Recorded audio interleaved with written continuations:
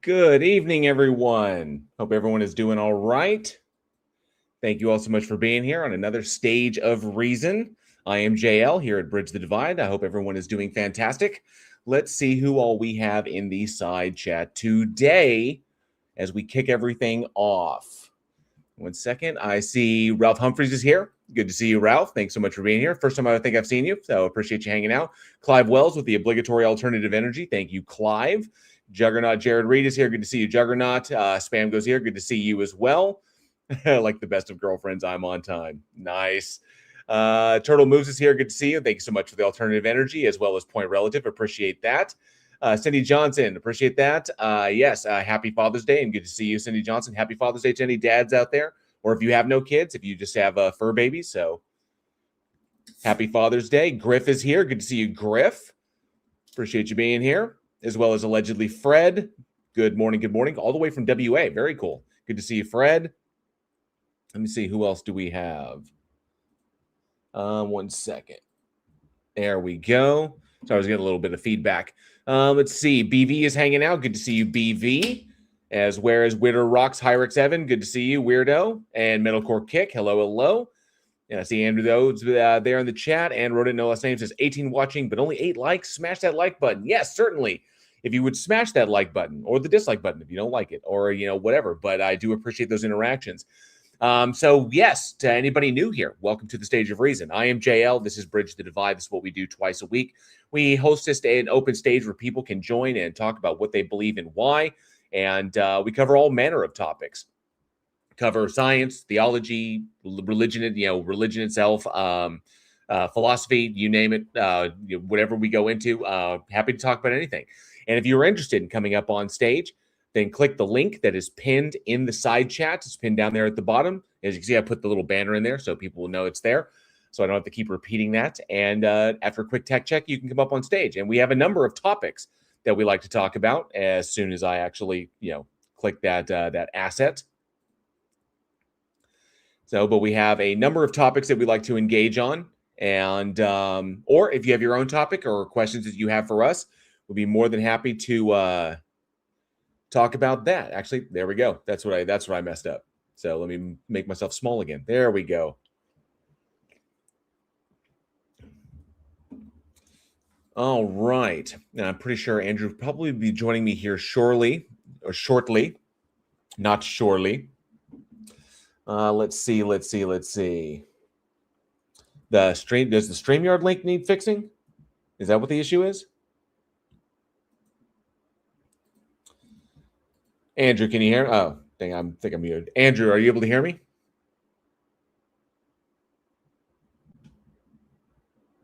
Andrew? Oh, he's typing. Oh, okay. Hope there's not an issue with the link. I just shared it over from StreamYard. Hopefully. Yeah, I can hear you now.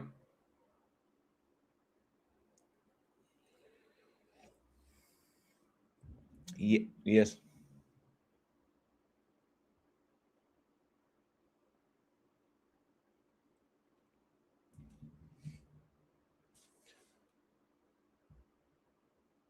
The pinned link in hang on a sec. I got this crazy delay with Andrew. Hang on a sec. I'm gonna dip in there. That's just killing me. Shouldn't be an issue. Let me see here real quick. Let me see here. The link in that's pinned should be. Oh, I see what I did. My bad. Let me get this again. Copy that. Please ignore the current pinned link. And I will fix that.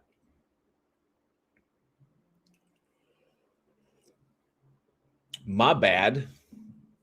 I pinned the link to the actual live stream and not to the actual StreamYard, which is, just goes to show how not paying attention I am.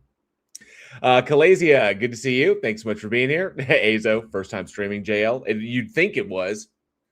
Hang on a second. I'm waiting for the chat to come back up so that I can pin the new one.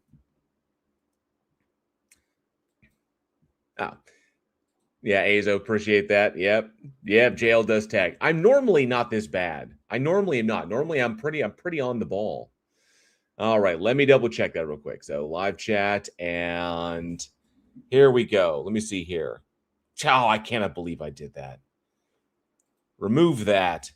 Remove that nonsense. And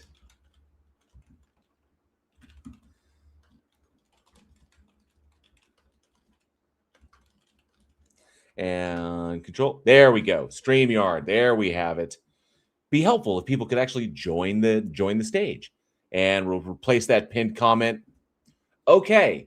Thank you, Andrew, for pointing that out and so I could fix that. There's the StreamYard link. And now you can link. There's the StreamYard link, and now you can join, and we can have a discussion about what you have in mind. Let's see here. Jverse is here. Good to see you, Jverse, as well as Bent Up. Good to see you. There's Andrew. Sorry about that. There we go. Can you hear me all right? Yeah. Awesome. Sorry about that. I totally screwed it. Yeah, would you just telepathy at you, JL? Yeah, exactly. Send me your thoughts. Oh no, those are dirty thoughts. I don't want those thoughts. Renaka 01. Renaka has been a member of the Godless Army for 47 months. Thank you so much, Renaka. I do appreciate that support. Long time. You rock. Support like that, it helps to make this channel possible. So, and yes, all hail Fangs. Good to see you. Finest plugins. Good to see you as well. Thanks so much for being here. And I see Metalcore Kick. Gates doesn't make it easy. No, does not. Ralph Humphrey says, no, been here 2 times as an atheist. Oh, very cool. A lot of names go by. So I try to commit everybody to memory as best I can. And eventually it all kind of clicks into place. Oh, thank you, Jared Reed. I get a free pass because it's Father's Day. Even though I only have dogs, so I guess I'm a dad to them. They are kind of like our kids. So, German Shepherds are pretty much kids, well-trained children, but still whiny babies. Wizard of Wind, good to see you. Says Discord would be so much better. Okay, the issue with Discord is that there's a lot of people out there that don't really want to download Discord. So the people who are on Discord could join the room, and it kind of funnels over to here if they want to join the stage, or they can actually watch in Discord if they want to hang out there. Or if they're on YouTube, they can come up here. They don't have to download Discord. They can just use the StreamYard link to join. That way, because there's a lot of mixed feelings about Discord right now because of some of the stuff that they were going to do, and then all of a sudden they backtrack. But the minds behind Discord up there at the top seem to have some sort of idea about getting people's personal information.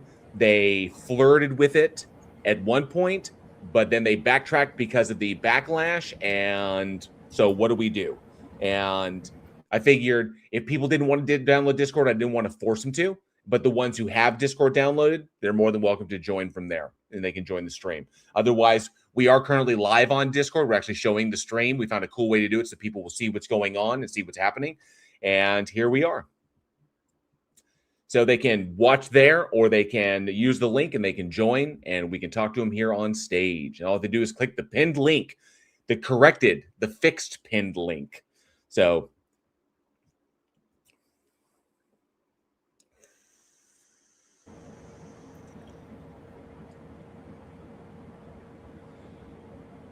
planking, but found it fell flat. That's funny, Rhoda. I've been working out. I tried planking, but found it fell flat. Yes. That's one of my number 1 ab exercises, is planking. Keeps those obliques in check. Let's see. There's a reason it's not called Concord. That's true. And you can run Discord in your browser. No need to download it. Yeah. So many people may not be aware of it, but like to try and give as many options as possible. Good to see you, Lindsay. Lindsay Bowe is in the house. Good to see you, Lindsay. Appreciate that. Once again, happy Father's Day. We have a second one. And Azo has been a member of the Godless Army for 43 months. Thank you so much, Azo, for that support. I do love seeing those milestone chats. If you're a channel member, a member of the Godless Army, you get obviously all the custom emojis I've made for you, and then of course all of the the channel badge. But you also get 1 month free, every month you get a free milestone chat to let me know how long you've been a member, so we can kind of celebrate your support, and I can call you out and be like, thank you so much for everything that you do, because I could not do that with my channel without my channel members and all the support that they give here, because I'd have to go out and do something different or focus on something else. Who knows? Even if my writing career suddenly popped off and I was making crazy money doing writing scripts, shit like this, I still wouldn't stop doing this. But if I had to go out there and work the normal 9 to 5, like put my HVAC training to the test, oof. Well, at least the Dow is still above 50,000. Not much above 50,000, but still 51,000. We still have that that 1.6 billion dollars in trading, that sell-offs that's going to hit the market next week. Should be interesting.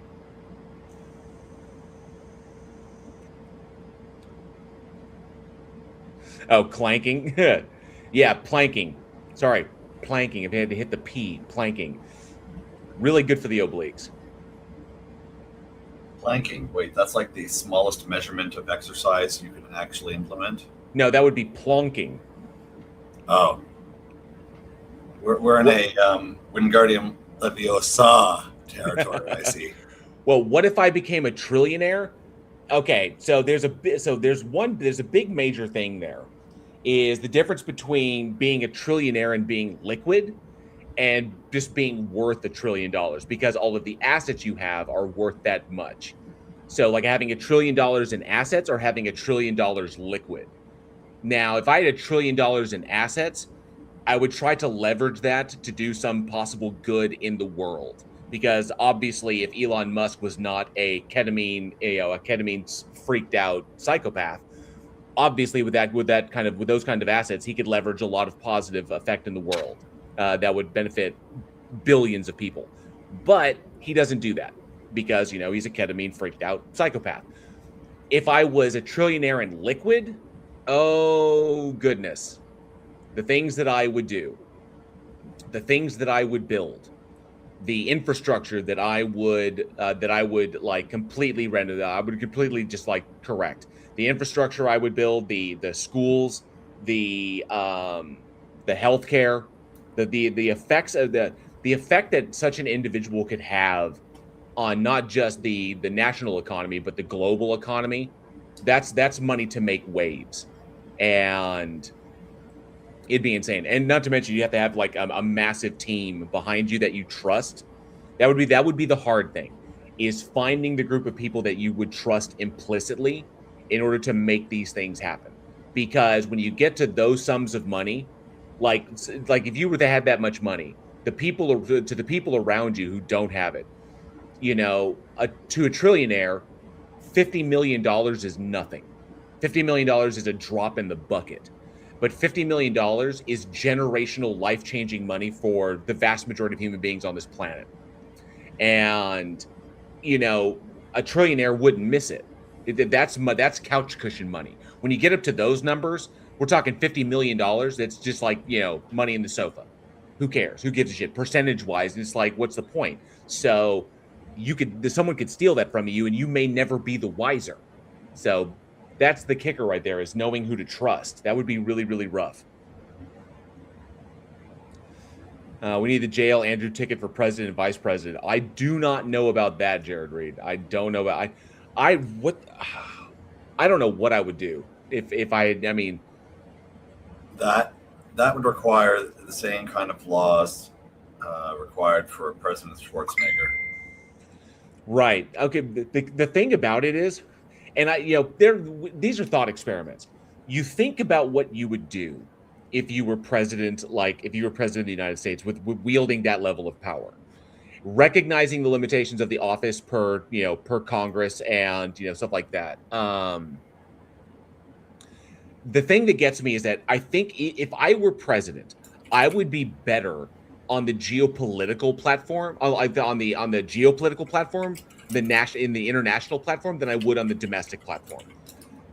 Geopolitics, dealing with the international faces with different countries, that would be far easier for me than dealing, because it would be much easier for me to take a hardline stance against certain individuals out there, because from where I from where I kind of sit, like as far as my morality goes and my kind of like patriotism goes, because I'm not a nationalist, but I am certainly a patriot. So I know where my priorities would lie, and I would have no problem taking hardline, even extreme hardline stances against certain countries on the board.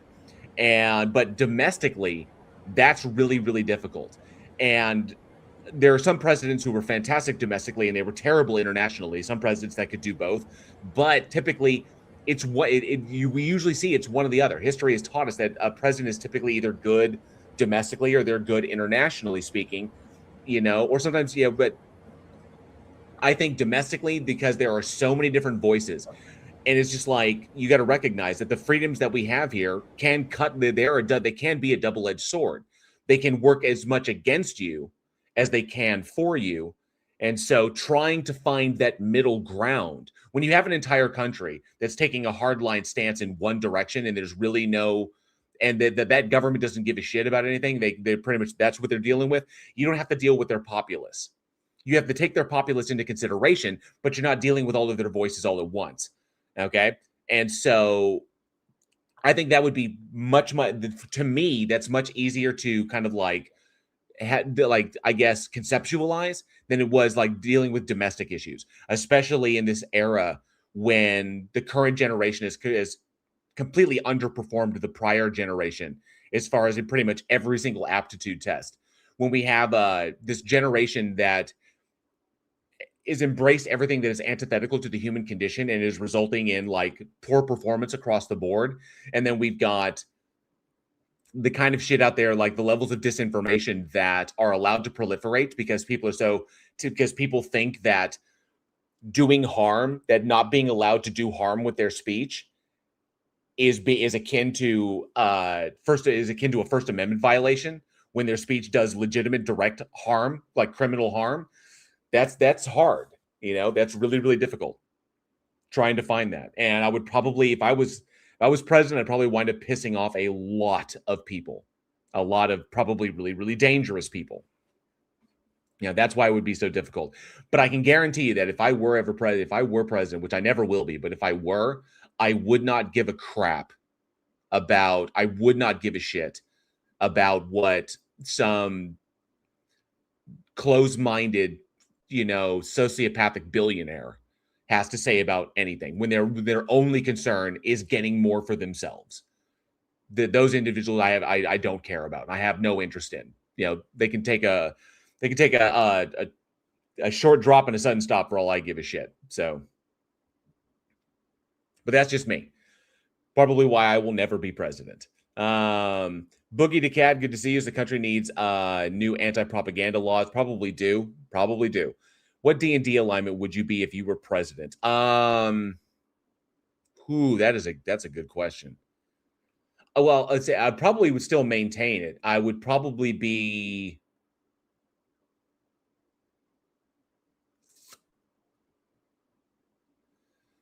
my head is saying lawful neutral. But I would probably wind up being I'd probably wind up being chaotic neutral. Oh, look at that. We do have someone in the back. Eric K. I see you in the back there. Do me a favor. Let me know my audio is coming through. Make sure that you can hear us. I want to make sure there's no bugs in StreamYard or anything like that that's screwing with the audio. You can let me know in the private chat or in the side chat. You can let me know if my audio is coming through and you can hear us okay. Doing a quick tech check just to make sure we can hear you just fine.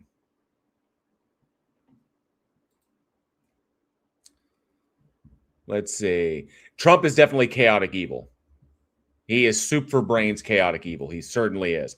I would probably be my head wants to say lawful neutral, but I would probably wind up being chaotic neutral just because there are opinions out there that I don't give a shit about and would tell them straight to their face, which would be, pretty chaotic. Oh, Eric K has bounced out. So apparently there might have been a tech issue there.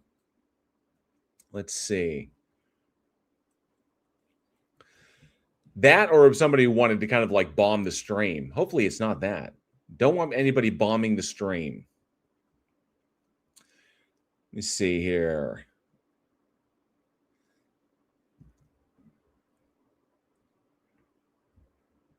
We definitely say I would definitely. He was at a point unlawful evil. At some point, he was unlawful evil. He has become chaotic evil because he's out of control. His mental faculties are not there anymore. Like I said, soup for brains. So it's the individuals around him that I would say are probably unlawful evil, but he has gone full chaotic evil. Like he is just straight up, just like that's the boss that's at the end of the dungeon that wants world domination and is completely lost within the miasma of their own mind. So, but I'd say the people around him, JD Vance, definitely unlawful evil.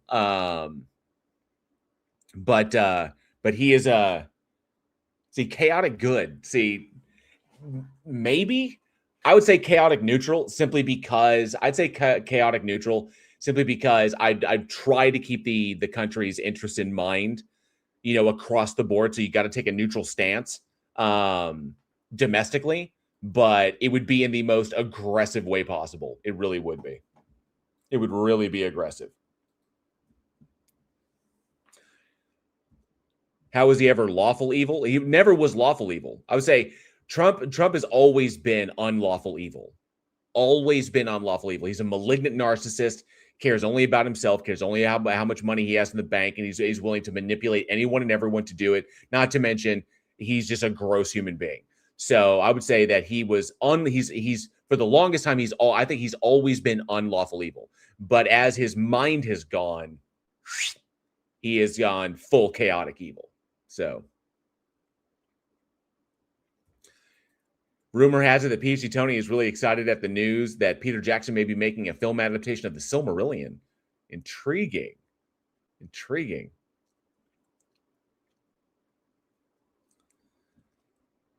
Are we talking about the let me see. Why hydrogen peroxide comes in dark brown containers? Oh, because we're talking about the damage he did to the reflecting pool.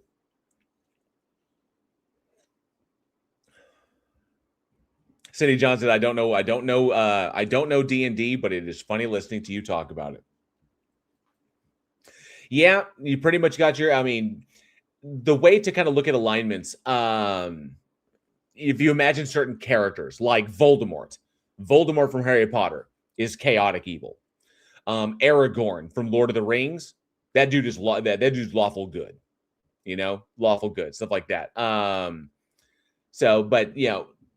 But alignments, what is it? The alignment chart, the actual physical chart, if I remember correctly, because I don't want to forget one. D&D alignment chart. You've got law versus chaos at the top, and you've got good versus evil at the bottom. So you've got lawful good, neutral good, chaotic good.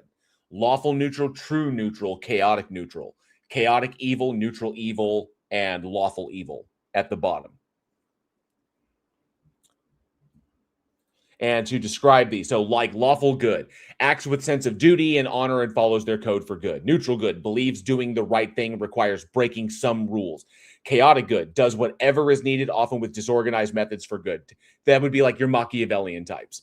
Lawful neutral, follows concepts like honor and tradition, but for their own personal code. True neutral, like you would say that Boromir was lawful neutral. True neutral on both axes and neutral on both axes and doesn't lean towards any alignment, which is very rare and in games very, very, very difficult to play. Chaotic neutral, abandons rules and pursues their own desires, freedom first. So that would be like your libertarians. Lawful evil, uses well-ordered systems and strict code of conduct for evil ends. Neutral evil, sees no value in order and has no passion for chaos, has allies but will turn on them if they see fit. If anyone ever remembers there was a Batman character, Owlman. When the Injustice League took on the Justice League, the Batman corollary was Owlman, and Owlman would be like neutral evil and chaotic evil. has no respect for rules or others, pursues her own often cruel desires and freedom, which would be like, Sauron, Morgoth, shit like that. So those would be like examples of that. And some of the best television shows in history, you'll see alignments change over time. Like one of my favorite, like Breaking Bad is a fantastic example of this. You look at the alignment change of Heisenberg as he moves from Walter White to Heisenberg. His alignment goes through a number of changes as he winds up put into extremely precarious positions that require him to make a serious choice, and like letting Jane die. When in the sequence when Jane ODs and he lets it happen, that was like, that right there was boom. That would be a ding to his alignment, and he dropped a level. So, but yeah, I love like works like, or people who get redemption arcs and they started like at a lower level and then they work their way up through their redemption. And you can see those big things when they make the huge moments. Well, a reverse version of that would be like the show Fringe, where Walter moved from a lower tier all the way up to the point where he was willing to self-sacrifice for the salvation of not only his son and the people that he loved, but also the world. So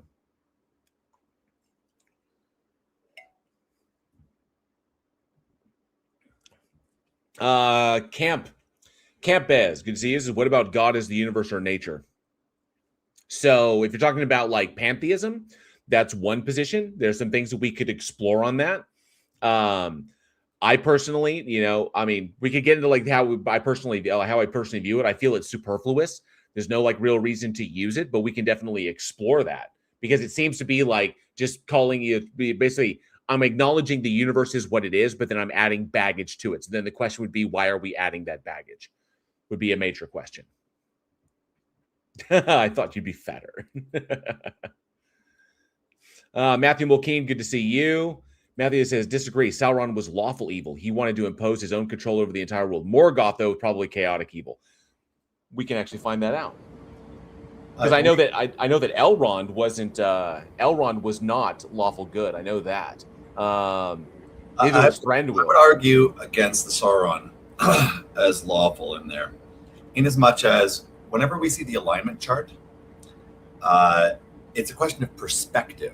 Whose perspective is that chart referencing? Which would be, as far as I can tell, the viewer. It's not an internal critique. It is an external critique. Because the law is external of the person. So if the person just says, hey, I want to impose my own law. No, you're not imposing the law that is here. So it's an external critique. So Sauron can't be lawful in that sense. Well, actually, until he wins. In J.R.R. Tolkien's Legendarium, Morgoth's alignment is best described as chaotic evil. Morgoth represents absolute malice, destruction, and desire to unravel creation to assert his own absolute dominion. Sauron's alignment is this is like from the Legendarium, is most accurately described as lawful evil. He originally sought order, efficiency, and perfection, but became a tyrannical dictator, believing that absolute control of Middle-earth justified any means. Obsession with order, tyrannical rule, methodical and deceptive. He was originally a Maya named Myron, deeply devoted to perfection, creation, and harmony. He was seduced by Morgoth, who twisted his natural inclinations to his own agenda. And so that actually would fit with lawful evil. I still got to pick a hard stance on mine that basically he's in opposition with the law as it stands. The mere fact that he wants to replace it with his own can't make him suddenly lawful. That's like saying good becomes something different once I'm in charge. That's how divine command theory happens, JL. Don't let that happen. You realize the parallel here. They are wrong. And I will fight them for this.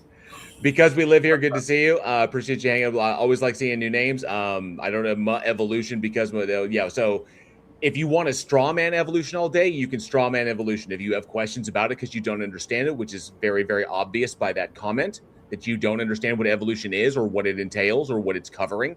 But anybody who thinks that evolution is considered true because of the fossil record, yeah, you'd be wrong on that. So it always gets me when people who deny like science make claims about what they think science is, and then they're completely wrong on that.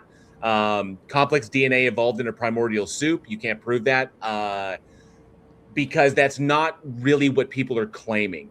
What you just described there, because we live. What you just described there is a deliberately rudimentary expression of what's understood to be an extraordinarily complex process. You've pretty much wrapped up huge, giant like things in the most like simplistic to an almost deceptive degree package in order to try and make them sound as silly as possible.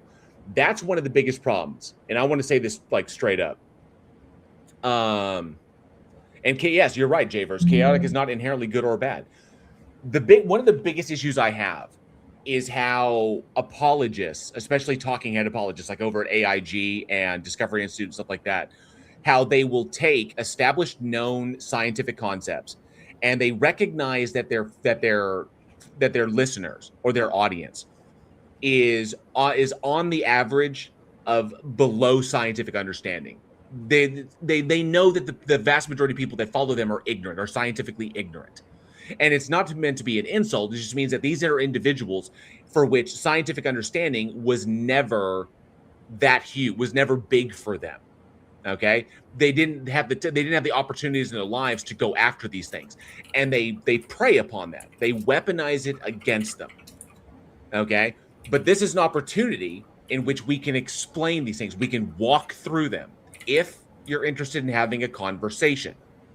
Okay, so that you can understand things like the difference between abiogenesis and evolution are two completely different things. That abiogenesis is a hypothesis. Evolution is an established fact of reality.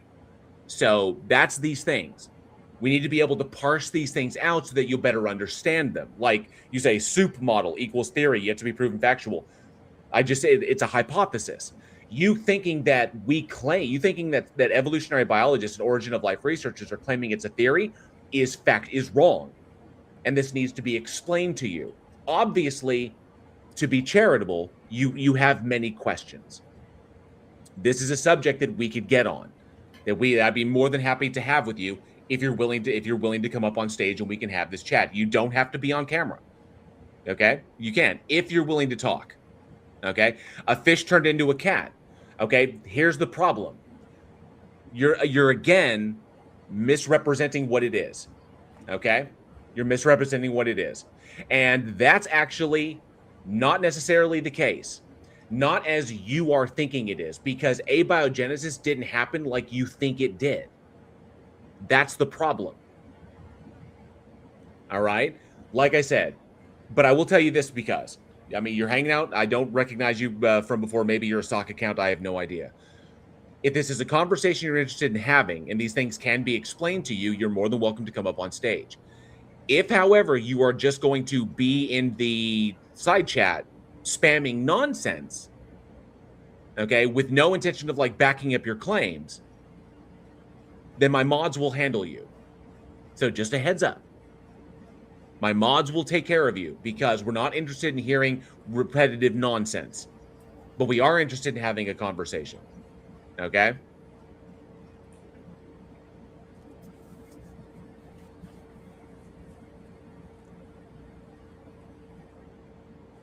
And as a matter of fact, for someone who doesn't understand, for that guy who doesn't understand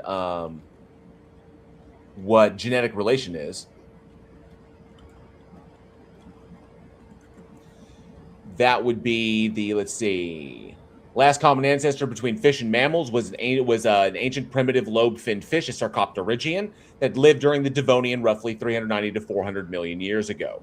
Lobe-finned fishes, as a matter of fact, lobe-finned fishes, which gave rise to transitional tetrapods, and then, of course, into synapsids roughly 300 million years ago, of which Dimetrodon is a member, because Dimetrodon was a synapsid. But from genetics alone, we know that our closest genetic relative here on Earth right now with fish, with taxonomical fish, is the Australian giant lungfish, which is our closest genetic relative. So, like I said, dude,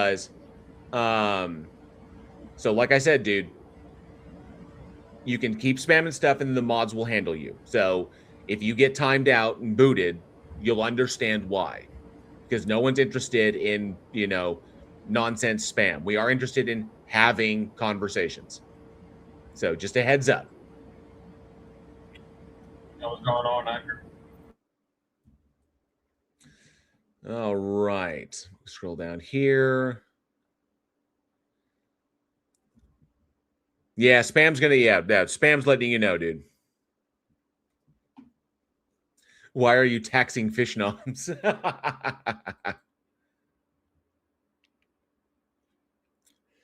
Yeah, if he's a flurf, that'll be really, really easy to wreck because flurfs are silly. Flurfs are silly. We can definitely do that. All right. So, but if we do have anybody new, I'm thinking this thing will, now that people can see it, I'm hoping that this will, this seems to be, we don't really, this is nice. I like having the stream going in the Discord because we don't really have to explain it every single time. See, because it's like this. I'm astute enough to know there are no transitional species in the fossil records to suggest the duck-billed platypus evolved. See, you're wrong on that because you don't understand what a transitional species is or what is referred to as a transitional species. You're running off like Pokemon evolution and Ray Comfort Crocoduck shit, okay? Which is a poor representation of what happened.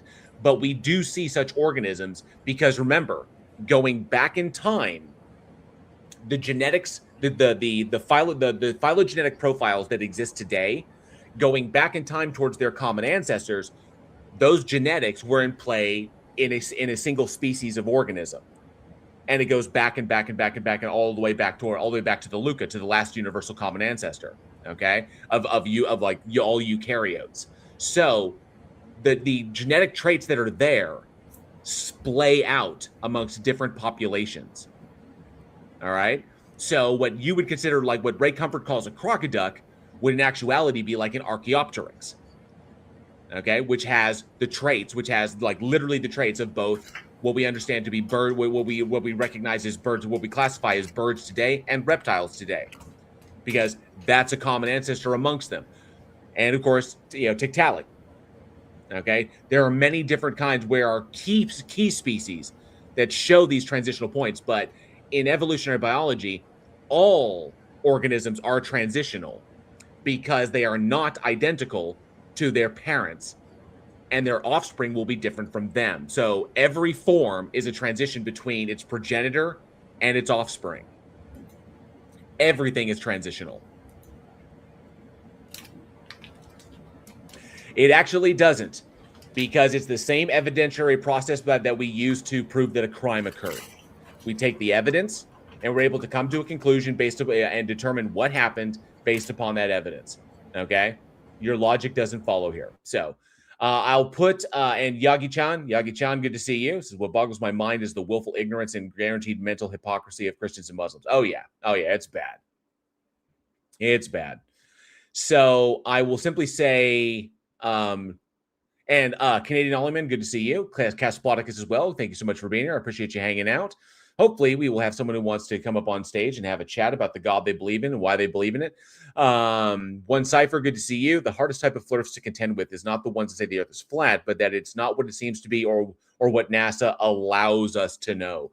That beyond the ice wall, who knows? Yeah.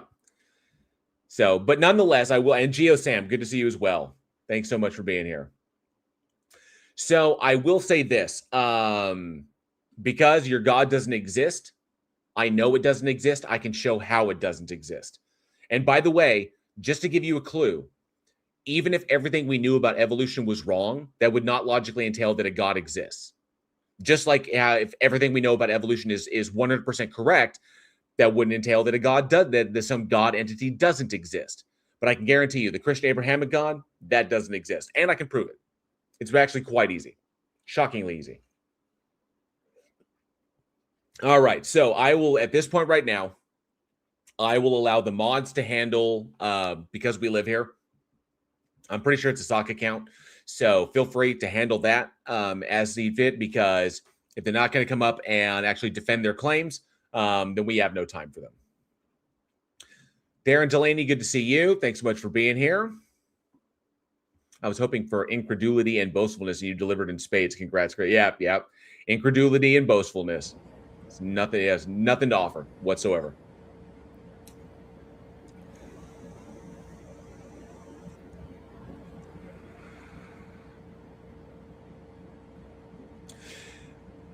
When Eric Cypher says, what about the Christians who say, where's your peer-reviewed evidence that the Christian God doesn't exist? What are we to do with these people? Right.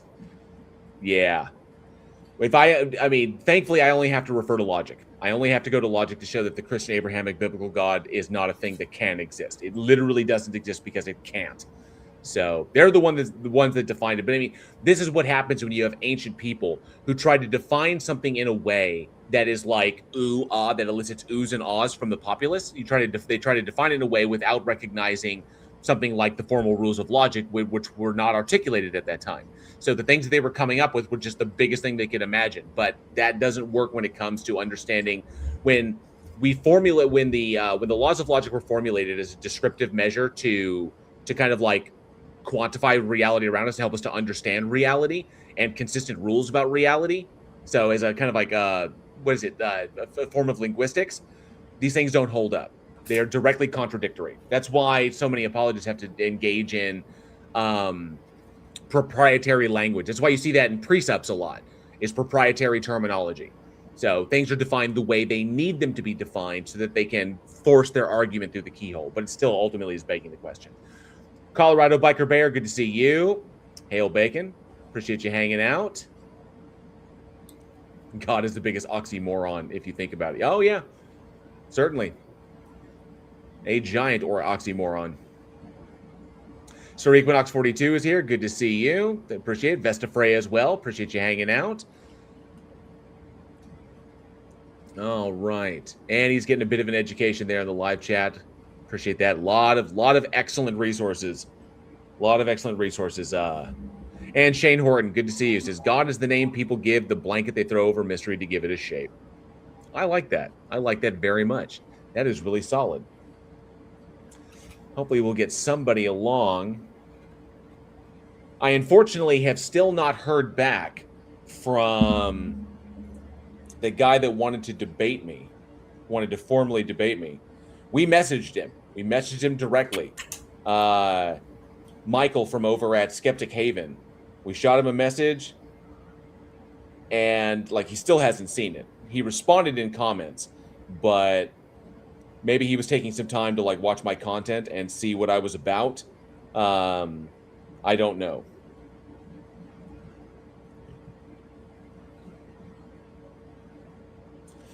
I do not know, but hopefully I'll be able to. And beam me up, Bob. Good to see you, Beam. Appreciate you being there. Leo Phileas says, who's the guy that wants to debate you? Okay, the guy that challenged me, or he said he would. The guy, his name is Robert Bola, I think. Give me 1 second. Let me make sure I got his name. Robert.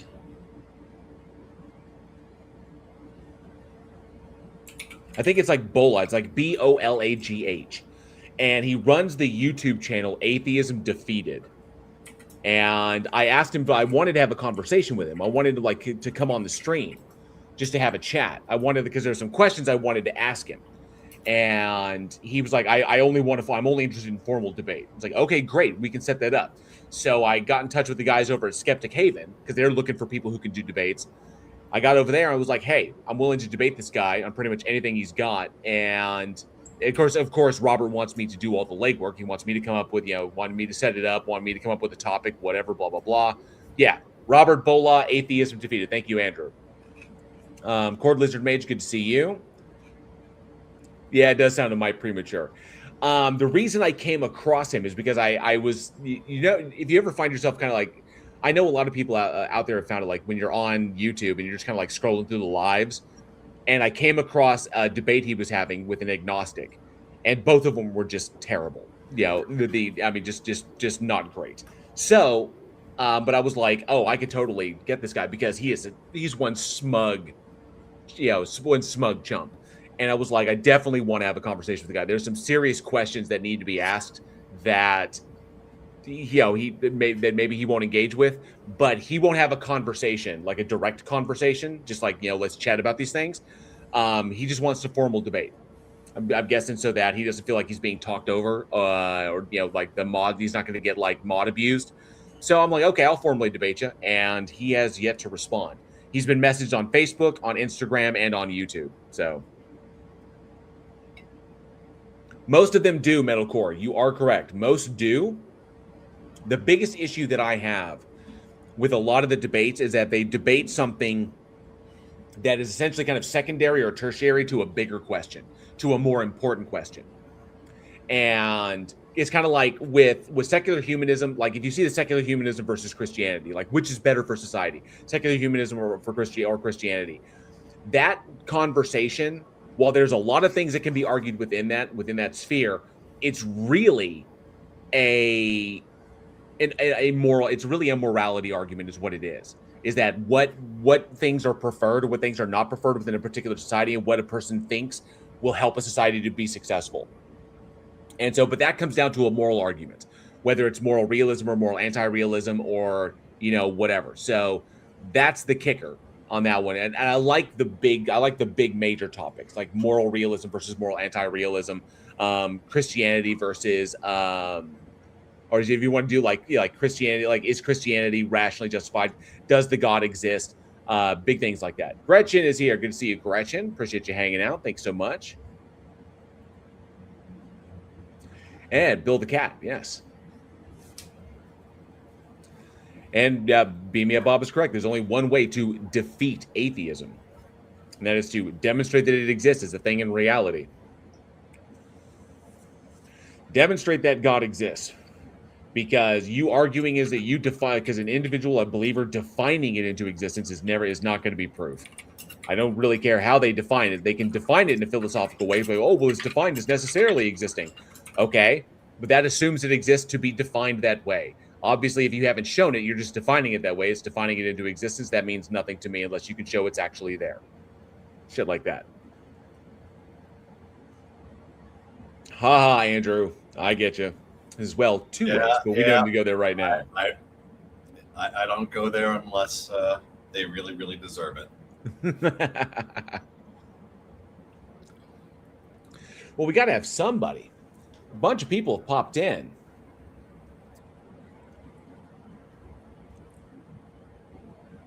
Yeah, Discord was recently populated by TOS violators. Oh. Nice little like bar crawl deal going on. Gotcha. Yeah. Shane Horton says virtue ethics plus agency, Kant plus reciprocity, Hobbes, like it. The maximally great pizza. It's never ending, New York style, and totes real. Oh, that sounds so good. That sounds so very good right now. I love me a New York style pizza. Okay, now a maximally great pizza. Well, it could be New York style, but it can't be called a New York pizza because maximally great pizza would be bigger than New York. So it would occupy other states, so I don't think they could claim it. In pure size or in pure quality? Pure size. Oh, hell yeah. It's maximally great. Now, I could say I wouldn't have to say that great equals size. Great could be quality. I know. We're doing the classic job of going, hey, what are great making properties? And now we're going to quibble. Right. Okay. This is exactly the problem with that phrasing, which is why it's worthless. He said, "Great, Andrew, not big/large." Hey, you know what would be great? More pizza. Suck it. More pizza would be fantastic. And Angel Rivera, New York pizza is the best, hands down. I know some Windy City cats who would disagree with you. Although I don't know if like some people consider deep dish pizza like to be a pie and not an actual pizza. So I don't know, but I do love me some deep dish. I really do. I do love me some Chicago deep dish. The pizza casserole. That's what that is. Darren Delay says, what is entailed in Omni Great Pizza? Pizza. I do love St. Louis style. I do really enjoy. Weirdo Rock says, Chicago pizza isn't pizza. It's lasagna. LARPing is pizza. Ooh. Those might be fighting words. And Leophilius, deep dish just fucking sucks. Ouch. I do like St. Louis style pizza.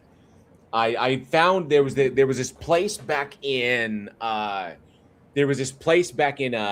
in Texas that we ordered from often that did St. Louis style pizza. And it's a cracker thin unleavened crust, slightly sweet tomato sauce, and signature Provel cheese. It's cut edge to edge in 3 or 4 inch squares rather than traditional triangular wedges. I like St. Louis style a lot, but there was only one place in the North Dallas area that offered it, but we enjoyed ordering from there. Oh, waffle thin. Do love a good Monty Python reference. So I did say deep dish isn't good, just not pizza. I gotcha. I'm following. Okay, we're now going to be fighting over the essential properties of pizza. Pizza's essential properties. The essential properties of pizza. This is what philosophy was made for. Oh, Shane Horton. It is, if I remember correctly, it's called, Gretchen dislikes all pizza. Oh, goodness. Do you dislike all Italian? All Italian? We've got ourselves an all pizza matters person in the house. We're in deep trouble now. So the cheese is Provel cheese, Provel. So Provel cheese, and specifically, it's a St. Louis staple, and it's a white processed cheese prominent in St. Louis cuisine, a combination of cheddar, Swiss, provolone, and liquid smoke. Provel has a low melting point, gooey texture, and a buttery flavor. It's traditional cheese used for St. Louis style pizza. So Provel cheese. You had me right up until liquid smoke. It adds that little bit of tang, which I really enjoy. Why not real smoke? I've got an infuser. Have some fun. That's true. Okay, I'll agree with Glove and Boots' assessment that there is no bad pizza, but some are absolutely better than others. That's true. That is true. And I do enjoy it. I enjoy pineapple on pizza, especially with Canadian bacon. Yeah, we've now hit the Animal Farm stage of pizza argumentation. Damn stupid ass fucking dumbass. All pizzas are equal. Fuck this is. All pizzas are equal, except some pizzas are more equal than others. Exactly. That is the proper reformulation of what you previously said. I'll be right. Oh, okay, not a problem. All right. And Yagi-chan says, pepperoni and pineapple with chopped chili is the best ultimate mix of flavors. I'll fight anyone that says otherwise. Nice. I like spicy Italian sausage, and jalapeno is one of my favorite combos. There's more consensus about pizza. There's Finest Plug says there's more consensus about pizza than gods. Because now we're talking about the important shit. Now we're talking about important stuff. Dagobah Dave, good to see you. Says Leophilius, it depends on the sauce. Pineapple obviously goes better with a sweeter sauce, but not so nice with a more garlicky sauce. That's what I meant when I said pineapple is good on the right kind of pizza. The right kind of pizza. JL, I wasn't gonna join, but oh my god, what did I do? I might slap you. What did I do? Come on. What the fuck is Provel cheese? Provel cheese. Provel cheese. Provel cheese. It's Provel. I looked up Provel. It is 100% Provel. I have never in my life, and I know chefs, that I know people who work at pizza joints. I have never in my life heard it said Provel. No, Provel. Not pro. Okay, how's it spelled? Not pro. It's Provel. Yeah, Provel cheese. Provel. That's what I said. Provel. That's what I said. You said Provel. No, I said Provel. No, now you're trying to gaslight me. I see what you're doing. Yes, you are. Anyway, okay. That's okay. Hang on a sec. If I accidentally misspoke, Provel cheese. Yes, it's Provel cheese. Yeah, Provel cheese. Because there's Provel, there's provolone, there's mozzarella. These are ones you see on Parmesan. They go on pizzas. Right. But I heard Provel and I'm like, whoa. Wait. Corliss says it's Provel. It's Provel like grovel. No, it's not. Okay, because I'm saying No, the fuck it isn't. I thought it was two. It, like grovel is one syllable. Provel cheese. Provel. Prevel is two syllables. Yeah, it's Provel is how it is said. It's Prevel. Prevel cheese is 2 syllables. Mm-hmm. Anybody who's saying it differently doesn't know just needs to go talk to a fucking pizza chef. Finest plugin says Prevel is like New York mozzarella. Mozzarella. Matthew Mulkeen says, said from the guy who pronounces epoch as epic. Yeah, I do pronounce it as epic because epoch is the most ugly sounding fucking word I've ever heard in my life. Wait, so the pronunciation.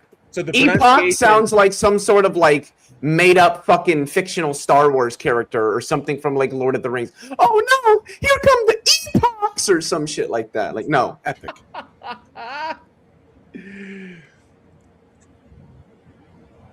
Oh, like grovel. Okay, so Prevel. We're establishing it right now. From this point forward, it's Prevel cheese. Prevel cheese, yes. Prevel cheese. Mm-hmm. And I did describe it correctly, like how it's made. So. Yeah, yeah.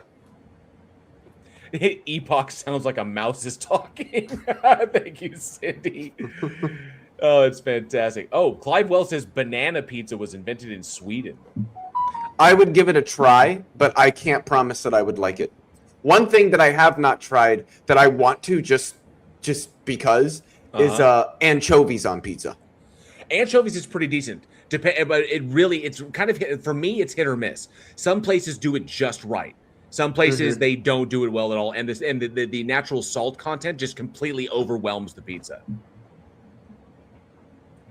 Just the right, but okay. Hopefully my volume's a little bit better. But yeah, if I did like an anchovies on pizza, I'd have to go to like New York or wherever the hell it's from to get it, to make sure it gets done right. I say, we're offended, you're offended. Woyo says, I know it's weird, but apricot and ham is really good. At least you pronounced apricot correctly. I don't think. Okay, no, I think that's kind of a regional thing, because you and I are both Midwest. We're both from the Midwest, so we'll say apricot or apricot. We'll say apricot. Some places say apricot. They do the long A on it. You got to put the right emphasis on the syllable. And Gretchen Z says, here today on this summer solstice, atheism was defeated and overtaken by the great pizza debate of 2026. Riveting. Okay, this is interesting. There's a lot of ways you can eat it. I will never knock anybody for their preferred pizza. Like my preferred pizza, like my number one go-to is spicy Italian sausage and jalapenos. That's like my number one. That sounds good if it was like pepperoni and jalapenos. See, I will judge you for the kind of pizza that you eat. If you eat just a plain cheese pizza, I don't fucking trust you. I don't think you should somebody should take you out to the middle of the Atlantic Ocean and teach you how to swim. That's what they should do.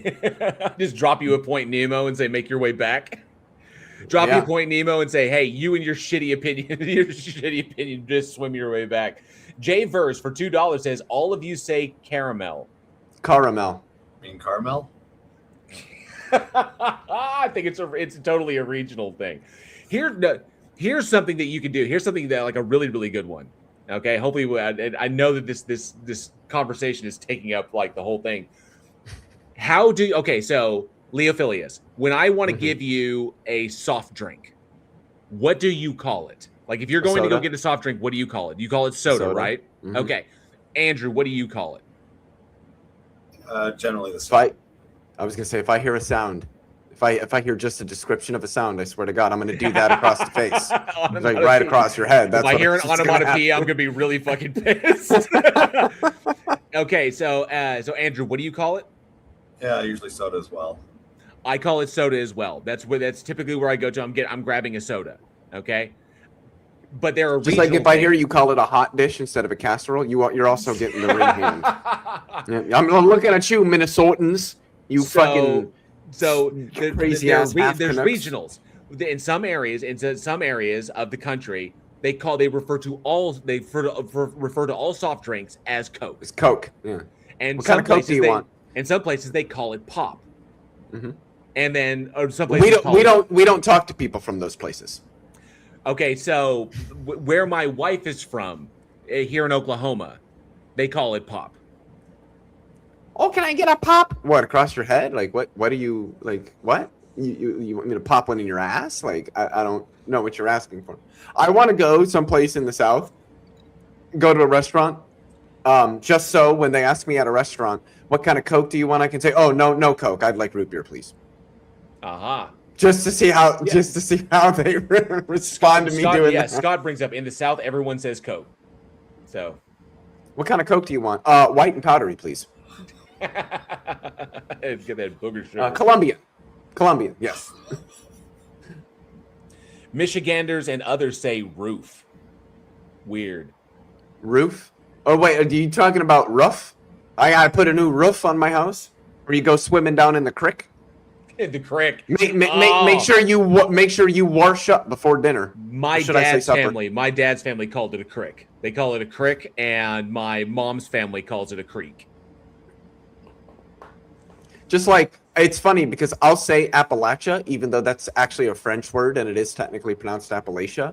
But it's the same reason why you'll never hear me say Louisville, because that's not. You say Louisville. Mm-hmm. Louisville, yeah. And so we say Louisville. Yes, Indy, we have gone down a rabbit hole. We have definitely with the regional. I guess what are these? This wouldn't be a dialect. This would be. Is it a dialect? I don't know. What is the term for that? I used to know that off the top of my head. Cindy Johnson, is it kitty corner or catty corner? I've always said catty corner. Oh, yes, and Weirdo says the way Brits pronounce filet and valet. Valet. You want to know the one that just sends me into another fucking dimension when I hear British people say it? Oh my god, if I ever hear it in real life, you're getting a foot to the balls. Straight the fuck up. The way these motherfuckers pronounce lieutenant. I'm gonna shoot the whole fucking country up. If I ever fucking hear a motherfucker say lieutenant to my fucking face. Fuck, get the fuck out of here with that shit. Lieutenant. No. And Gretchen Z brings up aluminium. Now, see, the thing with aluminium is that makes sense because if you look at all the other elements, you've got sodium, rhodium, titanium, lithium, beryllium. So you would think it would be aluminium. So, I mean, that one kind of does make sense. Yagi Chan says it's our fucking language, or it's our feckin' language. So yeah, not anymore because you guys couldn't be trusted with it, so it got taken from you. Ooh, aeroplane instead of airplane. Lee Johnson, good to see you. No, evolution has not been defeated. And of course, you are more than welcome to come up on stage and try and defeat it. My hankering is that you don't really understand what evolution is. But I will say this. I'll give you the same warning I give everybody else, Lee. And I see you're repeating the same stuff, so I'll just let the mods handle you if you're just here to spam. So, mods, you know what to do with the spammers if he's just in here to... Oh, Gretchen Z with the fighting words. We improved your fucking language. I always thought it was funny that a lot of the choices that we made, societally speaking, here in America were just to be the opposite of England. Like, we drive on the right. Just to shine on the English. We also, and how the what was it, the tune for God Save the Queen and God Save America, you know.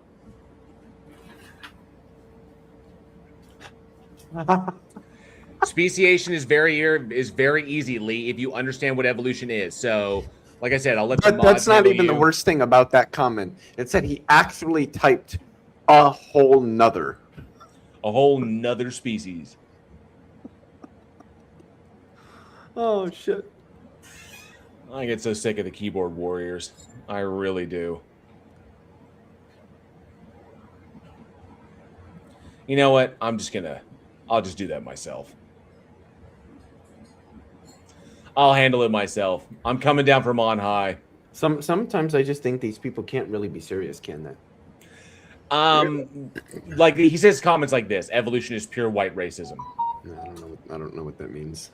Right. It's just absolute. It's just absolute nonsense. So I'm just going to come down from one high because this cat has come into my chats numerous times, and just he has the same things he repeats in succession over and over and over again. So it's just a spammer.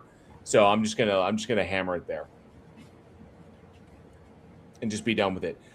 JL, have you ever looked into the I'm not even gonna. It's in Romania or Romania.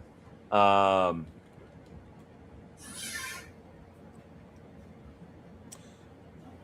I don't know if that's Mobile or Mobile, but I was going to say it's Mobile. Mobile Cave, subterranean ecosystem in Romania near the Black Sea, completely sealed off from the outside world for 5.5 million years. Discovered in 1986, it features an atmosphere rich in toxic gases and low in oxygen, sustaining a unique food web based entirely on chemosynthesis rather than sunlight. Beautiful example of evolution. An entire food web based on chemosynthesis. Very impressive. And it also shows the robustness of life. Oh yeah. Yes, Jin Ju, good to see you, Jin. I will give all the toys, but I can take them away. If the toys are misused. And if there's any believers that we have in the chat, we'd love to have a chat with you. If you have questions for us as non-believers, you're more than welcome to come up. The link is pinned in the side chat, as it says in the scrolling banner down below. If we don't have anybody shortly, and we haven't gotten anybody in the Discord, other than the TOSers that popped in earlier, we may wind up doing a review. Who are we going to review? Make it good. Are there any good ones? Oh, yeah. Mm-hmm. There's some. The chock full of dumb shit to respond to. Juggernaut Jared Reed's comment really makes me chuckle because when I read it, I just almost instinctively read the comment in David Attenborough's voice. He says, "Here we see the keyboard warrior in its natural habitat," in a chat. Yeah. This should definitely be Steve Irwin territory. Crikey!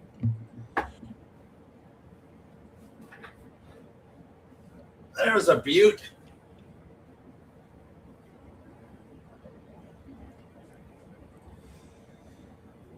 Let me see.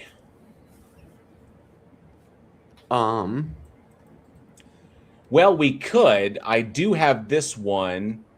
Oh, spam says, Andrew, stop. Crikey. See that spam? The infection has already spread. I'm winning.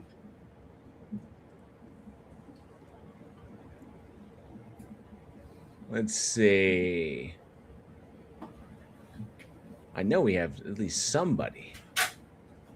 Hopefully. So, I mean, we had some decent. I think we had an okay conversation on the last one. Hopefully, we can get some more in this one. Leo, I have never in my life wanted a conversation with Grace so bad. Who? Grace Thorpe. Oh, Grace. I thought you said Gray at first. I was going to say, who's that? Good to see you, Sundance Man. And Nightmare, good to see you. Currently live on YouTube. You can see the stream. If you're interested in joining, the link is in the side chat. Awesome.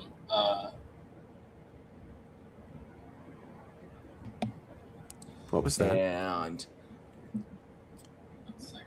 I'm going ahead.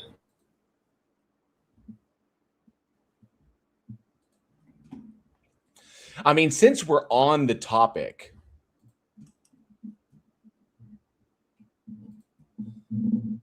oh, dang it. Hang on a sec. Did I?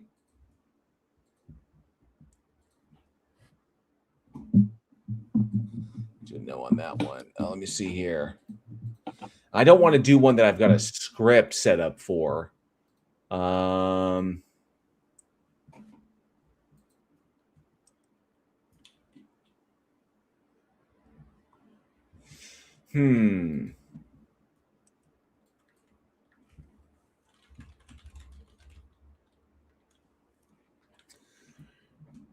Hopefully, if somebody would like to come up and chat. Love to have a chat. Grace, she died 30 years ago.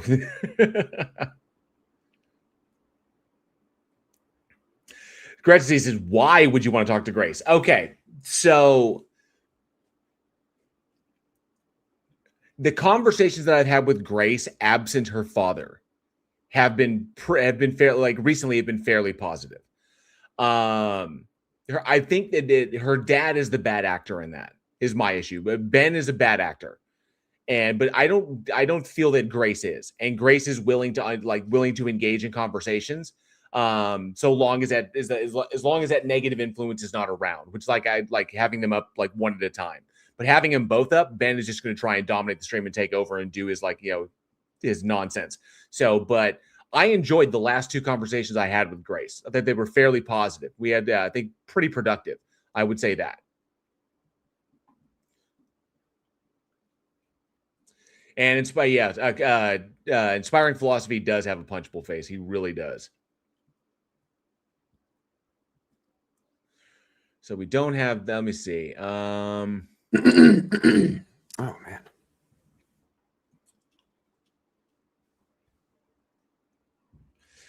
Well, I guess there is that, The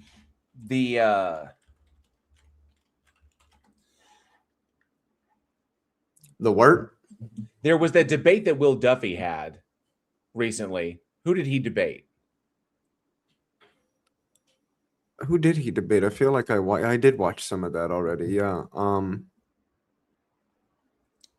can't remember. No, that wasn't.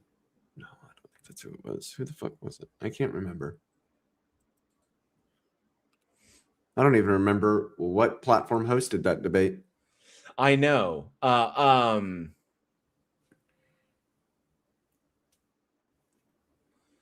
Was it Culture Cats?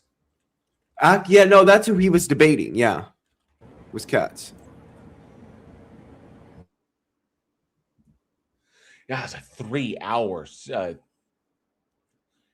Jesus Christ! On the was sit down with Will Duffy on the existence of God. It's like 3 hours long. That's a long ass stream.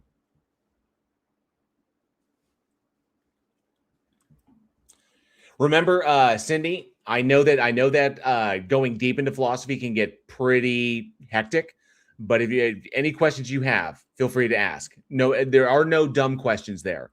So if something doesn't track, you're more than welcome. And you've got Leo here, Andrew, myself, be happy to address anything that you've got.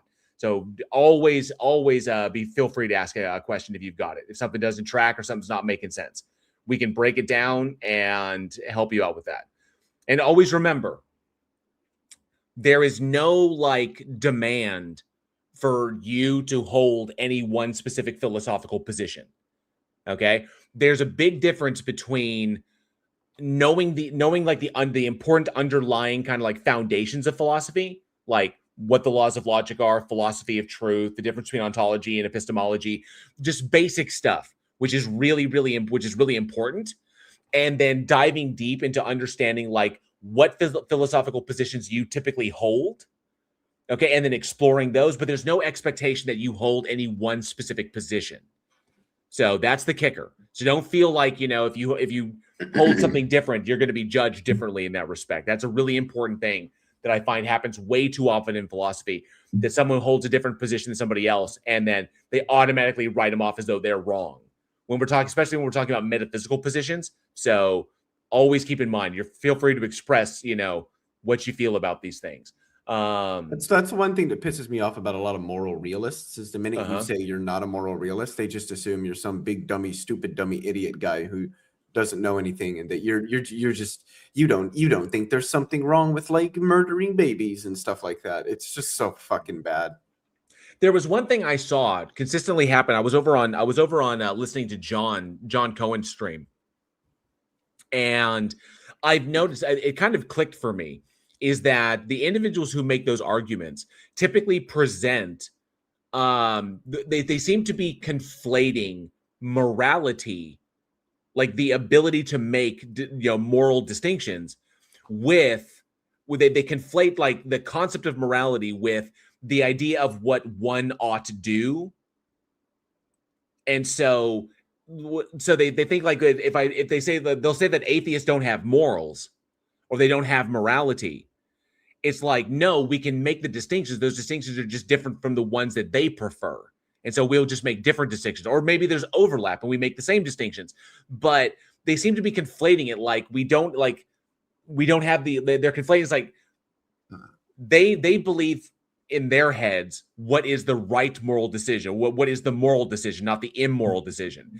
And so they say, because we might not agree on what the moral distinction is, like I'll come away with a different distinction than they do, then I don't have morality. But they're not talking about morality. They're talking about a moral framework that aligns with theirs. Mm-hmm. And so I still have morality. It's just my framework is different than theirs is. But they'll say that because mine doesn't align with theirs, then I don't have morality at all, as though there is only one moral framework. And that's the one that's passed down by their God.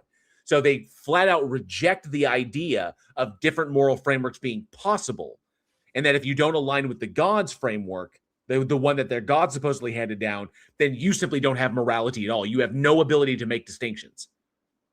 Which is what they try, which is a weird conflation. It's a mistake I don't think they realize they're making.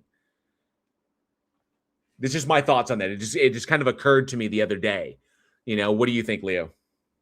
I mean, yeah, I think that's true in the instance of like a lot of the theists that argue it, but even amongst like 8 professional atheist philosophers who are moral realists, the minute that they find out you're not, they're just very dismissive. And I think it has to do with there just really aren't any good arguments for moral realism. There just aren't. Right. They did all you see want to the- appeal to like intuitions, and I'm not even sure what the fuck intuitions are supposed to be. So I mean, it just seems very what's the term I'm looking for here?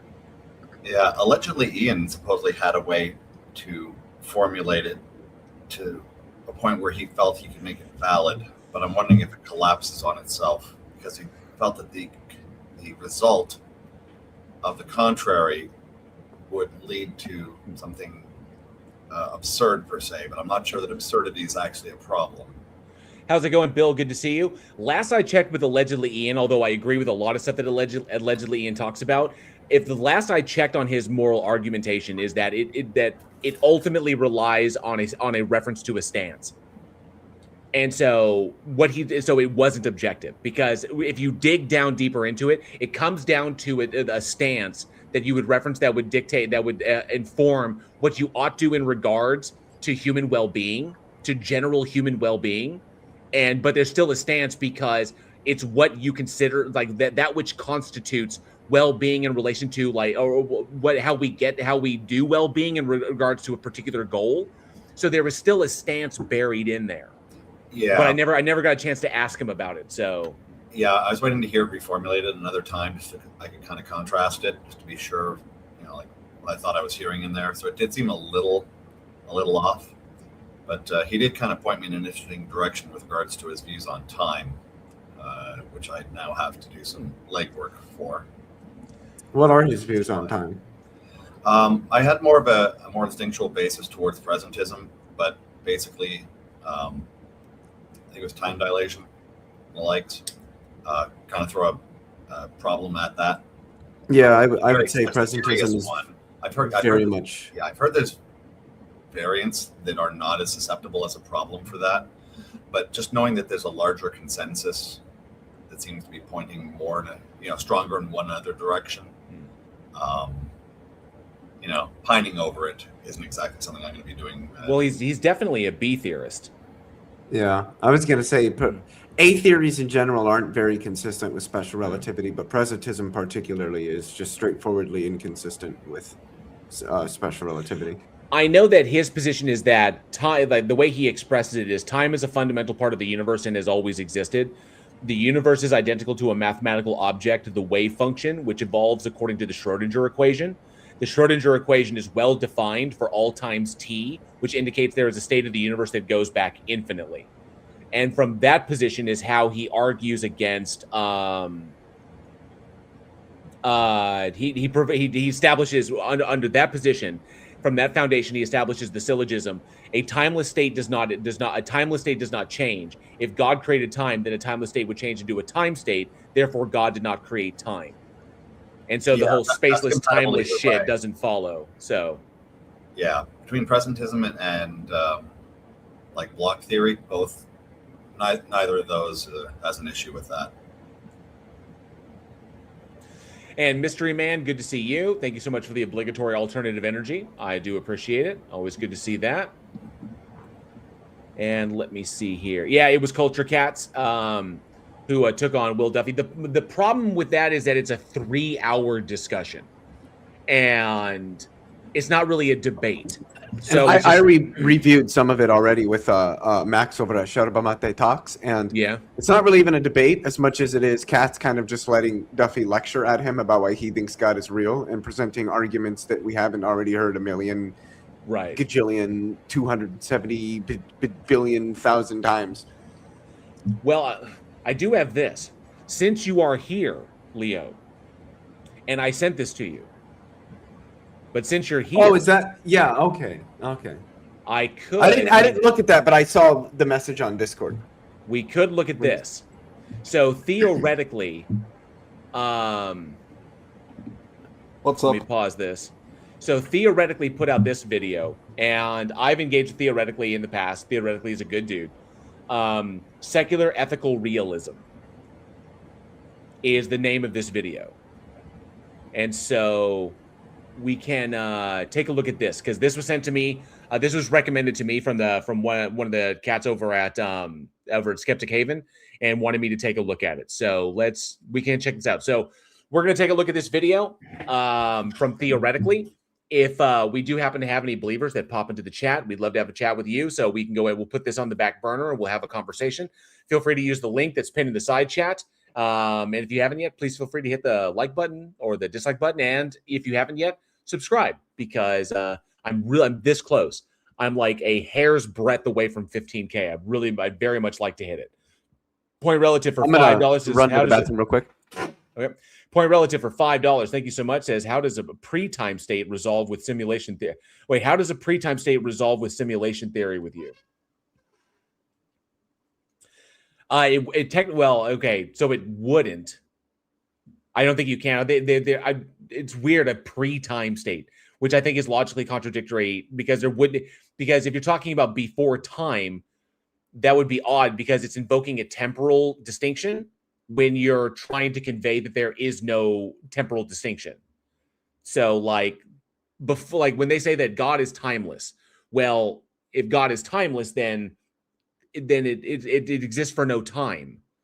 You know, it exists in no, like spaceless and timeless, it exists in no place for no time whatsoever. So there cannot be anything outside of time is the problem with that. Because if you're talking about before time, well, that's a temporal indicator, but you're trying to convey that there's no temporal, like there's no way to point to that. So what is before in that? Because before denotes a point on the number line. Checking out Jared Reed took a Christian class about atheism. It was worse. Oh, oof. That could be good. Thank you, Jared Reed. I do appreciate that.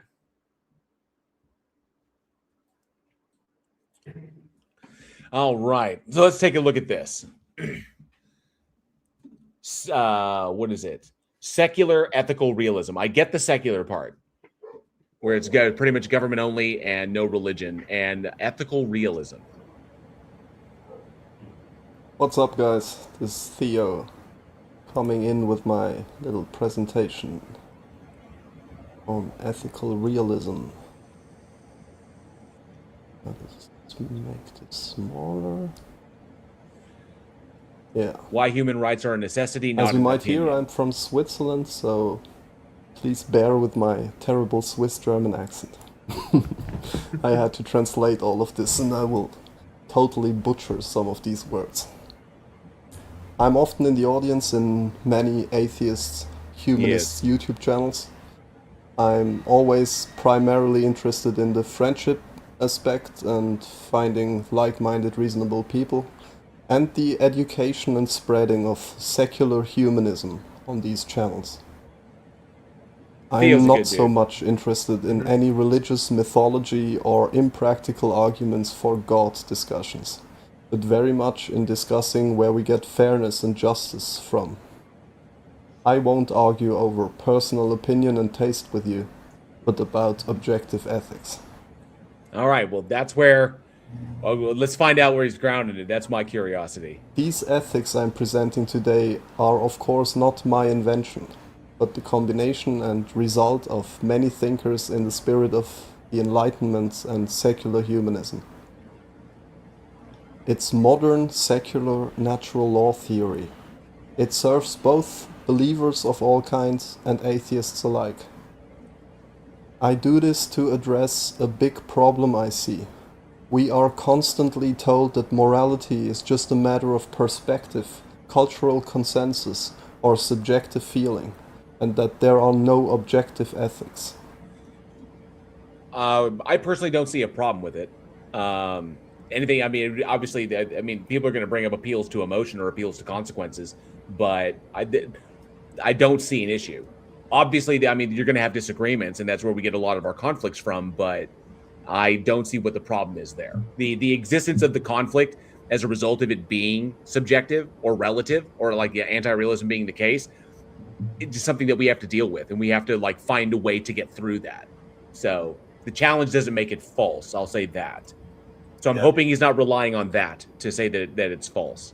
Yeah, the appeal to consequence is basically just kicking the can down the road, because you still have to put a value judgment on the consequence.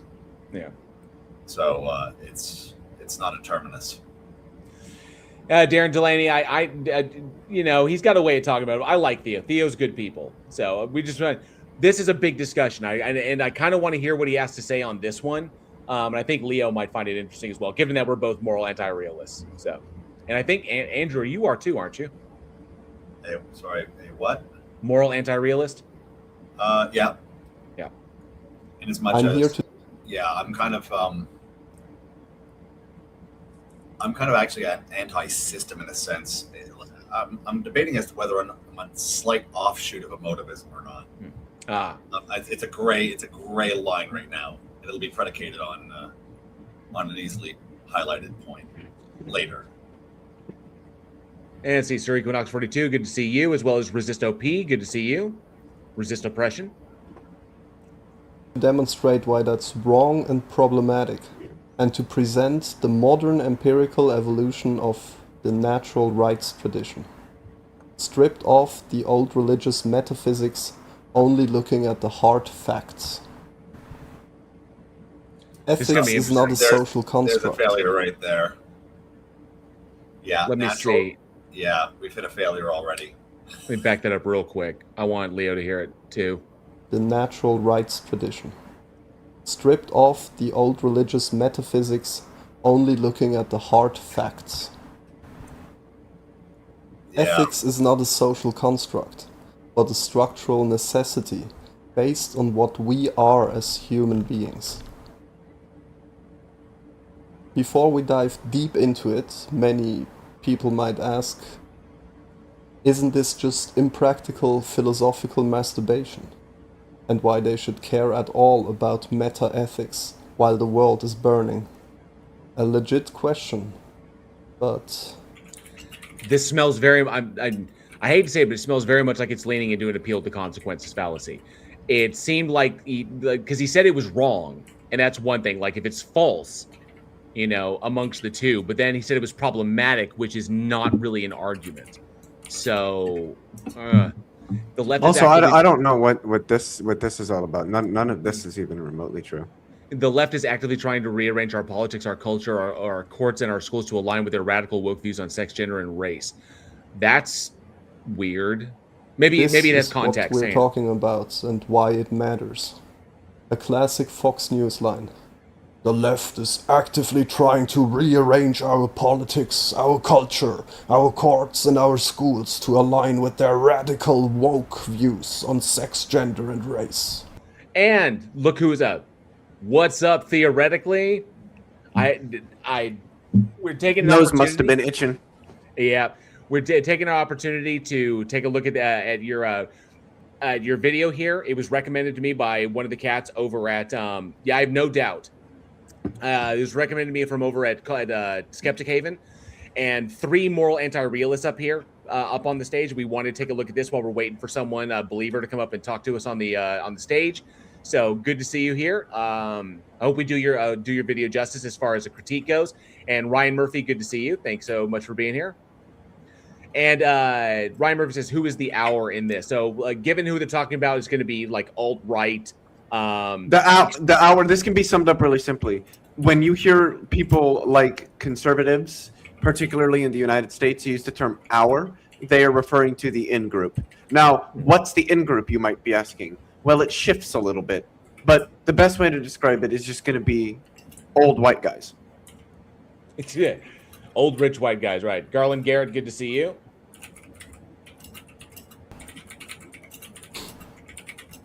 If morality is reduced to mere opinion, we lose the rational ground to defend anyone. Human rights become preferences. Equality becomes a preference. Freedom becomes a preference. Yeah. Tolerance becomes a preference. Yeah, quick Are pause those on not that. preferences? Yeah, though? yeah. Yeah. Yeah, see, the funny thing is the moment you invoke rights, you realize that that doesn't mean anything without enforcement. And that still requires consensus. So the question is those rights don't exist as an objective thing. So what kind of consensus is actually enforcing that? I'm betting that breaks down to subjectivity. That's certainly intersubjective because you've got to have people backing you for that. Right. A right isn't a right if it isn't enforced. So there's a social contract attached to that at some level. Go ahead, Leo. You were saying? So the quote here, just if morality is reduced to mere opinion, we lose the rational ground to defend anyone. There are, at any rate, very, very few anti-realists who think that morality is mere opinion. And I agree with what Andrew said about rights. I don't see, I find it extremely difficult to understand things like rights or concepts like equality as anything but preferences that humans have for how we want to be treated and how we want others to be treated in our societies. The term intersubjective is really important here, and understanding that there is that by virtue of our evolution and how we understand that, like how we've survived over the hundreds of thousands of years, how our species has survived, is as a result of this, as a result of our evolution in that respect. We are a cooperative species that works together in large groups, and that part of that is our ability to connect with one another, to bond, through our through our capacity for empathy and our ability to share language and to convey information, complex information. And so these are things that are biologically grounded, but you're not going to get universal declarations across the board. You're going to see overlap, like a Venn diagram, but there's not going to be 100% equal amongst every single human being, simply because we all bring our own information and our own subjective experiences into the evaluative process. So while we do see a great deal of overlap, you're always going to have outliers that disagree at some point. Even in society, like in society where Leo and I agree on most things, even us who are pretty much aligned philosophically in a lot of ways, there's going to be small areas, nuances where, because just by virtue of our separate experiences, we're going to come down on different points just because of the way we view that. That's just the nature of these things being entirely subjective. So it ultimately does come down to preference. My preferences overlap with your preferences. We find 1,000 other people whose preferences also overlap with ours, and that's the system that we want to operate within in order to keep ourselves safe, keep others safe, keep other people happy, keep ourselves happy, healthy, and surviving by following the rules. So these are ultimately going to come down to what we prefer. I prefer the terrible things. I prefer to live in a society where I'm not like under the threat of murder all the time. Other people agree. So we will establish a system that we'll live under that keeps us safe to the best that it can. So, but not all people are going to agree with that. So, yeah, Chris Durham, good to see you. It's been forever. Hope you're doing well. But cooperative species, have you seen the internet or politics? I'll agree with you on this. But that's a whole nother conversation. But I am of the I'm really now of the firm position that the internet, as good as it is, as kind of like a Library of Alexandria kind of thing for human beings, it is a double-edged sword that removes like literally the human aspect. Whereas going to a library and looking at knowledge and being with others that are looking at knowledge and having that interaction, the internet removes that. It sterilizes it to a degree, and because it's kind of like introducing tech into classrooms, and why this current generation has underperformed the prior generation for the first time in forever. It's because we've evolved a certain way, and the use of technology to this extreme degree is antithetical to how we have evolved, which is why we are now seeing societal deficits across the board, because it's not how we function. You start removing that, you take the fish out of water, and it can't fish anymore. It can't be what it is, because you take us and put us in a fully like the way we've evolved. That's as primates. Take us and put us in that cubicle where we're just like, and everything is fed via screen with no human interaction. You get the worst results. So, but I think it's a whole other conversation that can be had. Hence, ban phones in classrooms. Stop with the tech. Tech is good to a degree, but not the way we've done it nowadays. We need that human interaction. If your opinion of justice is a minority against the bigot or fascist majority, of course the bigot fascist side with more power wins, you call it a day and fair game then? Unfortunately, that has been the source for many conflicts in the past. The larger group, there are smaller groups that disagree with the larger group, and that's why we had that hell. That's why World War I took place. It's why World War II took place. It's why we've had conflicts all over the place. But the existence of the possibility of conflict as a result of disagreement doesn't mean that moral anti-realism is false. That would just be an appeal to consequences fallacy. That's an important thing to point out. I also think that, like, if there were some fascist majority that took over a country, you don't just wrap things up and call it a day. You fight back. You fight back? You try to educate people and convince them to abandon the beliefs that you think are harmful.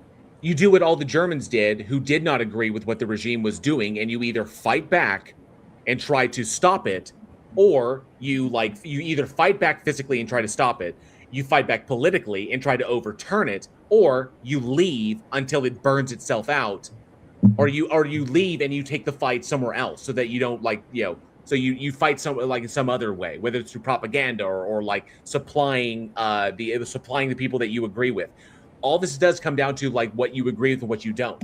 If America turned into a Christo-fascistic state, I would fight against that up to a point. But once it comes to a point where my life and the lives of my loved ones are like under threat, I'm not living in Gilead. I'm leaving. I'm like going. We got a bunch of feedback. Whoop. So, but I'm not going to live in Gilead. So I will bounce from Gilead. I'll fight up to a point, but I will leave before that. Quick audio check, by the way. I just bumped things on my side. Am I clearer? Yeah, we can hear you. There's a little bit of it sounds like an AC background in the back. Don't worry, it'd be a whole lot more if I was on the other mic, if you remember. Gotcha. Yeah, this is the least worst option. Actually, the funny thing is, it's not quite an appeal to consequence. The funny thing is that the framing that he just used, he said, basically could be reframed as, if this were true, it would look just like it does today. Because that's literally how we live. Oh no, if this was real, so and such would be the case. That's every day, man. That is how it is. That's literally how we live. And apparently it hasn't completely collapsed yet. So I think that's a little bit of the Chicken Little sky is falling coming through. Well, Theo, it's not poor argumentation saying, please be of my subjective opinion. It's about, we have certain things that we agree upon. We have things that we overlap and things that we don't overlap on. And so the system that we want to live in, if the vast majority of people begin to fall in line with one system, either because they agree with it or because they fear it and they don't want to like wind up on like a firing squad, that's one thing. But it's all about, whether an individual is willing to compromise their values. I will be a person who will fight against an oppressive system up to a point, but then I will leave. Some people will fight till they're burger. They'll fight to the very end. We're talking like Project Valkyrie, till they're on the firing line themselves. I'm not going to do that. I can do more good alive than I can dead. So if I need to do, like someone else pointed out, if you can do more good from exile, go into exile, and I will do good from there as much as I can. So, but it's going to come down to preferences, you know? Well, he did kind of cop to that because he said, to my personal opinion. So your subjective opinion. Let's continue on from here. Yep. No. We need a standard that is independent of what anyone happens to believe. Why? Well, we would need a standard to support what we prefer. That what you prefer is the standard. That's the kicker. That your preferences are what you stand upon. That however your empathy factors into that, or your societal upbringing, that's the standard. There is no like universal thing that binds all human beings together, because not everybody agrees on what the flourishing of the human species looks like. You can say flourishing, but what is it? This is where it gets problematic when you're talking about flourishing, like Theo. So you say like human well-being. Okay, well, what is it that constitutes well-being? If someone's vision of human flourishing is different from yours, because some people might think humans can only flourish when all of the ones that have brown skin are not on the planet anymore. Bingo. So, whereas I would argue staunchly against that. I could even take a biological perspective there, say like that. No, reducing all the brown people cuts a huge portion of our genetic diversity out and risks the entire species, because we bottleneck ourselves, and we don't want to bottleneck ourselves to the point where we actually go extinct because we can no longer breed. So I would take that kind of position on that. I would also take an ethical position or like a moral position in that. Killing people like for no reason, there's no value in that. So, but these come down to stances. These are my stances. But yeah, if your vision of what well-being looks like, it can differ from what someone else considers well-being or flourishing. That's the kicker. That's where the stance is. That's the stance that you reference to indicate what you think these things are, or what constitutes them, just like what constitutes justice. I also want to point out that stances are definitionally non-arbitrary, since they are reason-giving. So. Yep. And that's exactly the definition of moral realism. Here, ethical realism claims that there exist moral truths, objective ethical principles that are independent of any individual's beliefs, feelings, or preferences. I'm kind of curious that's moral realism. Yeah, that's moral realism. The question then is, what moral truth would you be talking about? Like, and what makes those moral truths true? In virtue of what are they true, and in virtue of what is that truth independent of stances, beliefs, feelings, or preferences? That's the answer I never get and have never found. Right. It's just objective. I usually get what I call could be's. But it could be this or could be that. Sure, not asking you for what it could be. I'm asking you for what it is and why I should think it is that. Right. This is the same argument that in my latest video where I was addressing Reeves' rants.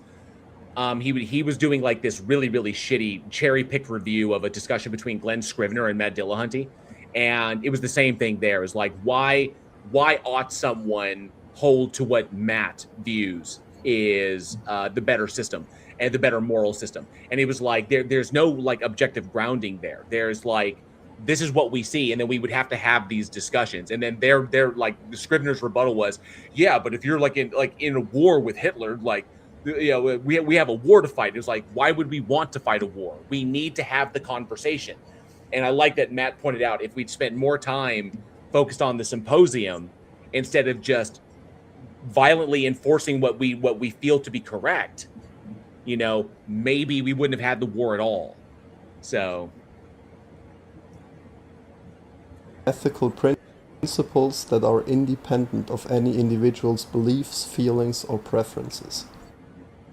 Objective in this context does not mean non-subjective or mind-independent, in the sense of not requiring a mind of a subject to discover it. Uh-oh. That's why I use the phrase stance independent rather than mind independent. Unless I'm curious, I'm just making a guess because I don't know. Unless he's using objective as being goal-oriented, which is possible. I mean, yeah, in the sense that I have an objective right, to yeah. complete. Yeah, I've noticed that happens sometimes, is that when they say objective, they're actually talking about the goal that's in mind. So, like, being that this is what we ought do given an established goal in order to accomplish that goal. So then those things, but that's not what objective and subjective in this context, moral realism versus moral anti-realism would be, which is why I started adopting what Leo does. I added that into my, just to make sure I always say that, mind stance independent. You know, the stance is still there. And the stance that you'll be referencing is what informs the goal that you want to attain. Exactly. Brain is definitely required to find ethics. Instead, it means belief independent. Ethical claims can be true or false Stance, regardless of opinions, what beliefs, feelings, aims, goals, desires, preferences, stances. Stance independent, right? Stance independent, yes. And hey, D to the Dubs, good to see you. Thanks so much for being here. And Oat Milk as well, good to see you. I love Oat Milk using that PFP of Thanos. individuals or cultures happen to think about them. This immediately distinguishes ethical. Oh, and Femto Molly, good to see you, Femto. Appreciate you being here. I interrupted that. I want to back it up. I want to make sure we don't miss anything. Instead, it means belief independent. Stance Ethical claims can be true or false regardless of what individuals or cultures happen to think about them. This immediately distinguishes ethical realism from subjectivism or expressivism, where moral claims are reduced to attitudes or emotional expressions. Theo is pointing out that no, not stance independent, but non-arbitrary stance. Stances are definitionally non-arbitrary because they are reason-giving. So there you go on that, Theo. A lot of people, I think, miss what the word arbitrary. When a philosopher says that something is arbitrary, what they mean is it's without reason. Not in the sense of like reason that everybody uses it, but in the sense of like reasoning. Like there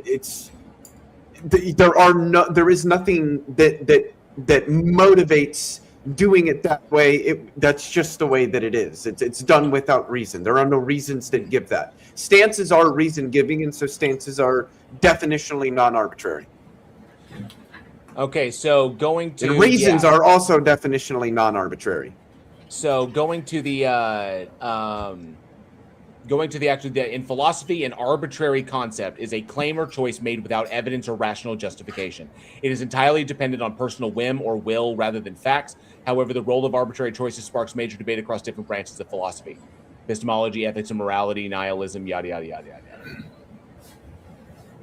Without evidence or rational justification. Stances supply that.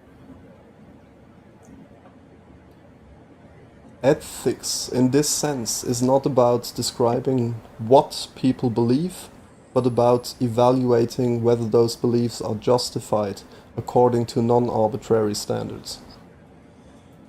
So that still is stance dependent. If you'll give 1 second.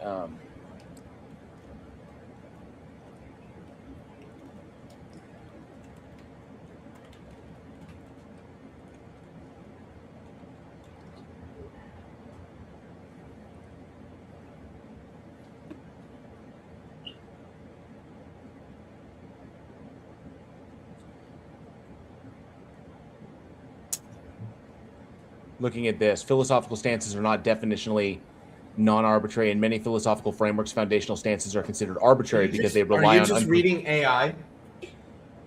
No, I'm going to now. That's actually not. No, I'm not going. No, I was looking at another source, but I'm looking for an actual source.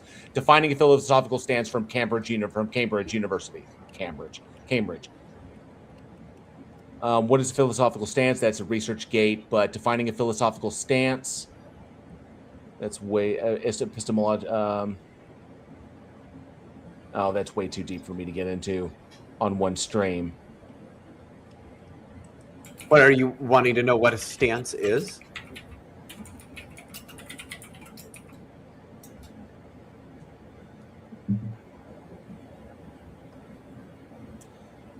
Damn it! I hate that on that.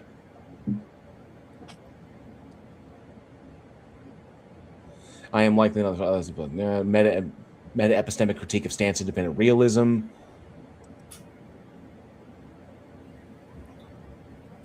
Okay, saying we should get into it. This still is coming off as stance dependent. So For clarity, as there are these two different layers, I will maintain a distinction between the two. Therefore, variation in morality does not imply absence of objective ethics. It only reflects variation in compliance, understanding, institutional development, and the personal cultural prioritization.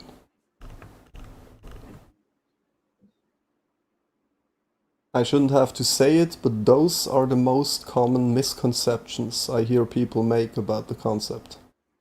Ethical realism does not claim or imply that ethical truths should be obvious and fully intuitively accessible to everyone, that moral agreement should exist across cultures or history, that ethical principles should have been always respected in practice, or that moral progress is either automatic or linear. Disagreement is therefore not evidence against objectivity. good to see you, PhD Tony. Thanks so much for being here. Two examples. The existence of flat earthers does not hurt the validity of the fact that our Earth is round. And young Earth creationists' disagreement does not cast doubt on the scientifically established age of our planet. Yeah, I'd kind of say that's a category error, but I mean, now I'm just nitpicking at this point. As analogies go. Persistent disagreement does not undermine objective truth. Likewise, ethical disagreement does not imply ethical relativism. But ethical disagreement would be what we would see if moral anti-realism were the case. So that's the kicker right there. What do we have? What would we expect to see if one particular system was the case?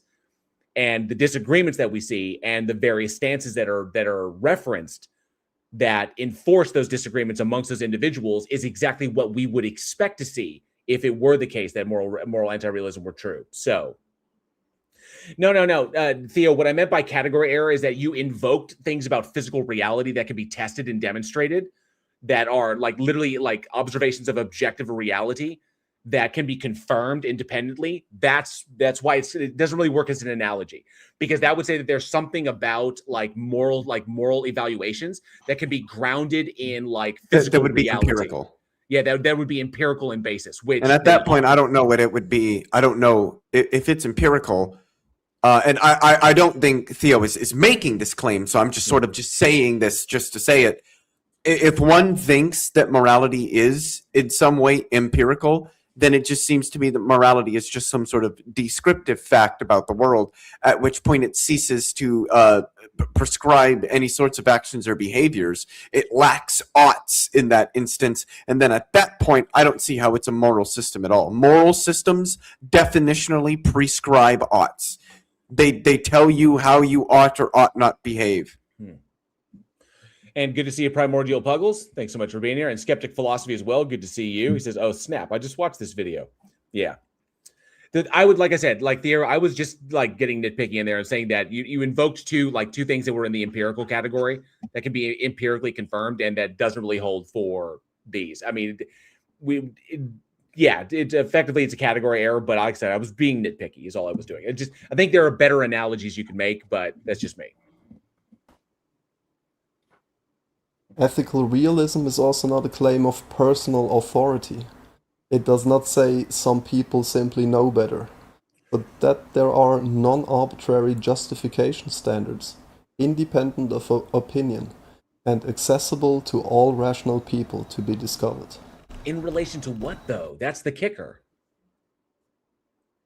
And this brings us to the core of the framework, starting with the first pillar, metaphorically represented by the naked human leg of the Colossus, human vulnerability. It is an inescapable empirical fact about biology that we can be broken, traumatized, and killed. Because we are vulnerable, any society that allows unchecked dominance and arbitrary violence will inevitably collapse into chaos and destruction. Therefore, Protecting this vulnerability is not an optional preference. It is a functional necessity for human coexistence. Okay, so there's the issue here with this one that I'm seeing. Humans are physically and psychologically vulnerable. So we can see this demonstrated with human beings. Yes, we can. Human beings can be physically broken. They can be psychologically broken. Yes, that's a common trait that we have amongst us. I think that goes for any organism out there can be physically harmed or broken. So I agree with that. But there's no goal there. Someone may say that because humans that's are just a descriptive fact. Yeah, that's a descriptive, but there's no the goal there being that the kind of idea there is that we ought act in a certain way because it is true that humans are physically and psychologically vulnerable. But that's if your stance is that that trait applies equally to everyone, given the context. That there are certain aspects of humanity that for some individuals will reduce the reduce the applicability of that fact about them. Or you could say that physically and psychologically vulnerable to a degree, that those who are more physically and psychologically vulnerable, those who have like genetic defects, or those who are or chromosomal defects, or those who are of a certain race, that they are viewed differently from another. The one group is viewed differently from another group simply because they could be more easily physically or psychologically vulnerable, and therefore the rules that apply to one group don't apply to them, which would ultimately come down to a stance reference and a goal that you have in mind for why you ought apply those things in that kind of like context. So there's still a stance at the base, still a stance that's being referenced. Yeah, because we already hit the big appeal to consequence immediately in the sentence prior. No, That's what it was. Yeah. Otherwise, X would occur. One sentence prior. So we already have that, and it's also tied to the topic of natural rights constraint, which is this pillar. Now, natural rights runs into my rights problem that Leo just kind of. This is the kicker. So, Theo, it's not. You say that's a you problem if that doesn't imply normatives to protect our vulnerability to you. No, that's not what I'm talking about. What I'm unfortunately doing is I'm playing devil's advocate for how it's otherwise to show how the stance is being referenced. Okay. The implication would be there if I hold the same stance as you, but it's not logically entailed. That's the point, is that you need to be able to bridge that gap between the is that you pointed out that humans are physically and psychologically vulnerable. That is the is. But what we ought do is bridged by the evaluation. And that's where the subjectivity comes into play. I can literally say that the ought that we do is different if I hold a different stance than you do.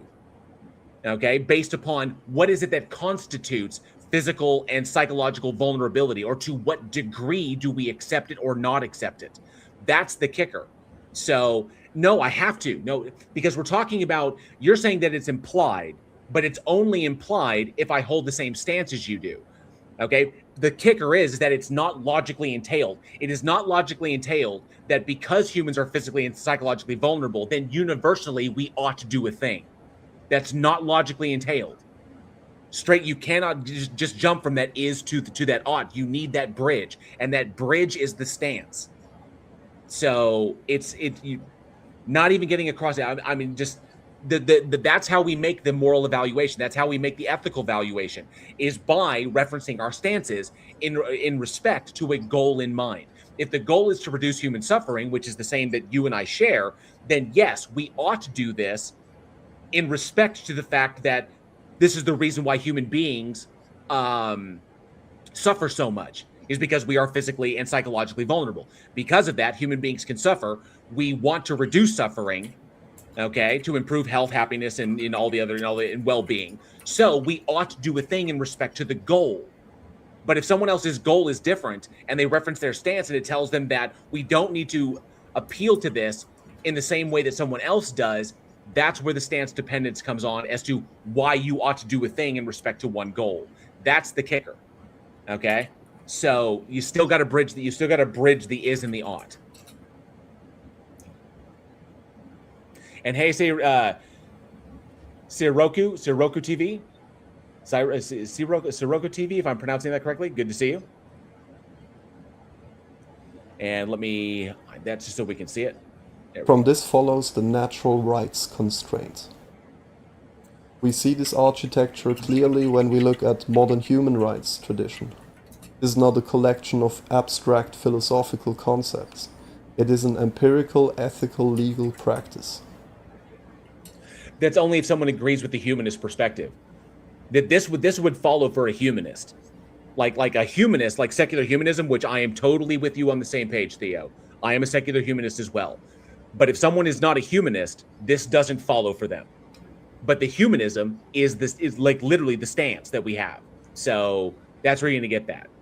Because Yeah, it's the there's stance that informs our position. Go ahead, Yeah, Andrew. there's something else was baked into that. Can you replay that last phrase there? Mm-hmm. There's a little something extra baked in. Coexistence. From this follows the natural rights constraint. Did you need to go back a little bit further? No, in between, I think. We didn't. That wasn't just how far we rewound, was it? We see this architecture clearly when we look at modern human rights tradition. It is not a collection of abstract philosophical concepts. Oh, okay. It is an Hold up on that. empirical, ethical, legal practice. Okay, hold on. Empirical practices, yes, we do practice it. It doesn't speak to the nature of how we got there, though. The ontology of it. I Yeah. think is this a mixing up of ontology and epistemology? Well, it's the fact that you're just saying it's not abstract in that sense. It's not just a collection of stuff. Sure it is, because when you take a look at what those general things are, it's the same way. Like when we create law, we don't create law for everything that we might take a moral position on, for instance. Right. So when you look at natural rights, they don't talk about natural rights in terms of every position you could possibly hold. Right. There's much finer constraints on what a natural right really encompasses. It really just tends to talk about the basics when you get down to it. It's not going to talk about like that guy who says, "Hey, you engaged in what in a bet with a guy on the street corner with a card game." I mean, it's on you for not knowing, right? Right. It's like it's not. You'd argue it's not moral, but it's also not illegal necessarily. So that's kind of like where those things we're crossing over. So yeah, it is abstract when you get down to it, because the things that we'll actually codify can't cover everything, and they don't cover everything. Right. They are abstract definitionally, just because of lack of coverage. So Theo, I got to point this out. It says you're not a humanist if you think humanism is on the same argumentative strength as any other amoralist view. No. I am a secular humanist, but I'm also logically consistent. And it's about how I ground it based upon these things. There is overlap there, but it's not universal. So it does, like the stance, my stance reference is where I get to my humanistic approach. And so there's no, it's not objective. It's literally, it's stance dependent is what it is.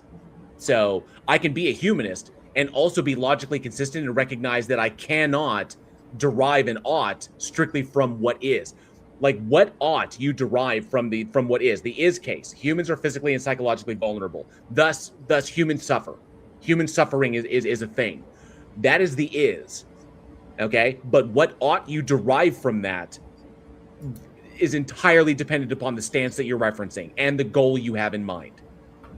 So my goal is different from others. So it's like I can be logically consistent and recognize that this is subjective to me and still be a humanist.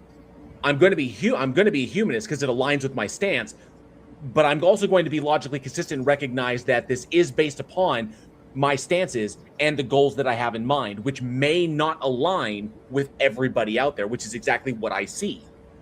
So it is the challenge of our time. Oh, and rolling R's. And I can curl my toe. I can do the U curl. I can't do like the W, but I can do the U curl. The roll your tongue. Historical declarations of rights are the concrete monuments built upon these pillars. The second pillar, the steel man leg of the Colossus, is our nature as reason-giving agents. Humans do not merely react to brute force. We demand justifications. If you restrict my freedom, you owe me a non-arbitrary reason.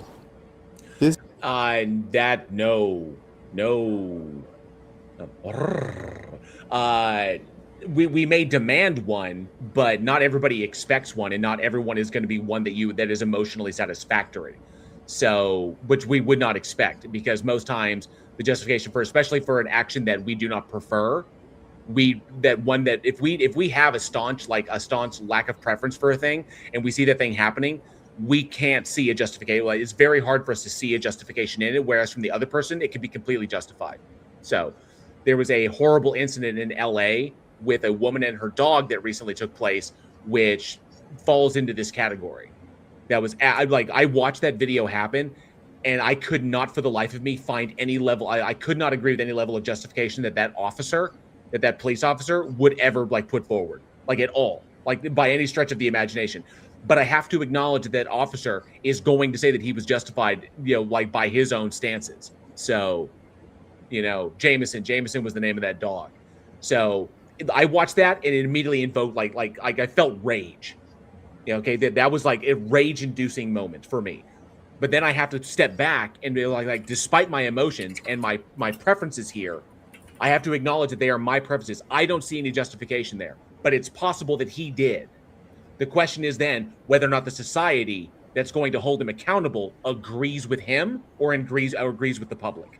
That's what it's going to come down to, which sometimes it sucks, because sometimes, because that which is moral is not 100% overlapping with that which is legal.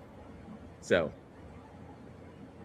stances provide reason, Theo. That Leo said it multiple times, that the stance does provide the reason. They're definitionally non-arbitrary. This is an inescapable feature of human interaction. A state or an individual cannot claim legitimacy through raw violence alone. Sure they can. People can disagree with it, but they certainly can't claim it. But it doesn't mean we have to agree with it. So that's still subjective. True legitimacy can only... Oh, we're down to no true legitimacy. Gotcha. Yeah, no that's true legitimacy cut. Legitimate norms. That's really problematic, Theo. I'm sorry. That's really kind of problematic. It's kind of vague. What are the criteria for distinguishing a legitimate norm from an illegitimate norm, if not just your preferences? Kim Jong-un has entered the conversation. Okay. I was going to say Mao Zedong, but Mao Zedong has entered the chat. Okay, so Theo, I get why you say this. Why my being a moral anti-realist is problematic, because it does result in conflict. And yes, it is a challenge to try and find a middle ground between every single group, every single city, every single town, every single state, every single government through the whole planet. Yes, that's very, very hard, but it is not impossible. Okay? It's not. That's the kicker. It may be challenging. Yes, I agree with you. And we as a species, still prone to our tribalistic tendencies, have yet to figure that out. But it can be done if we're willing to do the work. Go ahead, Leo. Sorry. No, you're all good. What makes subjectivism problematic? I don't think, even if somebody disagreed, that they would, if I said, oh, I think, I don't know, I think Mexican food is better than English food. Then again, shit on a stick is better than English food. That's not the point. That's neither here nor there. Somebody might say, oh yeah, I agree with that. Mexican food is way better. And somebody might say, oh no, man, I don't. I want the whimsically named bowl of mash over the delicious birria tacos. But there is no objectivity. There is no objectiveness to the truth of what foods are better than others. I don't think anybody would say that this sort of subjectivism about taste preferences is problematic because it's subjective. I just morality is the same way. I just think that with respect to morality, we tend to find a much greater level of broad agreement amongst humans on the stances that we have than we do with, say, taste preferences. Yeah, just to answer to Leo Phyllis's last question over there, just not to speak ill for the British, but is British food really that terrible? Apparently, yes. If prepared correctly, yes. So, if prepared correctly, yes. yes. I don't know, man. Yeah. But I, as much as I think I'll regret it, I still want to try black pudding. I don't. Well- Is that the one that's the dried blood or whatever? Yeah, It's- the fried Yeah. pig's blood. What the fuck makes you want to try? Like, why? What do you think you're going Why? to get? out of Hang that? on. Think about how that culture came up. You think about the resources available in the UK. You think about what they have access to. It's not as proliferate as here in America, where we have all the different, the wide open spaces that we've got like this. You think about what they have access to, and in times of strife or in times of drought or blight, you need to find something to eat, and there's one thing you can eat. So. And JL is Well, just I get that. syndrome. Like, the reason the Brits have such shitty food is because of how poor they all were in the industrial era, and they didn't have all they had was the ability to make bowls of mash and then give them whimsical names. Like, that's just. But still, they're just. It's just gross. They're just everything they eat is fucking gross. Oh, it's my favorite, mate. Bovril on wheat. Like, what the fuck even is that? It's just, who wants to eat something that sounds like that? Are you fucking kidding You're me? being culturally intolerant, Leo. I think Leo Filius was assaulted by a Weetabix. Okay. All right. I will say, of the 3 worst meals I've ever had, 2 of them were in England. But the third was in China. I just wanted to pop on quickly because I violently disagree with something that Leo said, where he said that there are no universalities in taste, and there are. We don't like rotten food because we are biologically intolerant of rotten food. There are biological needs that our food biological standards that our food must fall within, and but I think this is the point that Leo is trying to make. As long as the food is within the broad biological standards, your exact preferences don't matter, right? So we can disagree about moral standards as long as we've got enough overlap, right? As long as the overlap doesn't go outside healthy bounds for that nebulously defined term of healthy. Does that seem reasonable? I have some interesting pushback for you. Think of the person who's got IBS, who's definitely going to go for that ice cream, even though they know they're going to regret it later, and they prefer it, and they're going to do it anyway. That's true, but Case in point. But I mean, it's not going to kill them, and it's not going to hurt other people. So we apply standards to our food that restrict the food that can be publicly consumed within certain limits. Similarly, we adopt certain limits for our moral systems, and even that isn't universal. This is to push back on JL's claim that he doesn't think that it's impossible to sort of negotiate some uniform standard. I think as long as immoral people exist, you're not going to be able to do that. No, there's always going to be outliers. I agree with that. But I think there's enough overlap that I think we could do it. The problem is polling every single voice on the planet is where we're going to get, is the problem we're going to run into. And we could do it. The internet is a fantastic tool for that. That would be great if we were willing to do the work as a species to do that. But our inherent tribalism is going to be a roadblock to that. But we do have somebody in the back returning. Can I say something just really quick? Yeah. Sauerkraut is not rotten cabbage, it's fermented cabbage, and I'm pretty sure the fermentation process actually stops the processes under which it would actually rot. I don't think they're the same thing. Otherwise, anytime that a farmer feeds corn silage to his cows, that would be like saying he's feeding rotten corn, and he's not. He's feeding fermented corn. Well, ensiled corn is the technical term, but still. Unfortunately, anaerobic fermentation. Unfortunately, oh, there he is. Okay, so we do have a guest who joined us last time, and he is back. And good to see you, Steelman. Thanks so much for being here. Host of the Demon, thank you so much for hanging out. TP Seeker, good to see you as well. And to answer a quick question, for me to eat a century egg, And sauerkraut is very delicious, by the way. For If you me don't to like eat it, then fuck you. for me to eat a century egg would require a big super chat. I haven't figured out how much, but welcome to the stage, back again, the President of the United States.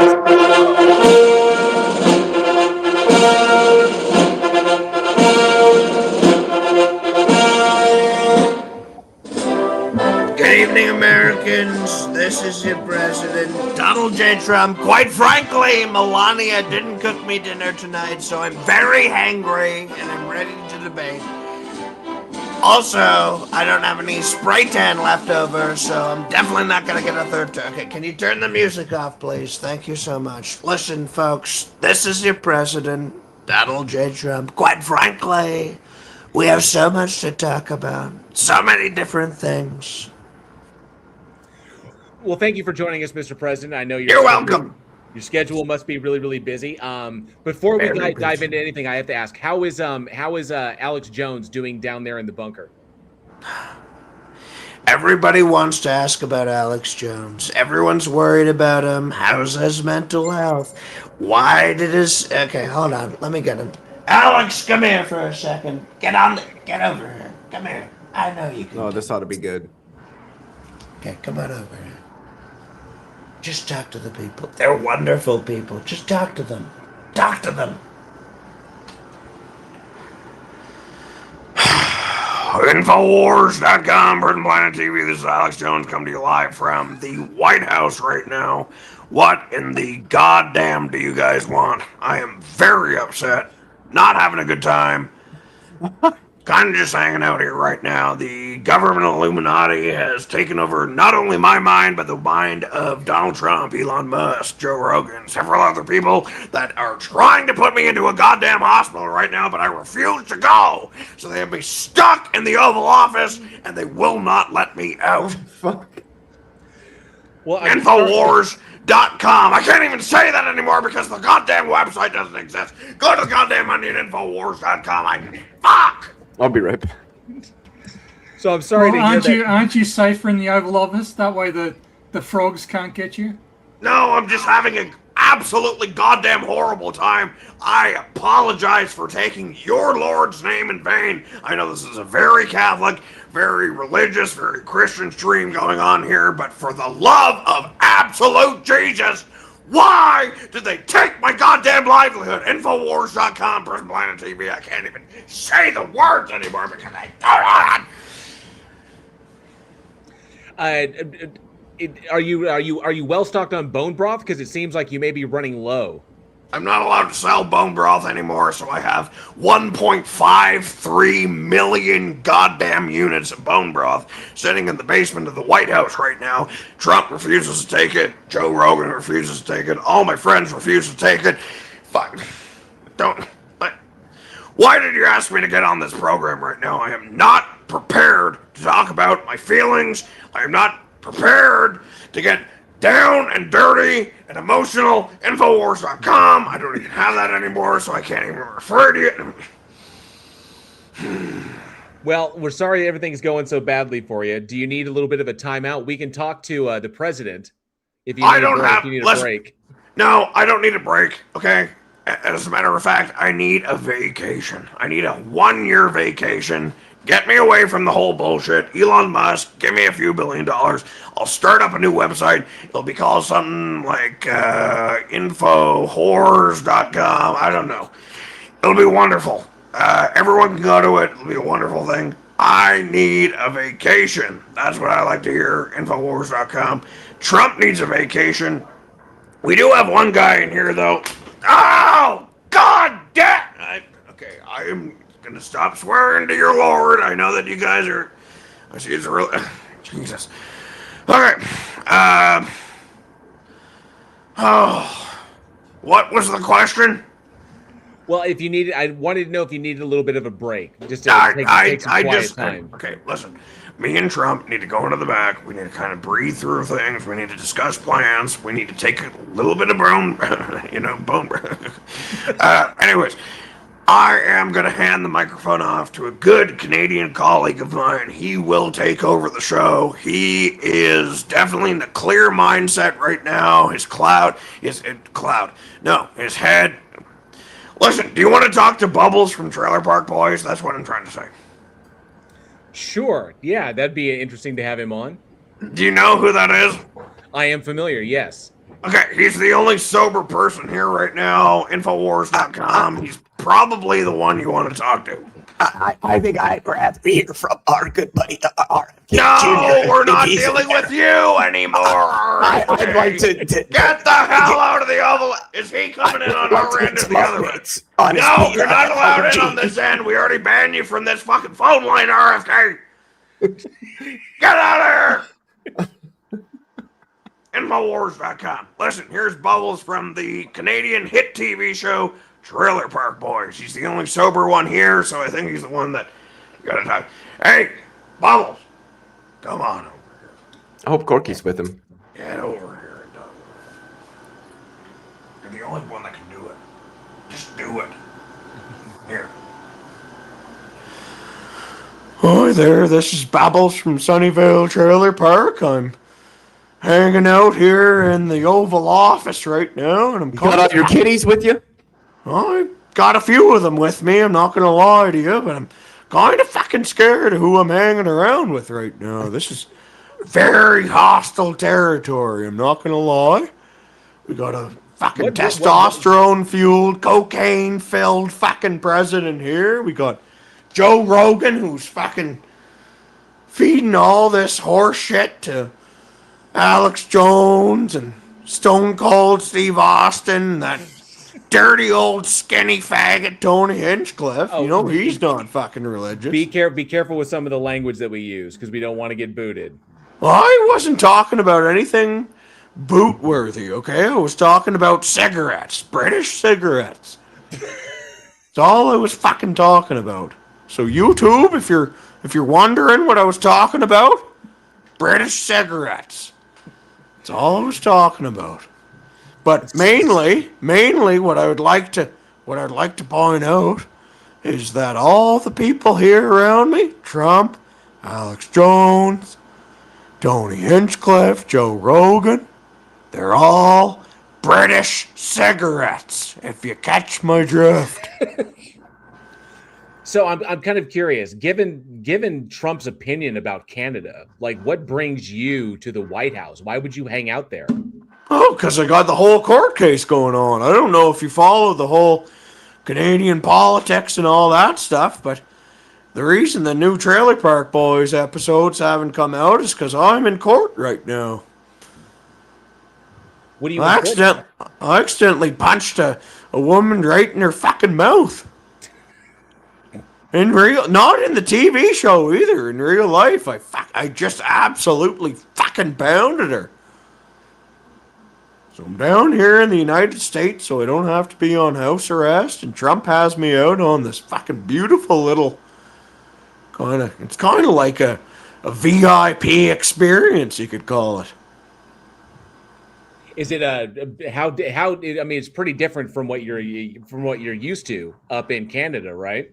Well, I'm supposed to be in fucking prison right now because I punched a woman right in her fucking teeth, but Trump said, hey, you come down here, I'll give you a full pardon, and you can just party down here and hang out with us and have a good old time until that whole sentence expires, and that's what I'm doing. I'm having a good old time. Take it easy, Gretchen. Good to see you. Gretchen, it was wonderful to see you. Listen, Gretchen, if you want to come live in my shed for a few weeks, that'll be fine with me. You could live with me and my kitties, and I could marry you, and I could finally have a wife. Well, I do appreciate it, but really quick, I want to say that we do have somebody in the back. No, that's fine. Oh, no, I fucking understand. You're kicking me off. I get it. I've been kicked off so many fucking times before on all different types of things. One time I was on Canadian Idol. I was trying to sing a song and sing them all a nice little ditty and maybe get an album signed. I don't fucking know, but they kicked me off the show just like you're doing to me right now. And I understand old Bubbles doesn't deserve to be up on a show having his maybe singing a song for you, which I could do right now, and I'm gonna go ahead and do it. Oh, I'm so fucking sad now. Thanks for joining us, Eeyore. All right, that was just fucking rude. That was rude. I'm leaving now. All right, no. Before I go, let's have a serious discussion about God. I don't think he's real. We agree with you.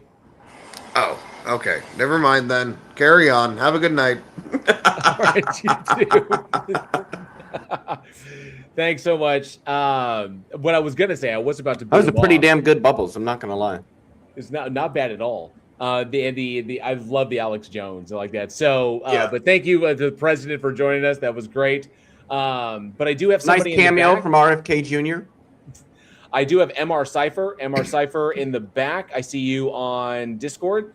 I want to make sure that you're connected. And Cypher, can you hear me? I can. Can you hear me okay? Yeah, we got you. Great. Cool. How you guys doing tonight? Doing good. So I see you over. You were over in the Discord. What brings you on stage today? I don't know. I was just kind of saw the live stream, and then I saw the Canadian Bubbles, and I was like, hey, can't miss that. So let me at least pull up and see if there's a good conversation. But yeah. Yeah, we have someone who likes to bring the impressions over. A previous stream, it was President Trump, and it was Alex Jones, and then they brought the Bubbles this time. So just awesome. just something to make people laugh. No, it's great. Cool. So what's the topic? You guys have any topic, or you're just kind of doing whatever? Yeah, just doing so the purpose of the stream is typically talking to believers about what they believe and why, if they believe in the existence of a God, if they have any arguments or evidence they want to present, or if they have questions for non-believers. There's also a list of topics that appear on the screen that are open, so it's whatever somebody wants to talk about. So we Cool. kind of I don't try to pigeonhole anybody, just trying to get a I hear sense you. of. Yeah, there you go. There's the list up there on the screen. Oh, I see. Okay, so I guess you got the wrong person because I'm an atheist, but I guess I could provide some interesting ideas. What do you think about the cosmological argument, out of curiosity? Okay, so that kind of like the original version, or the one that's kind of like put forward by William Lane Craig. I'd say the original version. I want to make sure my information's right here, but I'd say the original. Yeah, my take on it, and the other guys, Andrew and Leo, might differ from this, but my take on it is that ultimately it's based upon an unfounded assumption about the nature of the universe itself that Yep. has been thus far empirically debunked. So I would say it doesn't hold any water anymore. Yeah, and just to make sure I'm on the right level, right? It's usually a first cause argument, and then the first cause is like they're wondering what the first cause is. A couple of me and my friends always have the question, like, isn't it possible that the first cause could always be something that's unrelated to God, like even like the cosmic inflation point known as the Big Bang or something like that, to where it's like the whole argument kind of just fails if something else is just propped up there as the ability to be God in that situation instead of God itself? Or is that like a foreign, am I like blundering? I mean, that's not a bad objection.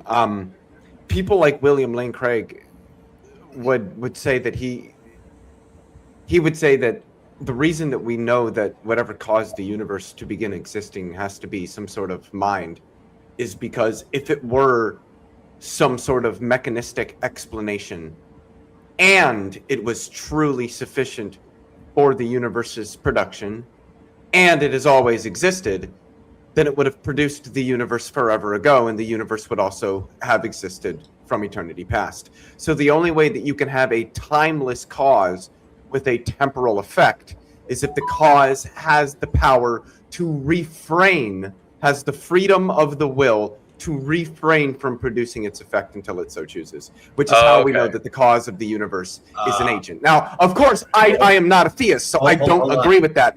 But that is I'm just sort of running you through how William Lane Craig and other people who run his version of the Kalam, how they come at it with respect to why they think it has to be an agent. Yeah, Leo, hold on. Quick thought there, because you just made a very tensed statement about refrain. Exactly.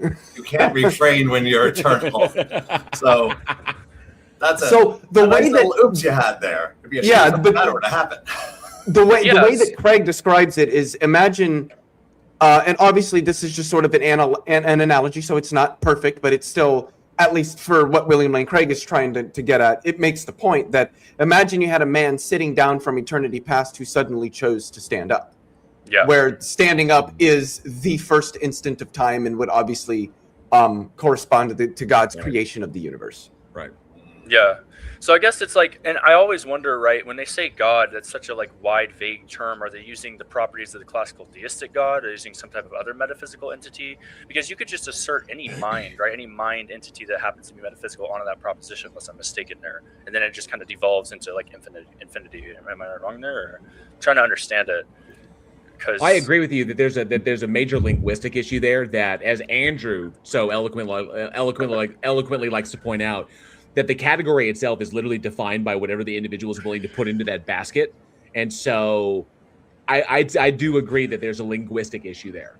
Right. That's why I like, when I'm having these conversations, I have to wait for the believer to kind of give me what God that they think exists and operate from that as an internal critique or sometimes an external critique. But what am I going to operate with? Like, yeah.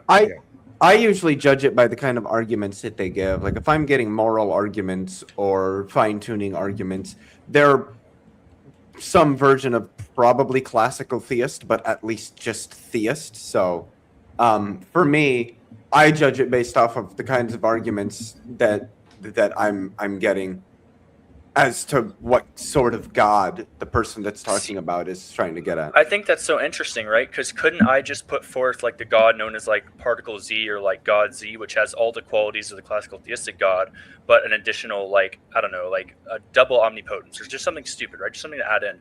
Like could Christians and then people that follow particle Z now fight over what the Kalam asserts for? Or could like maybe, someone who's theistic in one way without like getting like staying PC, like theistic in one way that has religion 1 against religion 2, and they're both using the same argument, but they're just like switching around the linguistics for God. I think that's so interesting, personally, how it just seems to devolve into this like if it fits your basket type of situation, which is I believe what we were referencing, but I'm not 100% sure on that. Just kind of like going off the top. I mean, I have it pulled up in front of me, so I'm just reading it as I'm going. But I mean, I don't know. I guess I'd like to hear y'all's thoughts on that in general. Well, if you can quibble for one, you can quibble for all. That's the first thing. And don't forget, like, even the stage we're looking at this from right now, we've already passed the begging the question phase of what do you mean beginning? See, we're already trying to find out what it would be if they're, before beginning, but like, who said there was a beginning? No, that's probably my first objection to the Kalam. Yeah.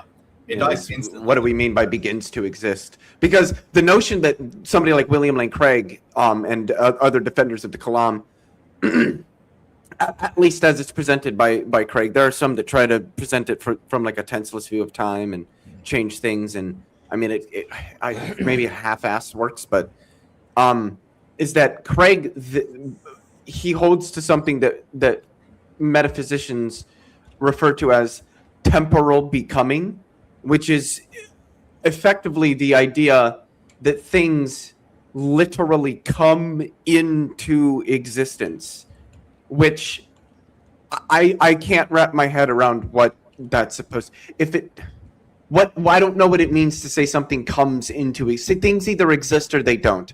On my view, you can't move between, so to speak, existence and non-existence. Non-existence is not like some state of existence that's non-existence and you can sort of reach into it and pull things from non-existence into existence where they start existing. Almost like that Dr. doesn't Strange, make any right? sense. Yeah, it's like you're just kind of throwing stuff together. Because if it doesn't exist, then it isn't there to be interacted with in any way that would allow you to bring it into existence. The whole notion is just completely metaphysically incoherent to me. And so that, for me at least, that is my first objection to the Kalam, is the notion of begins to exist particularly in the tense sense involving the notion of temporal becoming, is straightforwardly incoherent to my mind. Yeah, I mean, I have these very simple premises here that I'm just looking at, which is just one, everything that begins to exist has a cause. Two, the universe began to exist. Three, the universe there has its cause.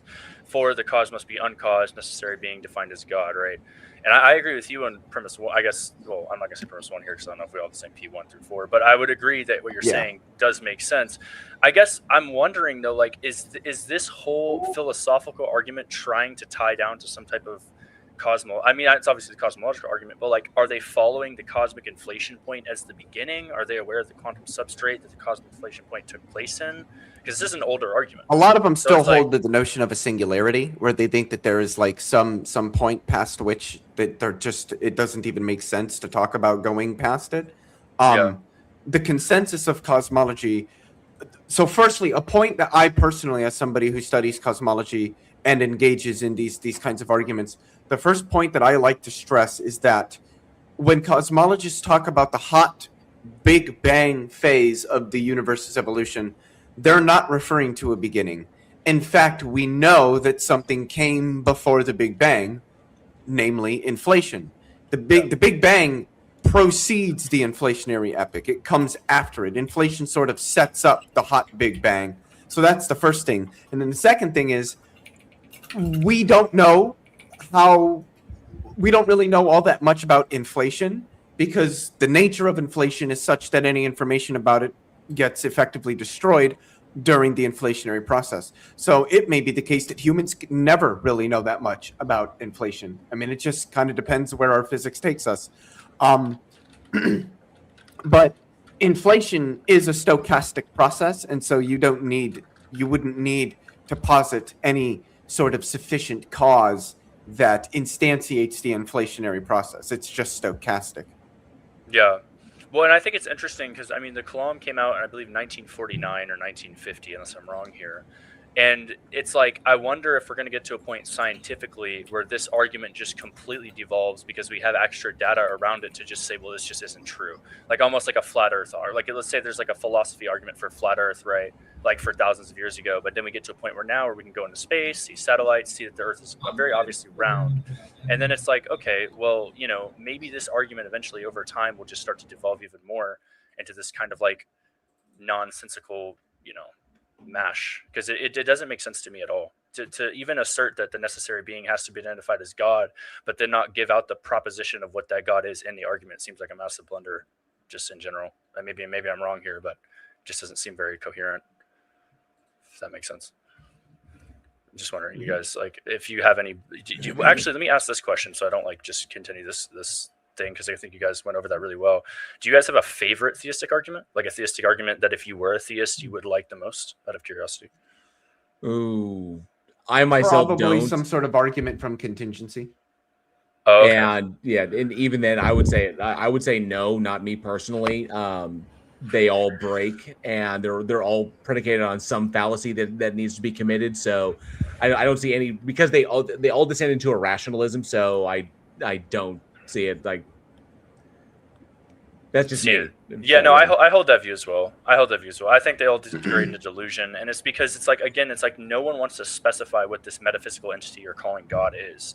No one wants to actually put these qualities together, and if you do put them together, they're very logically contradicting, right? Like, I feel like the classical theistic God is a very logically contradicting entity, because on one chance it's like all powerful, but it's also omnibenevolent. So it's like, right. It's like, okay, so you're all powerful and you can stop all this pain and suffering, and yet you still do it.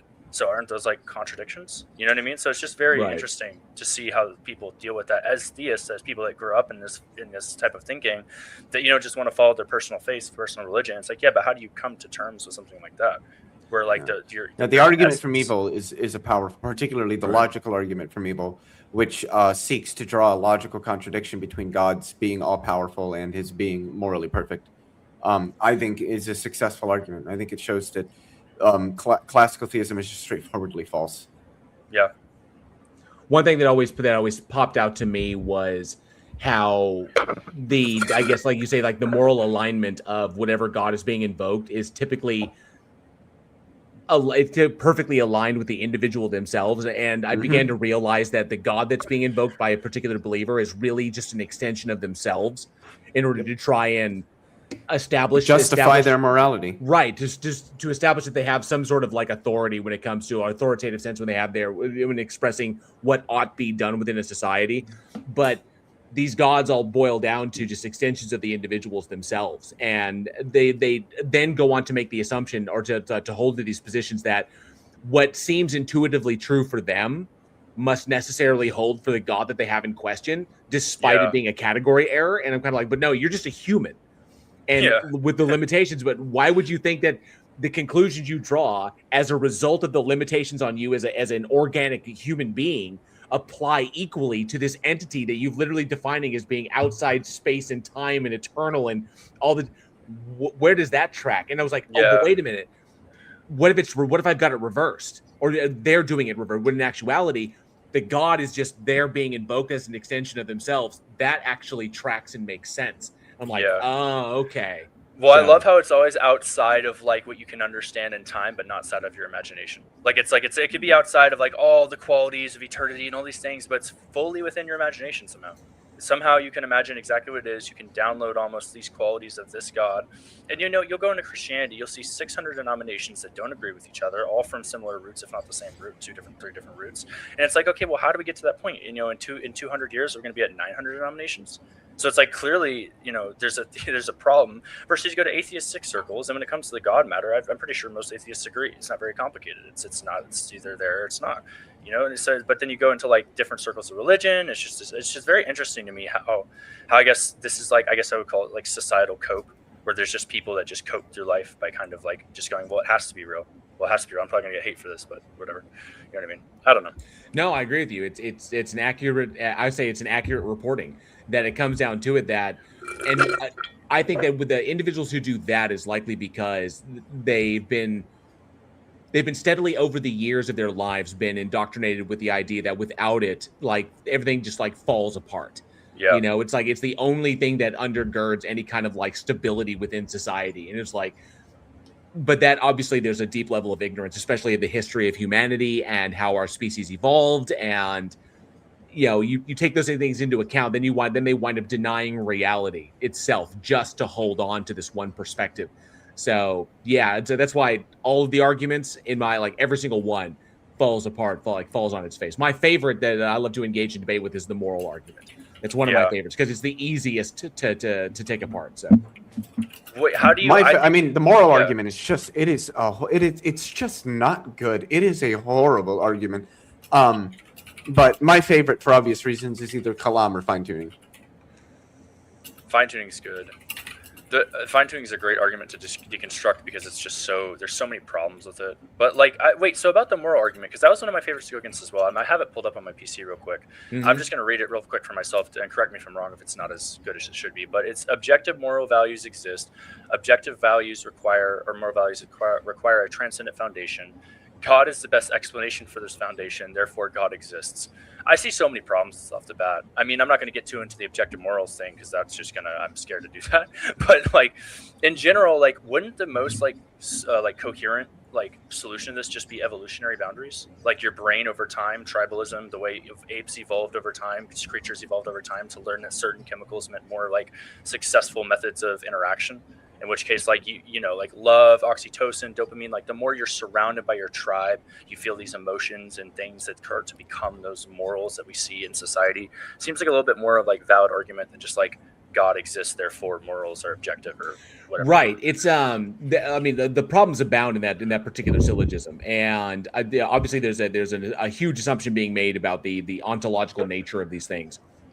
I hold them to be abstract. They hold them to be like transcendental, like universals, which they can't show. And the God is required to exist and be defined a certain way for that position to hold, and they can't show it. So at best, you're going to get a logically valid argument, but you're not going to have anything close to soundness on that.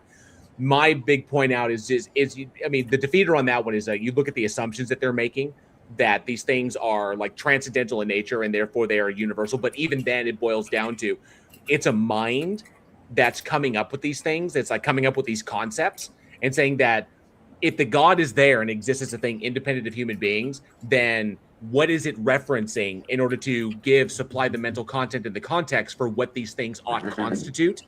And if it's the god, if the god doesn't reference anything, then it's all coming from it. It's entirely stance dependent on the god. Oh, I see. So it just becomes circular. Right. Just Exactly. Can I address something in the chat here? Sure, yeah. Because this is kind of a ridiculous statement to make. To Angelo, the forces that hold atoms together are extraordinarily well understood, and God is not a feature of them. And to everyone else, radioactive decay is not atoms falling apart. That's not what it is. It's atoms changing as they emit other particles and radiation. Oh, it's not them like having disagreements and like changing over time and then suddenly disagreeing and realizing they can't live together anymore. And then, oh wait, no, that's my family life. I'm fucking around. No, that's not that. Sorry, that was a joke. I'm fucking around. But also to Angelo, the odds of God existing are 1 in 10 to the 11 billion. So I can make up numbers and pull them out of my ass too. 1 to the giant number be scary. So no God, no atoms, no chemistry, no building blocks of life, no information, no genetic code, no molecular machines, no life. I mean, I would just assert evolution. Oh fuck! This is Otangelo. Is it Otangelo? This is Otangelo. The creator signatures in the cosmos. Is that the book? Is okay. It must be a book of some sort. Yeah, and he said I wrote a book on it. Yeah, this is that's an Otangelo stock. So I like how these guys write books just so that they can say they wrote books, because it's the closest they'll ever get to having something that even remotely resembles a credential, and it's barely doing that. So it's I would bet $1 million that the Fibonacci sequence is in that. I would bet $1 million. That's actually the golden ratio. Yes. I can tell you the Shroud of Turin is up in that bitch. Oh no. Yes, it is. He's a big Shroud of Turin guy. And my favorite thing to do with the Shroud of Turin people is to okay, so it's Jesus' burial cloth. Okay, I think Jesus existed as a historical figure. So we found his burial cloth. So what? That's 100% consistent with atheism. What? Yeah. What? There's even worse. This is the Josephus quotes, which are also forgery, where Josephus said that he was taking the side of Jesus being like the king of the Jews, even though it was changed. That gets quoted a lot. Tacitus gets quoted a lot. It's scary. I always wonder what Josephus's reaction would be if he found out Eusebius fucked with his work. Yeah. It's like rolling in his grave. What the fuck are you doing? He's like, this is not what I meant at all. I bet that happens I bet that would happen all the time. Like if you get all the people that wrote the original stuff, they'd be like, dude, this is not what I said. Like, come on, you guys changed everything about what I said. That's what I love about diving into this shit, especially the historicity of it. Recognizing how little things change. Christian interpolation is the same type of shit that happens today, like in various other fields. One of my favorite examples is the philosopher Celsus, who was running around at the same time as Origen of Alexandria. And Celsus was a massive, I don't know if you're familiar with him, Cypher, you likely are. He was a massive critic against Judaism and Christianity, extremely well-versed on both, and wrote this scathing attack, like where he's breaking it all down, what's all bullshit, and it's called, and I can't remember the name of his work, The True Word was the name of his work, True Word. And the only reason we know it exists is because it was so good that Origen of Alexandria was pissed off enough that he had to copy it all down to respond to it in his own shit. And I'm like, you're telling me flame wars were going on in 2nd century Rome? And I'm like, how much as much as they change, they stay the fucking same. And imagine these two philosophers like writing their shit down, like, fucking asshole, I'm gonna fucking respond to this. Like, destroy you. This shit is hilarious to me. No, it's great. It's like you're fighting with your ex, and the only way that the ex knows exists is by like the ex's text on your phone. It's like the text message only you go back to second century, and they're like, I have to write by hand an entire tome as to why like you're an fucking essay. wrong. And I'm imagining so Origen sitting there in his little office, literally copying verbatim the shit from Celsus's work. I'm so gonna respond to this. I'm so gonna this guy's destroyed. Okay, JL. Now you know, if it doesn't, in true Rule 34 form, if this does not exist as an epic rap battle in history, oh my god, it has to. It must. Celsus versus Origen of Alexandria. That would be hilarious. That would be great. It has to be made to happen. That'd be great. It has to. That'd be hysterical. Oh, yeah. It seems like we're pretty aligned. We keep having people pop into the Discord but this was good. No. I mean, it was good. I'm out. That was great. I liked the conversation. It was a fun convo. I wish you guys the best night, and I guess I will. I'll see you hopefully at some other time. Definitely. I do this twice a week. I do it on Sundays and Wednesdays, and you're always welcome to check it out, Cypher. I appreciate you coming up and taking the time to talk with us. I know that we're aligned on a lot of stuff, but different perspectives on these are always great to hear. It's why I love having non-believers and believers up here. So I appreciate you taking the time. So definitely, Absolutely. You're always welcome. Thank you, guys. You have a great night. Thank you, bud. Take care. Take care. Awesome. That was a good convo. I like that. Just kind of hashing these things out and we can, conversations like that just make me giddy. They make me really, really happy, And Otangelo, come on, dude. You think we don't know your sock accounts? We've heard your stuff so often. You could put like flangle dangle and you'd say the exact same thing and we would know it was you. So all right, going back to it. I know we're going to pick up where we left off. Yep. Actually, if you're able to hold for just darn it, I was about to take advantage of the fact that Leo is also out, but I'm going to use the facilities for a moment. If you wanted to go through the side chat, see if there's other people to address just for a minute. Yeah, just so I can do that before we dive back into it. Let me pull it back up on the screen, and I'm going to pause it. And I just want to say something for everybody, because I mean I could be wrong, but I've probably known Otangelo the longest here.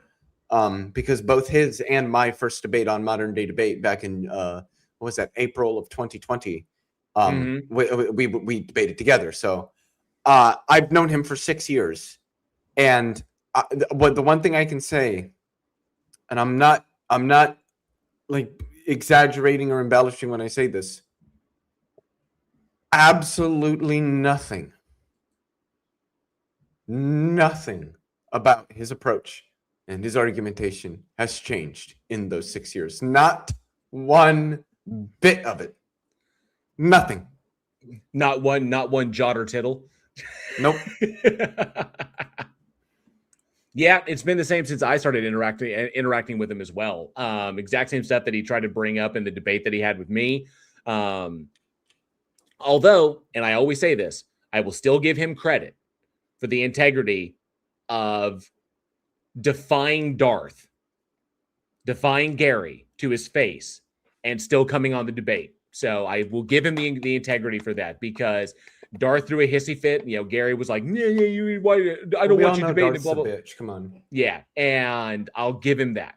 I will give him the integrity that he had there. But Otangelo, you don't have anything. So, and we're all familiar with it. Deal with it.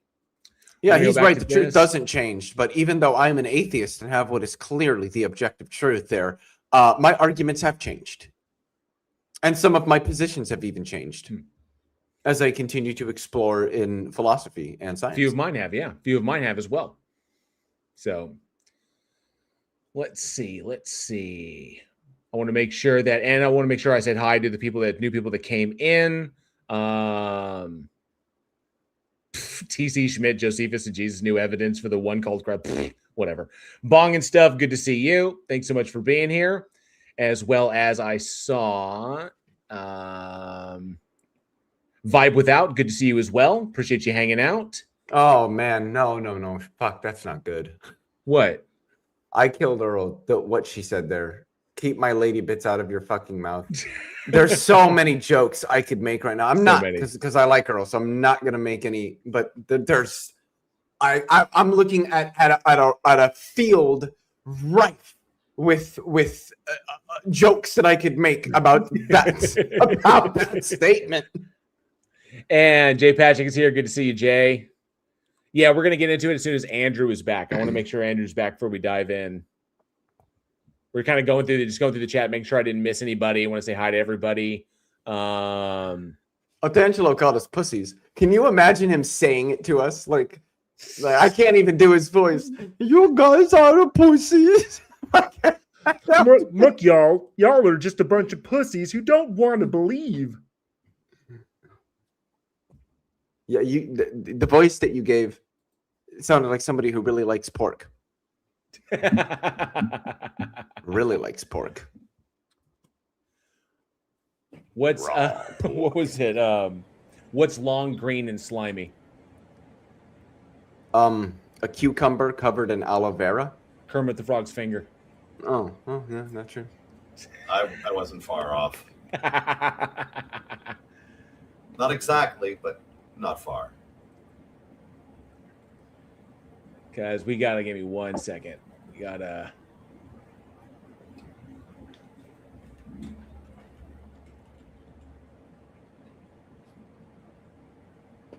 Oh, I can't find it at the moment. I'll look for it later.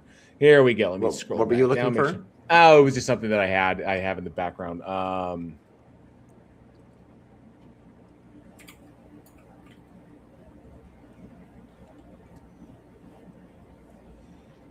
Because just because he's in the chat. There are not many songs about old Tangelo. Is it 'cause nobody cares?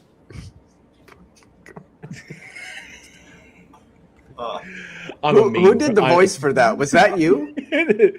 No, that was I don't think I did.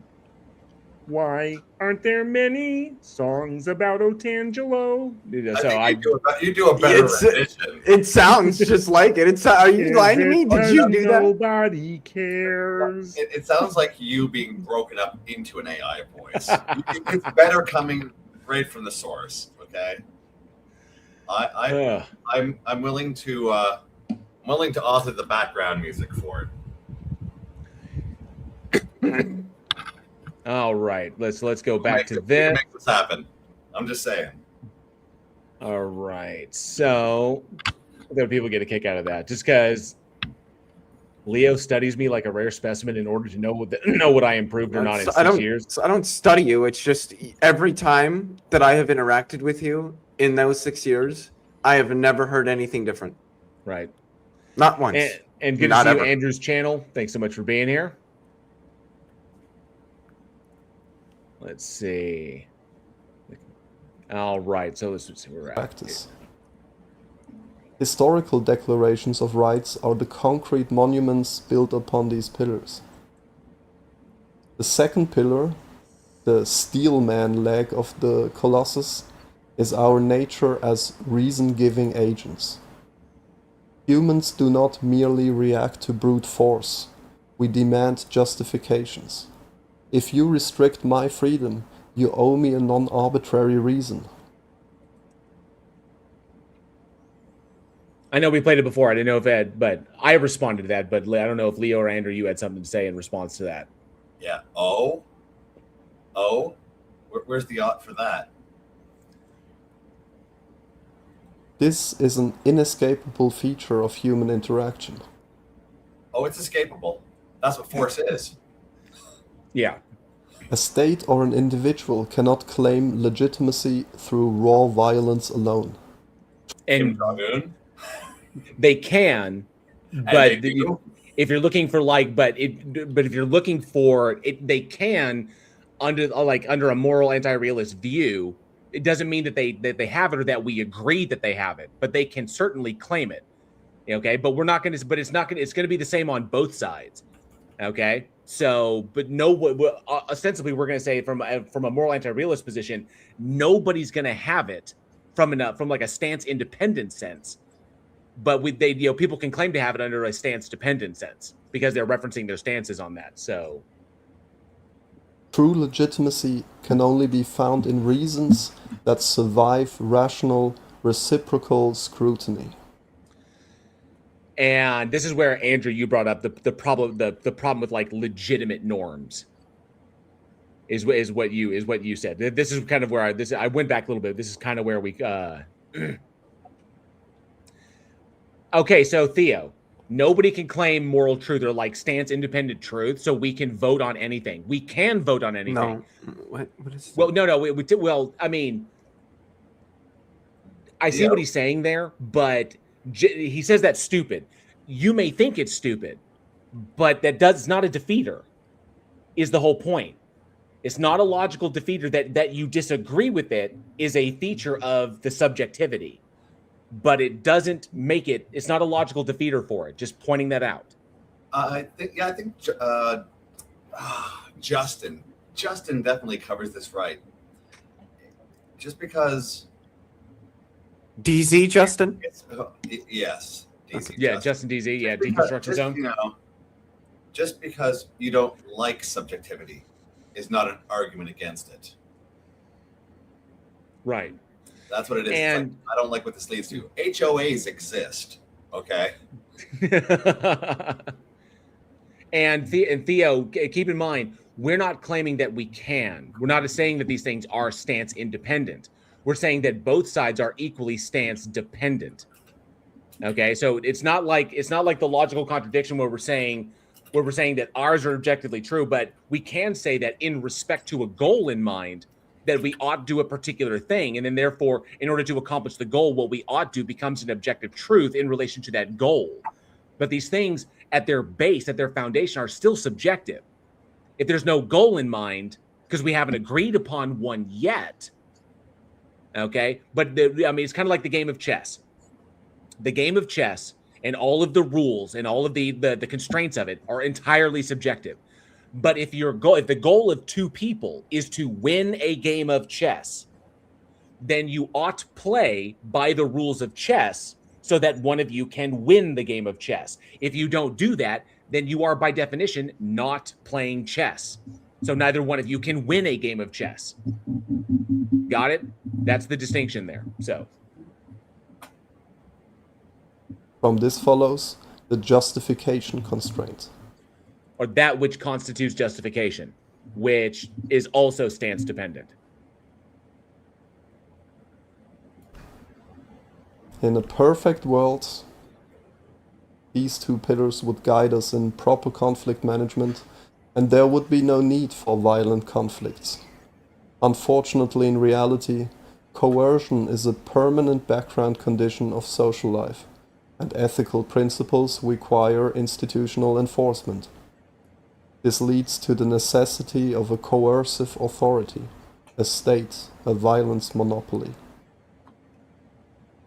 However, this authority is only legitimate under strict constraints: protection of rights from Pillar 1 and justification constraints from Pillar 2.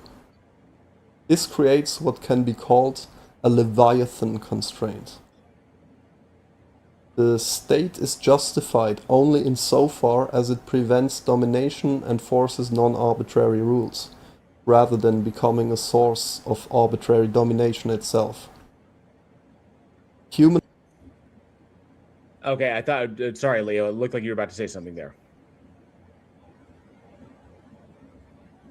rights. I mean, are I'm the not struc- sure that I agree that you have to have some sort of centralized state with this whole monopoly of violence language. That's not the language I use. I also don't think that the paradox of intolerance is a paradox. So, but I don't think those it- are yeah. really neither here nor there. So, Yeah, I would agree that in establishing a society, that it especially a society of a specific size, of like when you get to a certain size, it does require institutional enforcement. Like I said, authority. Institutional enforcement, but I don't Yeah, think I that get that. institution has to be a state the way that they exist in the world today. But my problem here is the authority is only legitimate under strict constraints. Okay, but that's literally predicated upon what your stance is to indicate why it indicate its legitimacy. So because people can disagree with this. This is obviously your stance, Theo, but this doesn't apply universally, because what these other things that you're referencing constitute, okay, or the extent at which they are applied is entirely stance dependent. So the odds are still informed by stances. Structural realization that the state's monopoly of violence, our Leviathan, is only legitimate as long as it operates within the strict boundaries of protecting human vulnerability and upholding rational justification. The stances are what no. The stances are what supply the reasoning. Just because you may not think they're good is irrelevant, because what is good to one individual can be completely different to another. That is literally a subjective take. Like what constitutes good for you can be different from what constitutes good for somebody else. That qualifier is entirely stance dependent. So it doesn't get around that. There is no like objective mind stance independent establishment of what good ought to be. All right, you're still trying to get to the ought from the is, and you still need to reference that stance in the middle to bridge that gap. Let's put this framework to the use. This realism is a sharp ethical compass. 3 examples. Take torture. Cognitive science thoroughly debunks it. Torture does not extract truth. Under extreme trauma, human agents will confess to absolutely anything, just to end the agony. It is a complete breakdown of rational justification and purely arbitrary cruelty. No, because someone could do it because they believe someone could torture someone because they feel that they deserve it, and they Yeah, want I them could to torture somebody yeah. just because I want somebody to suffer. I could give 2 Right. fucks about the truth. The suffering itself could be the means to the. It could, literally, the torture itself is the means to the end. The end being you want them to suffer as much as possible. Yeah, and So- that you wanting them to suffer would be a non-arbitrary reason because it's a reason. Reasons are definitionally non-arbitrary because, again, to be arbitrary means to be without reason. Also, a bit of a non sequitur, as it were, from where we were from this. Jay Patrick, I'll take torture for 300, Alex. So, I mean, it's true what he's saying here about the cognitive science of torture is 100% correct. I mean, torture does not work. If by work we mean like using torture as a means of extracting information or something like that out of somebody, then yeah, it doesn't work. And I don't agree with torture, particularly institutional torture. But again, torture not working in that sense is really more just a descriptive fact about torture. It doesn't, in and of itself, it doesn't tell you anything about whether you ought or ought not torture somebody. It is only when that descriptive fact is evaluated against stances that you derive an ought. And theoretically, that's not ethical if you want someone to suffer. Well, I think it is. If somebody R-worded somebody very important to me, like my 10-year-old niece, I would think that it is ethical for that person to suffer. Whether that suffering being me torturing the shit out of them, or that suffering being them getting butt raped in prison, the suffering I think is ethical. That's the key. That's the kicker right there. Is the justification is like how you're justifying the act. And if you feel you have justification, then in your framework it can be considered ethical to you, while someone else could disagree with you. Okay, which is why pointing to this, that cognitive science proves that torture yields no truth, that's assuming if the point of torture is always to try and get to truth, which it is not. Sometimes it's solely to invoke suffering in an individual to send a message to a greater group. Okay, which the person doing it could say is the most ethical thing, because it means if the message is extreme enough, they will understand it. In order to avoid the same consequences, they will alter their behavior. So you torture one for the benefit of all, and that could be seen as ethical, like the Machiavellian stretch. I need to sacrifice one for the benefit of 100,000. Okay. And I want to highlight this is also massively oversold. That statement yields. No, Theo. I'm sorry, Andrew. Theo, it's not ethical by your stance, but someone else's stance can inform them differently. Exactly. Okay. That's not a statement you can say is stance independently true. Because what constitutes ethics, or what constitutes that which is ethical, or that which is justified, that which constitutes justification is not universal or stance independent. Justification can come from a number of sources, and we're not always going to agree. There's always a stance going to be buried in there. Take the death penalty. Yep. Psychology and forensics prove that humans are prone to. What's up? Yeah, for the oversold factor on no torture. So, cognitive science proves torture yields no truth. No truth? No, it's unreliable. It can't be assumed that it's going to guarantee truth. But to say that it yields none, I think you've oversold. Yeah, the difficulty is in trying to confirm whether or not, but there's a degree to which you can, depending upon how much information you're starting with, and you're looking to just like, if you're trying to get like the whole truth of a scenario, it becomes really problematic. But if you're trying to fill in the blanks, like to see so there's areas of details that we need here that only this person has, and we need to be able to fill in the blanks. If their story aligns with what you know to be the case, then it likely could, or somebody may just tell the truth to avoid the torture entirely. So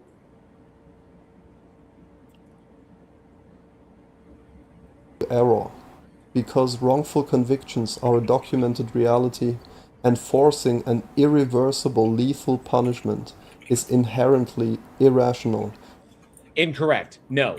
That mistakes can be made simply behooves the system to improve itself, to maximize the possibility that a mistake not be made. That's where that entails. That because mistakes can be made, but you could also argue that there are certain individuals that are simply too dangerous to keep around other individuals, and it is the safest option to eliminate them from the system entirely, to simply take them out of the equation. Because no matter where you put them, in captivity or wherever, they're always going to pose a threat to themselves and to other people, like an untenable threat.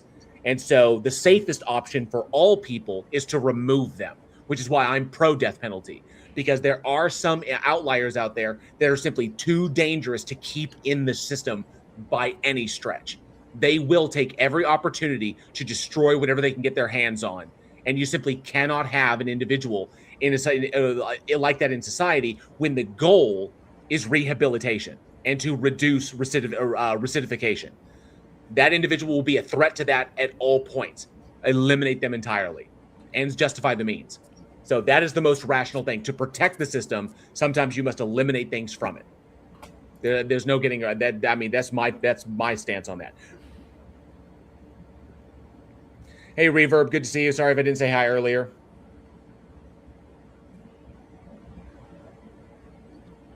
And violates the state's duty to protect our individual and collective vulnerability. This same empirical compass completely dismantles cultural relativism, our third example. When critics claim that equal protection for marginalized groups is just a modern Western political trend, science exposes the fallacy. That is not a fact. That is not a universal. Not all human beings share identical biology, vulnerability, and cognitive capacity. There are certain things we have in common, yes, but they're not going to be either. So I think this is just poorly worded. Not to mention cognitive capacity, no way. That is by no means like a fact shared amongst all human beings. So, or vulnerability, psychological or physical. I mean, physical vulnerability, sure, but they're not going to be equal across the board. We are a vulnerable species, but there are metrics to this, to how we would measure these. We can't apply that which we get to look at an individual that is in a persistent vegetative state and to say that, you know, this like to a freaking Olympic power lifter. Obviously, there's going to be disparity there in the comparison. So one is inherently more vulnerable than the other simply because one can defend themselves and one cannot defend themselves. I am more vulnerable in U.S. society as compared to the two white men above me. Agreed. Linguistically, the idea of denying protection isn't an act of harm. See, the act of harm is the act of harm. Protection is merely an after-the-fact enforcement mechanism. So we're getting a little bit of timing off here. Yeah, denying equal protection is the action. Denying equal protection. Whether or not that action is harmful depends upon the stance. Okay, because some groups could say that denying equal protection is the best thing for the society. Okay, it's dependent upon the stance. So,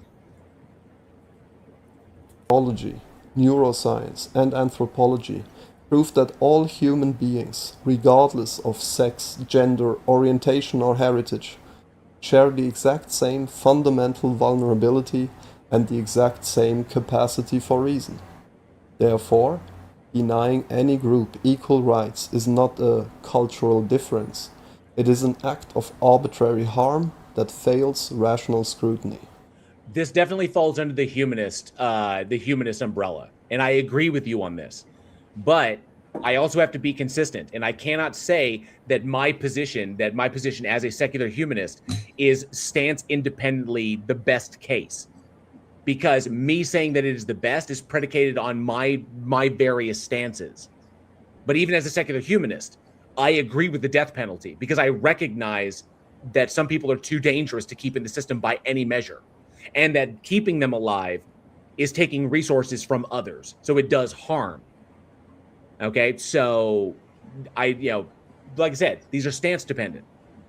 We overlap on some, there are others that we won't overlap on. By grounding these practical applications in empirical facts and scientific observations, rather than metaphysical dogmas, this framework naturally bridges into the next crucial step, its capacity for constant review, adjustment, and progress. Because this framework is grounded in empirical facts and social sciences rather than unchanging religious dogmas, it is inherently dynamic. It is open to improvement and revision. I'm not a realist in denial. I said that I am a metaphysical realist. I do hold that there is an objective external world that exists independent of our experience. I do all that. I'm a metaphysical realist there. So, but I'm a nominalist. So I'm not sure where you're going with that, because you just said that it's the best stance. It said the best stance independent. No, these things are stance dependent.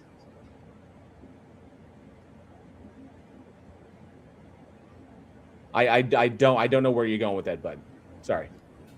If neuroscience or anthropology discover new truths about human nature and reasoning tomorrow, our ethical operating system can adjust. We do not claim an unchangeable cosmic revelation. We claim a scientific, verifiable ethics framework that grows as our understanding of human nature progresses. Right, I agree with this, but the valuation of those things is entirely subjective. What values those things have within a society or within a particular group is entirely stance dependent. I agree with you with what you said. You just need to also include that what value those things have. Because just because those things exist and they can adjust ethical frameworks by virtue of the new evidence, that right there is a hallmark of it being subjective, because it depends upon the valuation of them, like how valuable one finds them. If a society holds them to be very valuable, then they would change their standards because they find them very valuable. But if a society doesn't, then they're just going to ignore them.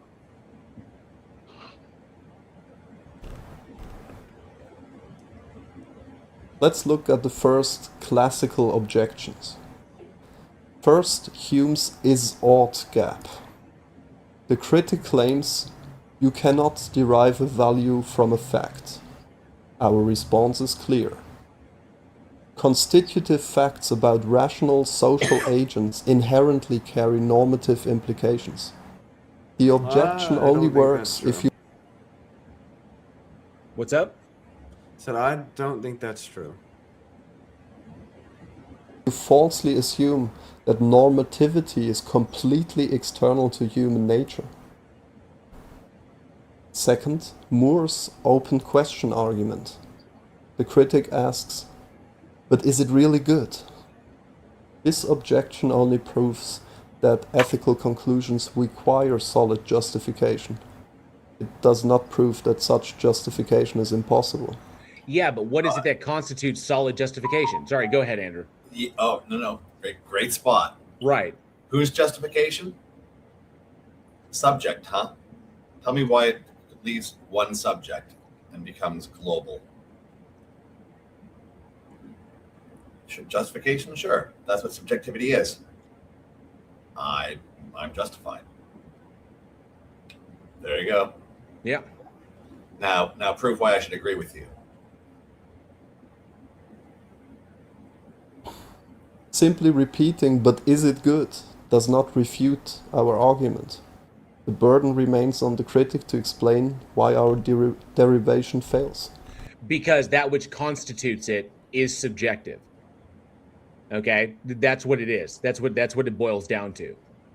Is that which constitutes that which constitutes what is good, that which constitutes what is that which constitutes justification.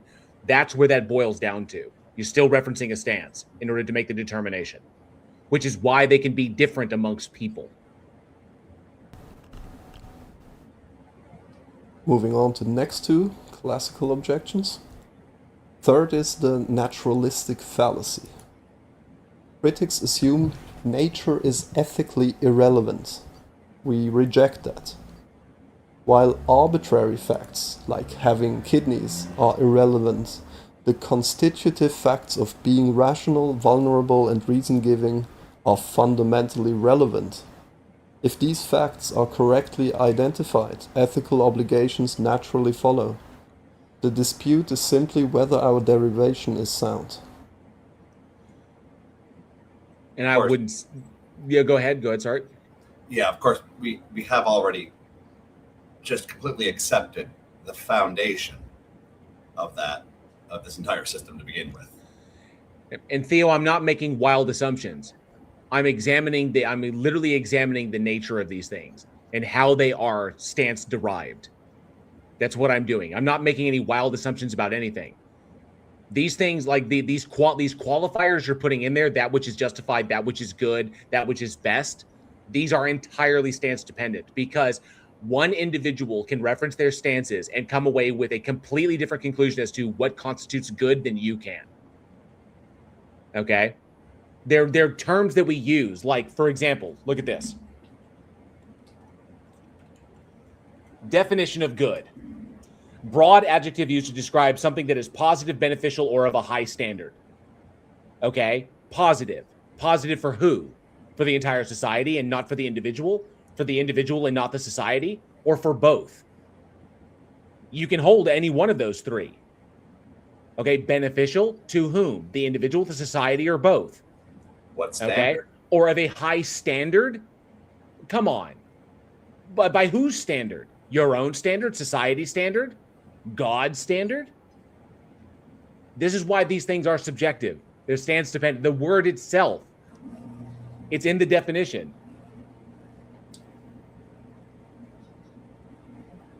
Fourth, evolutionary debunking. These critics say morality is just an evolutionary survival trick, not truth. Our response? Evolution explains how we got our brains and capacities, but it does not invalidate the rational conclusions we reach with them. If evolution invalidated moral truth, it would destroy the validity of science and human reason themselves. Nope. I would say that evolution explains our moral our capacity to do so, but by virtue of like our capacity for empathy and our capacity for compassion and our capacity for sympathy. And but largely these things are going to be informed. Our stances on these are going to be informed by our individual experiences and the information that we're given, the prior information we're working with as given from our parents and our peers, authoritative figures, the society we live in. That's all going to help inform our stances. Okay, so it's still stance dependent. Does not determine whether you say, but does not determine whether our rational conclusions are justified. So true, okay, but our rational conclusions are justified. Like, what constitutes justification?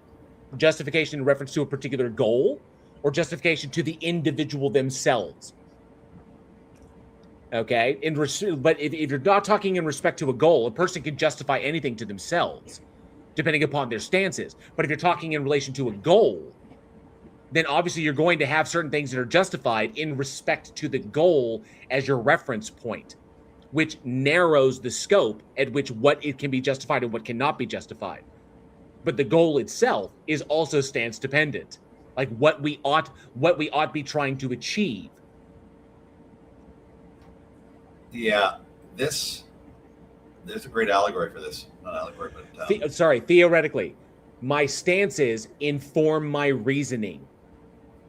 Okay? My stances inform my reasoning. The things that inform my stances I just described: my capacity for empathy, my capacity for sympathy, my capacity for compassion, and of course the information and experiences that I have attained from my parents, my peers, and my living experiences, so on and so forth.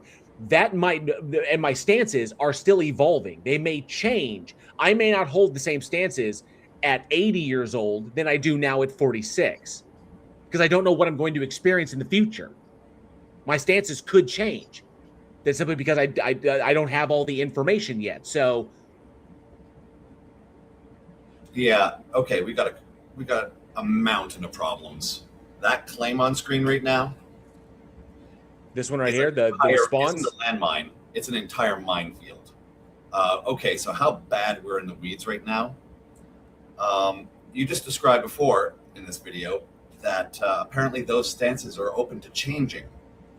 So I don't think objective is going to come into here. So objective truth. So we're running into like the most dangerous level of foundationalism imaginable. We are pretty much in, how would I put this? Secular presup territory in the worst way. You have objective truth written on that tile right now. I'm going to give a hard pass on that. That's a nope, a capital N nope from me, straight up. Yeah, this is functionally presup right now. This is hardcore. We're going down to objective truth. Yeah. No, this is not going well. Bogomil's Brotherhood says, hello. Reality has to do with the present. It always remains in the present. When we talk about truth, we mean reality, love, wisdom, and truth is as universal laws, is a universal laws, principles, and methods. That's a very strange statement. I don't know what any of that means. I don't know what you're trying to say there, Bogomils. If you maybe convey yourself more coherently, I'm not sure, but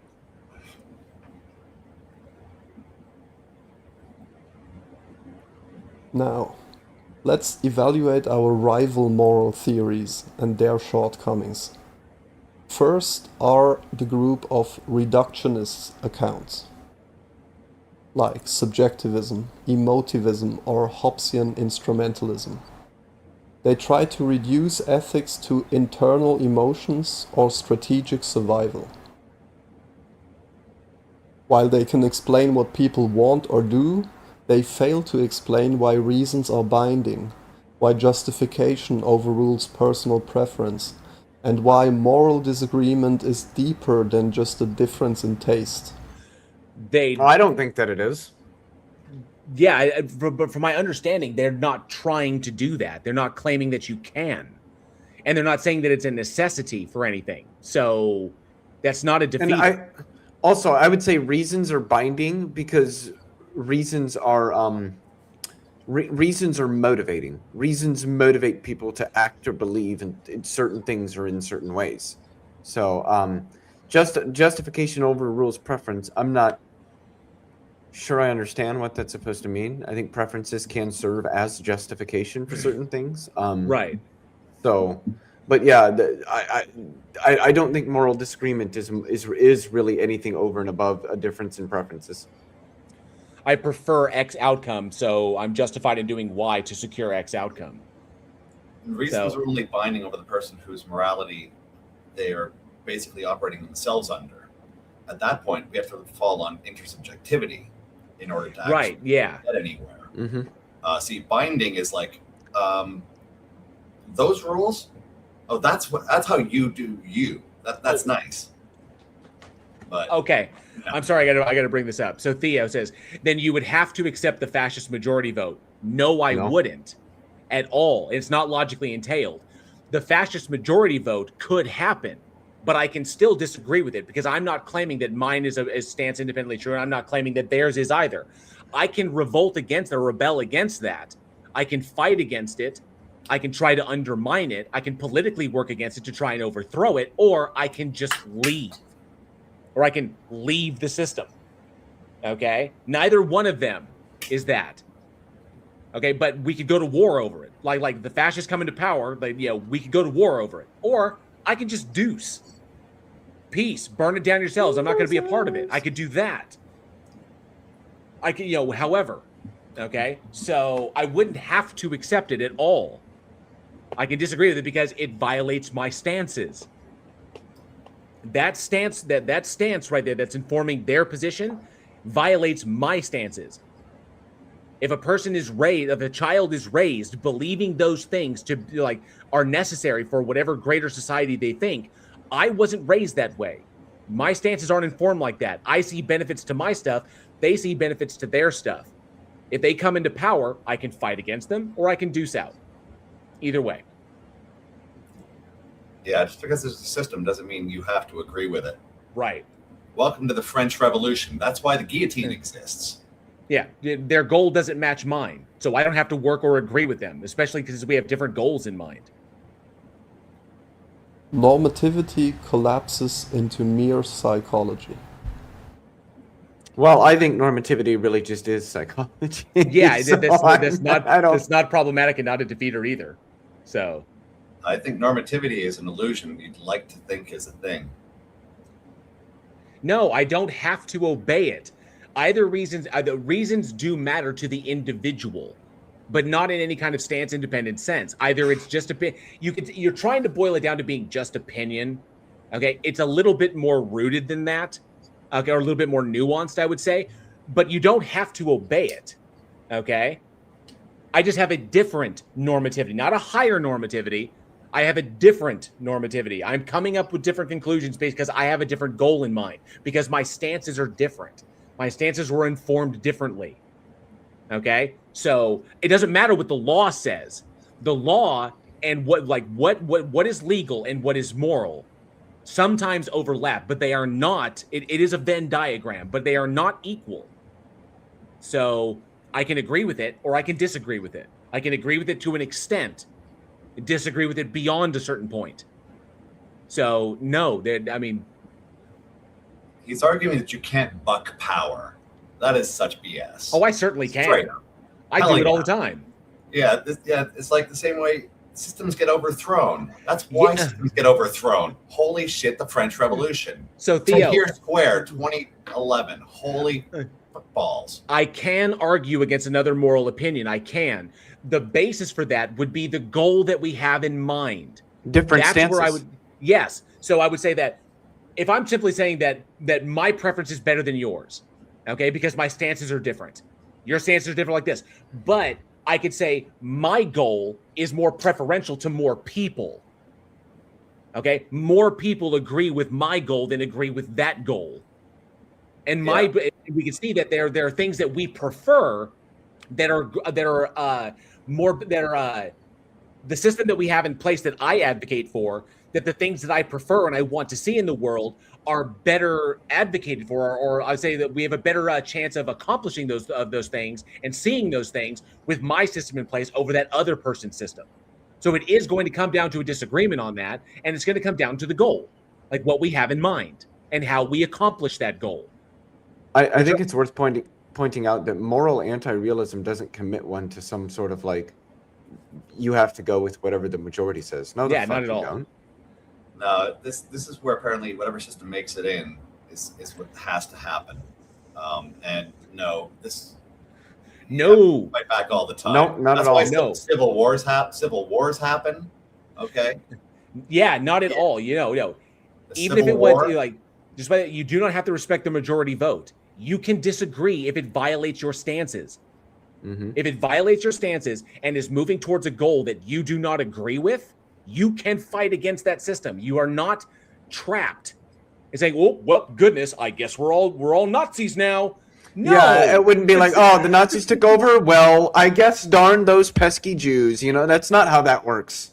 That's darn just it. not how that works. I disagreed beforehand, but I guess we're all Nazis now. It's like, no, the millions of Germans that GTFO'd when the regime came to power, they would disagree with you.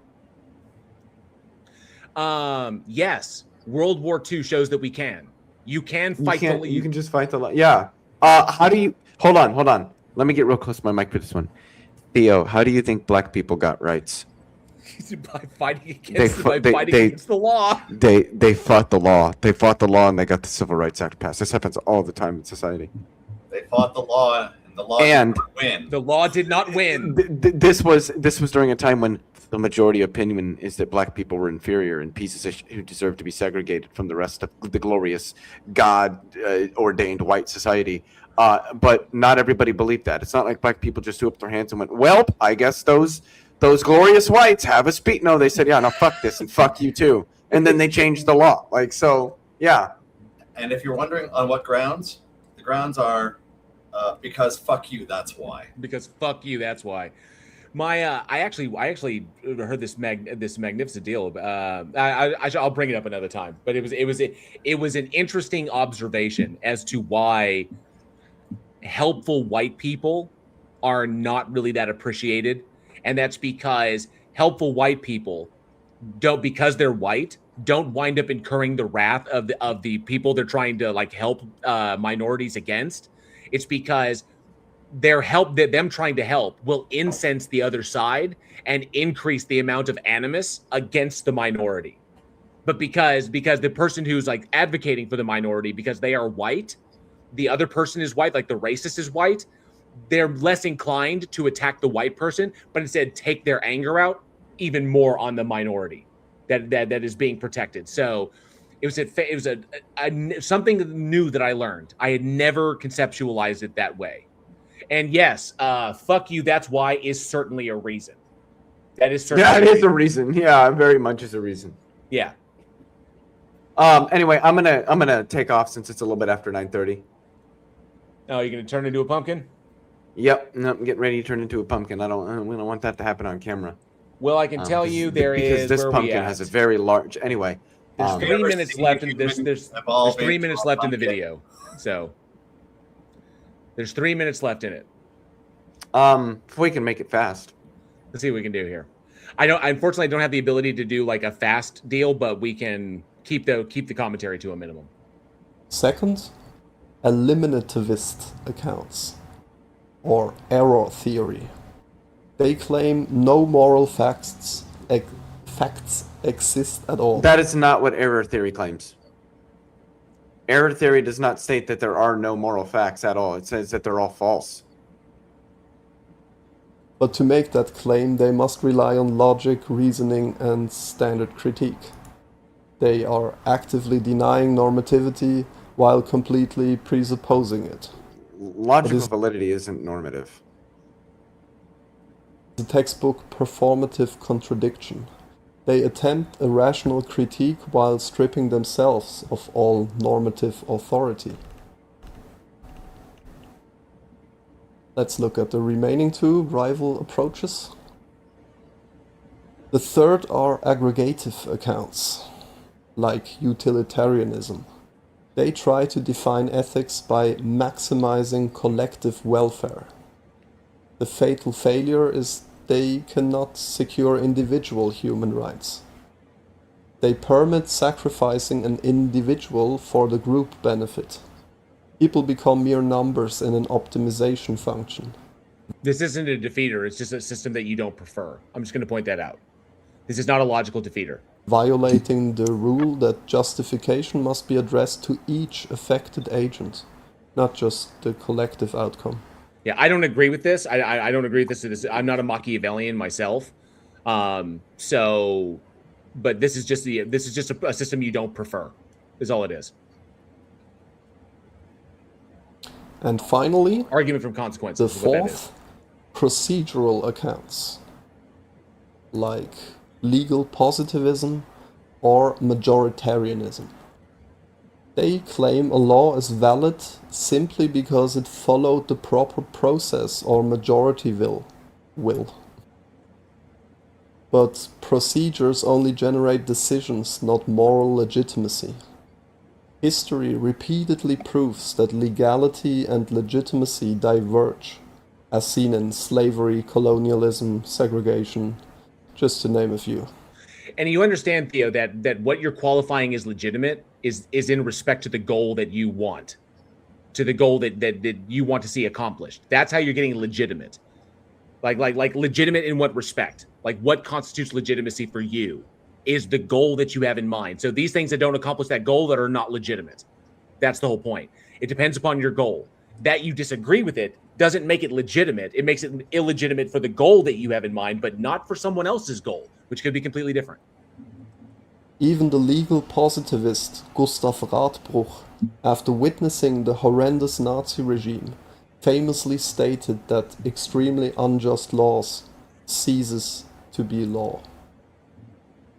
Procedural accounts That's also his subjective take. So, because it was law for those people that agreed with it. ultimately require deeper, substantive standards of justice that a procedure alone can never generate. To sum it all up, here is our unified diagnosis. All rival frameworks fail because they try to ground ethics in psychology, elimination, aggregation, or mere procedure. None of them address what is truly essential, the constitutive conditions of rational, vulnerable, reason-giving agents who demand non-arbitrary justification. That's if they hold that stance. If they don't hold that stance, then you'd have to show how that is like something that is like stance independent. But if they don't share that stance with you, then they're not beholden to what you're trying to express. In contrast, secular natural rights realism anchors ethics firmly in rational agency, human vulnerability, and our social interdependence. From this empirical foundation, a clear logical chain follows. The need for non-arbitrary justification creates rights, which create absolute constraints on domination, setting a permanent limit on majoritarian or strategic override. So I am not following that at all, if I'm being honest. okay, so I'm not sure what stance- non-arbitrary justification means. I don't know Right. what it would mean for a justification to be arbitrary when justifications are reason-giving. Yeah, it's the same thing we've repeated. Sounds before. complicated, but all it really means is ethics is more important than someone's opinion, a majority vote, or pure imposition. That's all from the main part. Thank you for your time, and Okay. How long was this video in total? Like 12, 13 minutes, something like that? No, it was 19. It was almost 20, just shy of 20. Oh, okay. Okay. Yeah. So we technically by virtue of the stream, we got through it pretty quick. Actually, yeah, we did. That's why I was thinking it was only like 10 to 15 minutes long.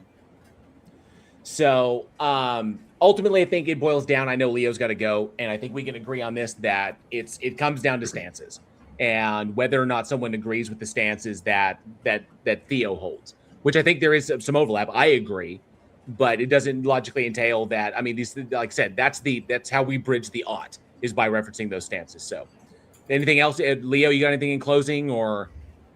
No, I agree with that. I mean, yeah, I think attempts at moral realism will continue to fail because I think moral realism, I almost want to say it's almost incoherent to me. I don't know how you detach, how you detach from normativity the concept of stance dependent reasons. I don't know what a stance independent reason would even be. It's confusing language to me. And with that, I am out of here. Well, I thank hit you, the Leo. old dusty trail. I appreciate you, Bud, for hanging out and doing that review with us. I figured you'd be interested in it. So thanks so much again, Bud. We'll see you on the next one, okay? Yep. No, I'll see you guys. I'll probably see you guys Wednesday. Awesome. Peace out. Peace. All right. It was pretty solid.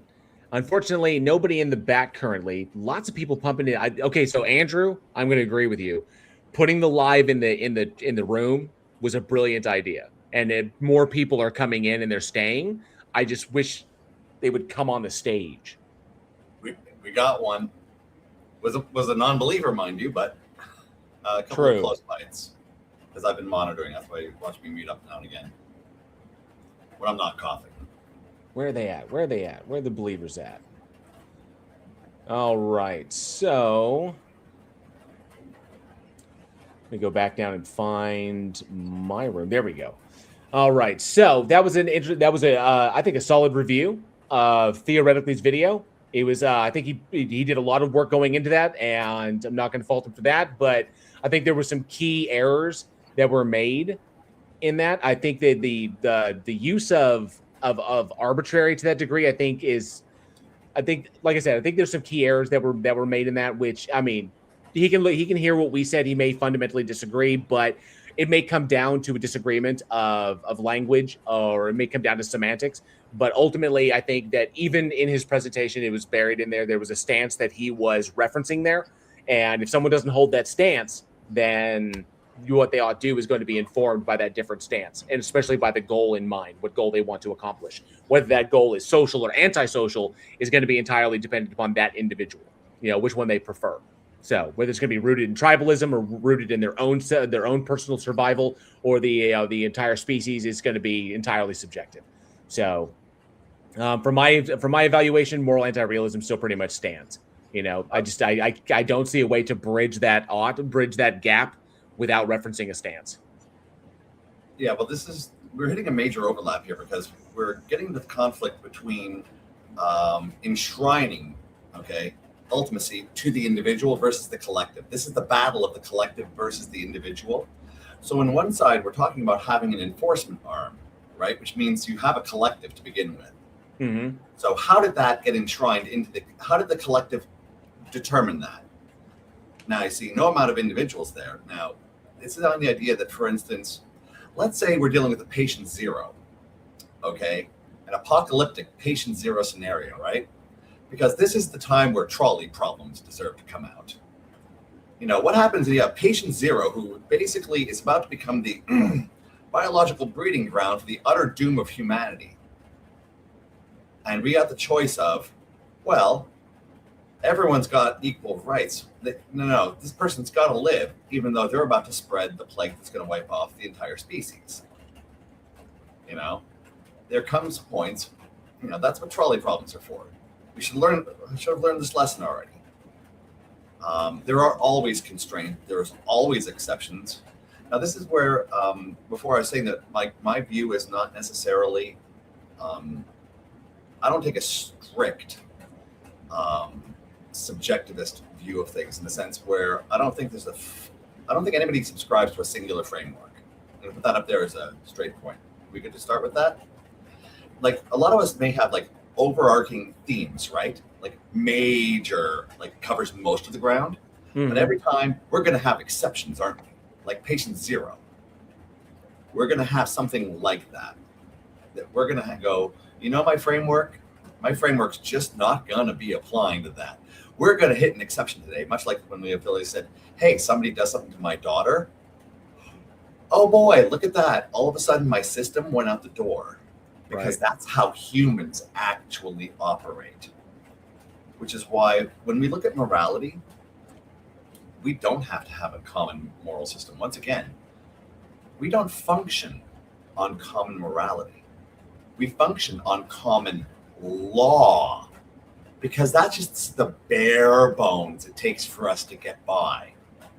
We don't legislate all of morality. We enact limited laws, period. Right. That's why this entire conversation, I hate to call it, is pointless. We do not function like that. We do not function litigating all of it. We do not litigate all of morality. We don't have morality going, oh, you got to go to jail because you did a naughty on that side. It's like, no, you got to hit, there's target zones. That's how that works. The enforcement wing is not nitpicking every one of these little moral quandaries. So no, this is not how planet Earth operates, and we do not fall apart because of it. Those laws are enough to keep the basics in line, and humans keep rolling on. And we all have different systems. Every country has different laws. Some we really disagree with. How are you about North Korea? Jail? Me personally? Yeah. Not a fan? Not a fan. You see the level of this conversation deserves to be at. Not a fan.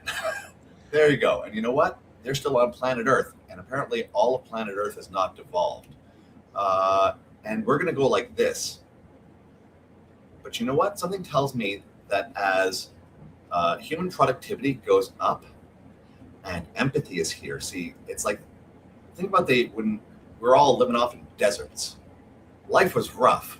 Yeah, you had tribalism kind of made sense to a degree. You had a very limited range of trust.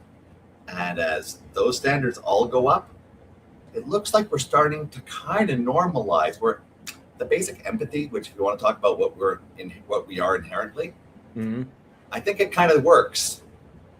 The general stuff, I think the world keeps turning with the general stuff.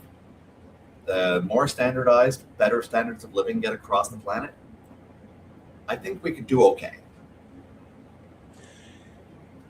Hey, Jaws, good to see you. Jaws, the officials in the house. Yeah, North Korea is definitely a country. They certainly are. They certainly are. But good to see you, Jaws. Thanks so much for being here. 100th Monkey, good to see you as well. Appreciate you being here. You know, I know I was. We do have somebody in the back. I can unmute. Free.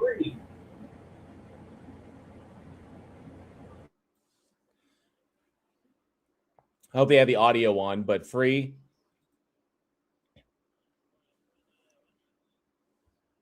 My channel.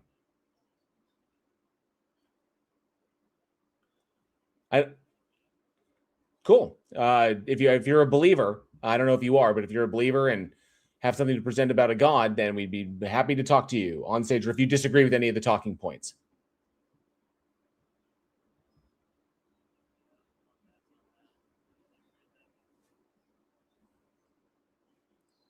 It's an open stage, yeah. It's not about dogpiling or trying to farm clips or anything like that. As you can see, we wanted to put Andrew had the brilliant idea of putting the live in the Discord so you can see what we're about and what we talk about. So, but yeah, I appreciate you popping in. So you're always welcome on the stage if you're interested. If we have topics on the stage, so if any of those strike your interest, we'd be more than happy to hear from you.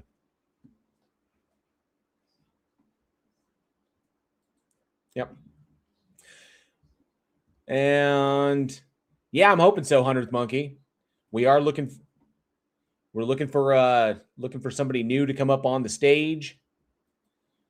And hopefully we will have a conversation shortly. And I see Deck is in the house as well.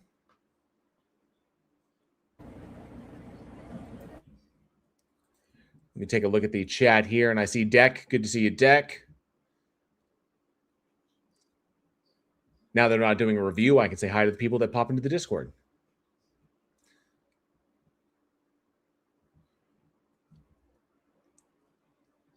And I see the Saint is in the side chat as well. Good to see you, Saint.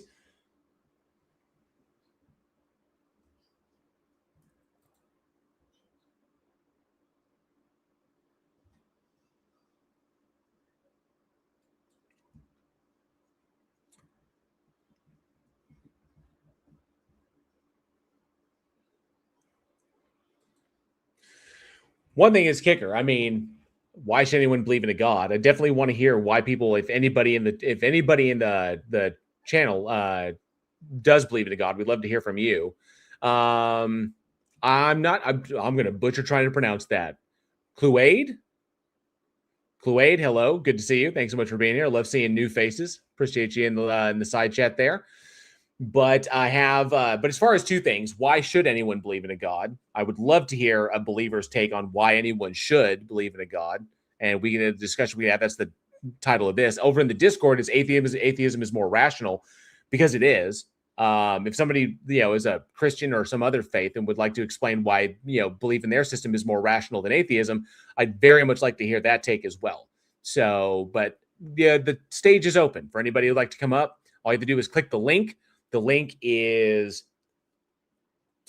pinned in the side chat.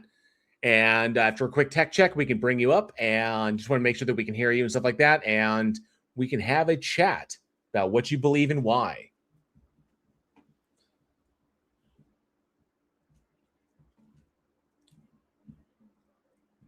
Is it I see Cluade. I see Kool-Aid, but say Cluade. I see Cluade, possibly. because I don't have another video to review at the moment, and I'd like to try and limit that to one. I see Zen popped in. Clue 8. Awesome.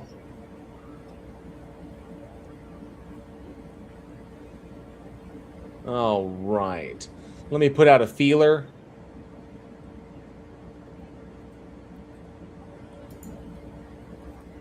Debating faith is a waste of it? Hardly.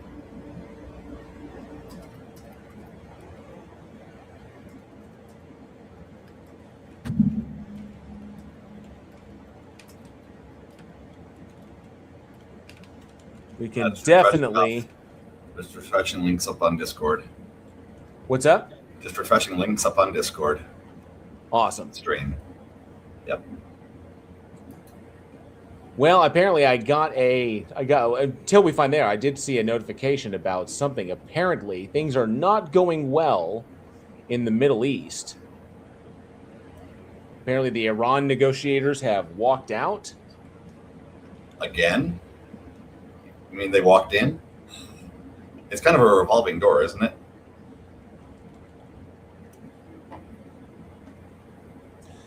So, oh, this does not look good.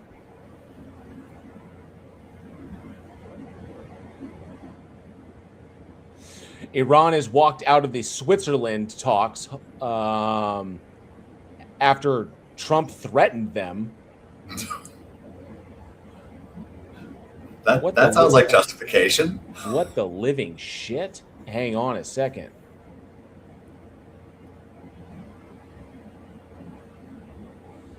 Hang on just a moment. Just a moment here. So this is 7 News Australia. I'm not terribly familiar with them or where they're aligned, but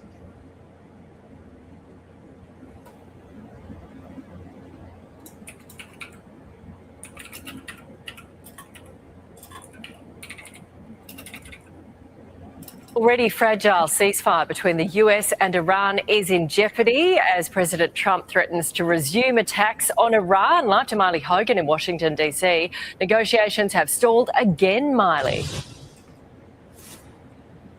And at any time it appears that we see progress in this situation, we see a major setback. The latest is that the negotiations have stalled. Iranian state media saying that its delegation left the room around 80 minutes into those discussions after an insult from the US president. Now, Donald Trump did an interview with Fox News where he said that he would renew bombing on Iran and potentially take over the Strait of Hormuz and potentially introduce tolls if an agreement couldn't be reached. He also told Fox News that he rang Iranian officials, told them not to close the Strait of Hormuz, saying, quote, "You close it, you won't have a country."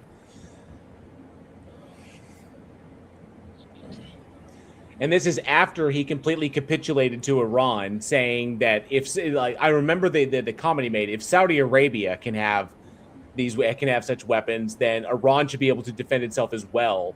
Completely capitulated them over $300 billion in basically reparations, in war reparations for something he started. The deal that we walk out with, and no limit on their nuclear program. There's no expectation that they'll limit their nuclear program. So he starts the war. He kicks off the war, and then pisses everyone off, screws everyone with the Strait of Hormuz. Iran stands in his face, ideologically speaking, and then capitulates to them in order to end the war because public pressure is getting to him, and then shows up and then threatens them. This also posted on social media saying Iran must immediately stop their highly paid proxies in Lebanon from causing trouble. If they don't, we'll hit Iran very hard again. Donald Trump. That's because Israel struck Lebanon. Israel struck Lebanon after the what was it? The memorandum of peace was about to go in. Israel struck first. No wonder J.D. Vance was trying to distance us from Israel and trying to warn Israel to stop stop fucking around. Because that Zionist nation is just they just want death. Making these comments as his vice president was just moments away from entering the room to start these negotiations. However, JD Vance was still taking an optimistic approach. What the president has asked us to do is turn over a new leaf, to transform our relationship with the people of Iran. If they are willing to give up nuclear weapons ambitions for the long term, then the United States is willing to fundamentally transform our relationship with that country. That is directly contradictory to what Trump initially said. So these negotiations are aimed at turning this temporary truce into a more permanent one, but it is exposing just how far apart both sides appear to be on those major issues, Nat. It is. Thank you, Miley. That's just like, gross. So that was okay. That seemed pretty midline. I don't know what comments. Okay, so he threatened them. He basically just threatened to keep bombing them if they didn't capitulate. So he capitulates and then threatens to bomb them if they don't capitulate. And so they walked out. Is pretty much what that happened. I just got that notification that went down. That was, they're reporting it like 20 minutes ago. Trump's big order, complete lockdown from now. I'm assuming he's talking about the Strait of Hormuz, but Iran pretty much controls that. So can't pronounce the name, can't negotiate a peace deal with them. Yeah, he did pronounce Iran incorrectly, but this whole shit with Israel is getting us into more hot water than the global community is going to allow. It really, really is. It has long been my position, and doesn't look to be changing anytime soon, that Israel has gazed too long into the abyss and has since become the very thing that its people once struggled against. And it's weird that Israel in its fight is echoing the very words of a German nihilist, of a German philosophical nihilist. And I just, they've become the monster, is what they've become. Not all Israelis are going to fall under that banner, but Zionists are going to fall under that banner. They've become the monster they once fought against. So, yeah, getting away with Gaza was just allowing that to happen is just nuts.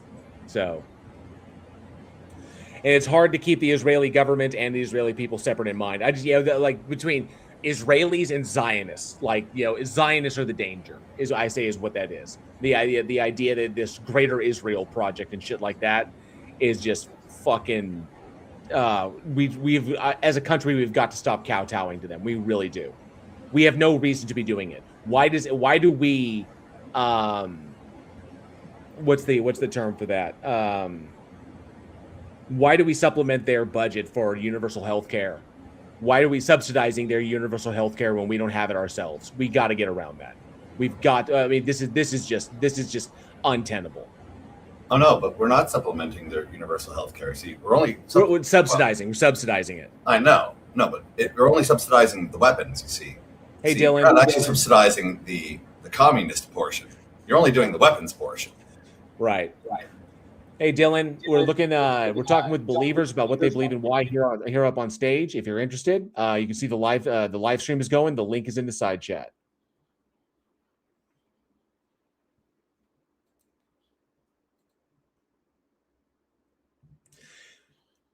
I'm hoping to break people of the idea that if we bring them up on stage, we're just looking to clip farm them. I really want to break that idea.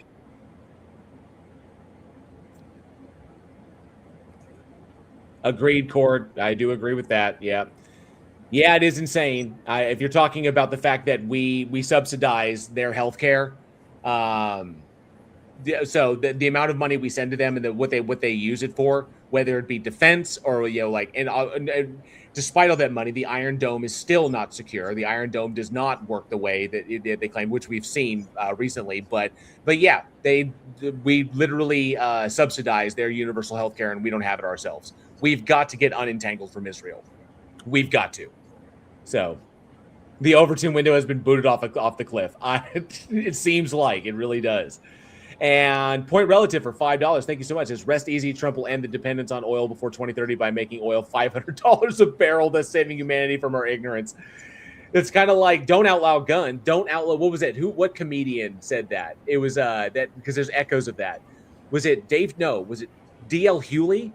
I can't remember who it was, but it was a comedian who said, don't outlaw guns, just make ammunition absurdly expensive. Make like one bullet cost like $1,000. And then people, nobody was like, oh, I can't fire this gun, man. That's $1,000. It's just going out. So, but yeah, you just make the means impossible. You just described the printer ink industry. Right. Bong and stuff says President Trump stated that global oil reserves would have run out in 4 weeks without the Iran deal 2 days ago. I do remember hearing about that. He warned that without the agreement to reopen the strait, the world would have faced bedlam and a massive energy. Yeah, hence why he capitulated.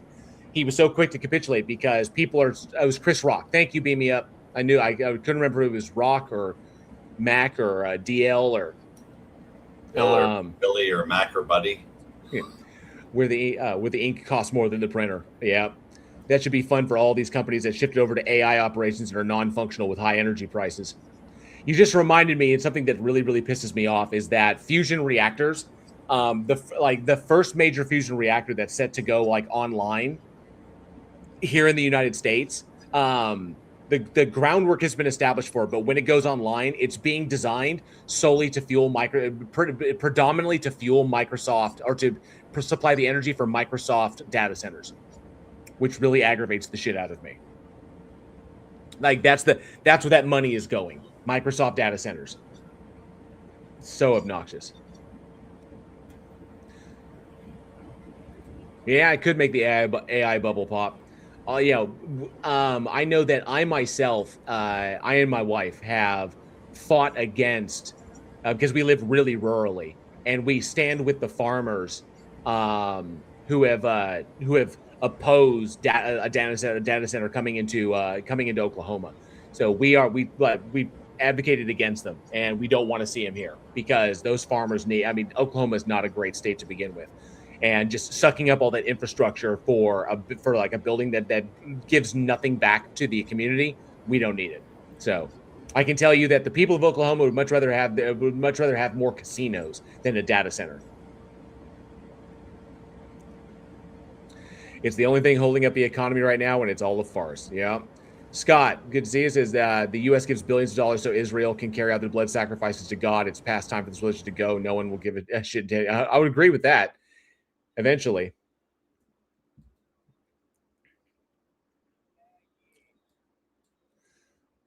Nobody can hear you. Just giving you a heads up. You're in the Discord, not on the live stream.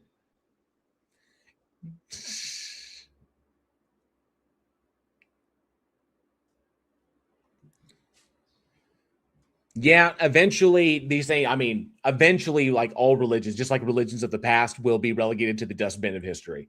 So, they'll change, they'll move on, new ones will form up, new ones will take over, whatever happens, like, as the world changes. I can't imagine what things are going to be like if we don't do anything to get I'm actually kind of like, and I would love PhD Tony's takes on this, because I don't know if we can get a wrangle on climate change, if it's even possible at this point. I'm pretty pessimistic when it comes to that.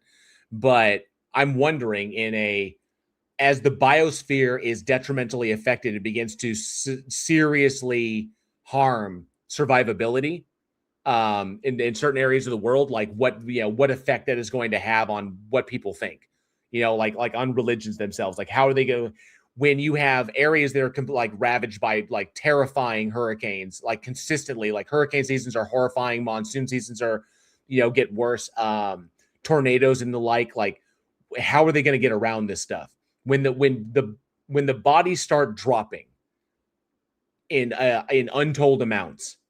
Okay, what are they going to do? How are they going to adjust? Let's see. Vegan Ape, good to see you. It says AI uses enormous amounts of potable water. It's terrible for the environment and humans. Agreed. That's why we are against them. We are against them in rural areas, big time.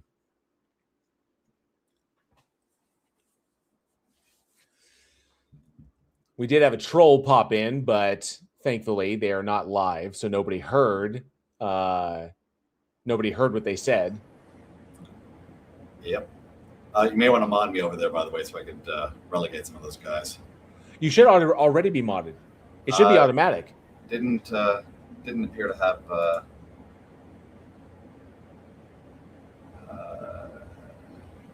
Nope, server mute is not on there. That's local. I think it's because these are dynamic created rooms. Hang on a sec. No, Andrew. Oh, member Andrew01 is already mod. Cannot add mod.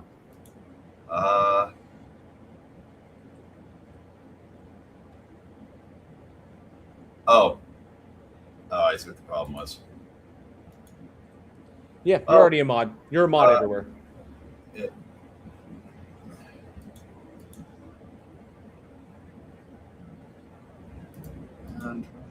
Yeah, I think it's because I had to. I'm on a lower resolution screen, so I think I had to scroll to get to the options. I couldn't see. Oh, gotcha. Silliness. No worries there. All right, let me see here. I'm going to refresh that. And dang it.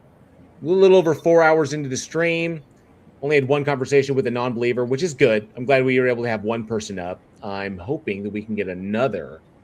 For anybody who was wondering about the TikTok situation, I did reach out to John Cohen. He told me to send him an email as to like what I could possibly do or what I need to do in order to start setting that up. And I unfortunately, I know he's busy, but I unfortunately haven't heard back from him yet. So, but I did email him. Because he said email him with any questions. So hopefully I'll hear back from him soon and he can tell me. I told him what I have and what I'm working with. So hopefully I will hear back, see what I need to do as far as going live on 2 platforms. Like if I need to switch to OBS, I really hope I don't. I should be able to do it via StreamYard. It shouldn't be a problem.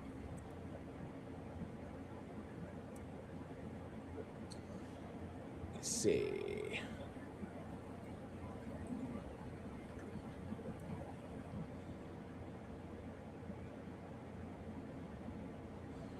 I'm going to scroll through here real quick.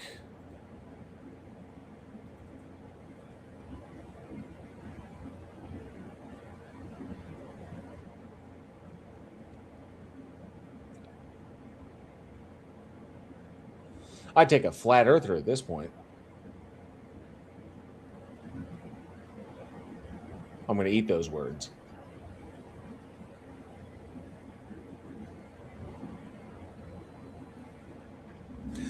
Let's see. Turtle moves as the rest of the world is wondering when the U.S. is going to replace the madman. I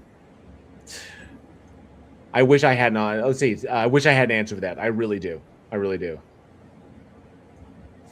Oh, it's okay, Spam. Don't sweat it. I know that there's a way to do it, and I'm trying to. The thing I ran into was trying to find the RTMP on TikTok, because I think I did go live very briefly for like 15 seconds the other day, but I need to find the RTMP for the stream so that I can link it to StreamYard, and then I can set it so that it goes live on both platforms. And then it's a matter of setting up the if I have a background or something like that, because I can stream in both landscape and vertical, so I know it'll work on TikTok. So I need to figure out like how to find the RTMP, because I wasn't able to locate that on Live Studio. Robert Tucker is in the side chat, and apparently has a critique. An atheist will say God is not real. It's not. It can't exist. It doesn't exist. And the Bible is not true. Depends upon where we're looking in the Bible, because some historical claims in there have been verified. But if you're talking about the supernatural stuff, yeah, it's going to be problematic. Then use the Bible for their argument against God. That would technically be an internal critique. So not arguing as though so saying if the God were to exist, then therefore this in the Bible would be logically contradictory. So we can do that as an internal critique. So it's not hypocritical. So you seem to not know what an internal critique is, Robert. Just giving you a heads up. But yeah, thank you, Bob. Thank you, Bob. It's called internal critique. So, and Sir Equinox pointed out too, it's a thing called internal critique. Oh, Trump will resign by Easter 2027. Oh, doubtful, but fingers. Oh, yeah, doubtful, but fingers crossed. I'll agree with that. So, Robert, not great, but if you do believe in a God, you're more than welcome to come up on stage. We'd love to have a conversation with you. It's not a dog pile scenario. It's not trying to farm clips. We'd love to hear what evidence or argumentation you have to present. So you're here. I would say you don't have to be a keyboard warrior. Come on up. Come on up and have a chat.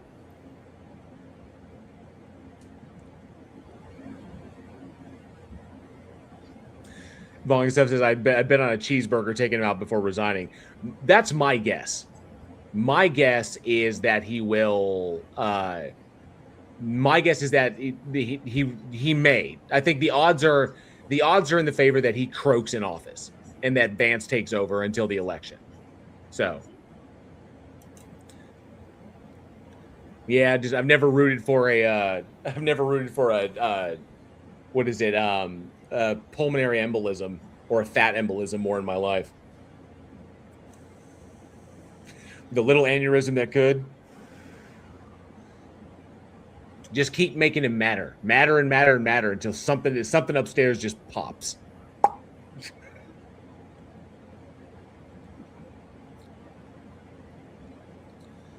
Well, Theo, there's really no reason to debate it. I'm a moral anti-realist.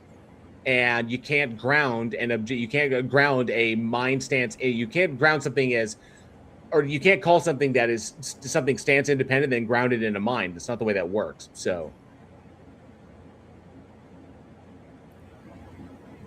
well, I was also planting a flagpole for where the ground was. The entire thing was built on that. And that was the faulty piece. the wild thing is that I agree. I hold to the same stance that Theo does. To the same stance. I'm a humanist. I'm a secular humanist. I agree. We share those stances, but they're not like stance independently true. Like what we ought do is not stance independently true. They're based upon your stances that lead you to value the things that you cited, the things about human beings. You cited those. Those things have value to you. Those valuations inform your odds. That's the bridge, because there's some people out there that don't value those things. You can't say they're arbitrary like that. They're antisocial. Sure, we can say they're antisocial, but just because it's antisocial doesn't mean it's not a logical defeater. So that's the key.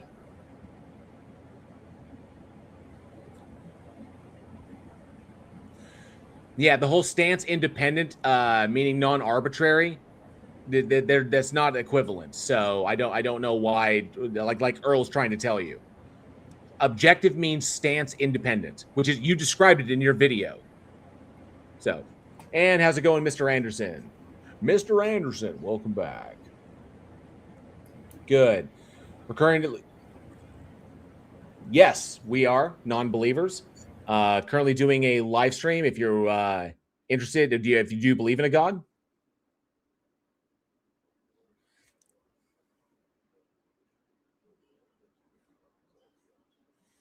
Okay. No, and it's not. So wait. Hang on a sec. We're currently live on YouTube. As you can see, the live stream is playing. You can see me. I'm waving.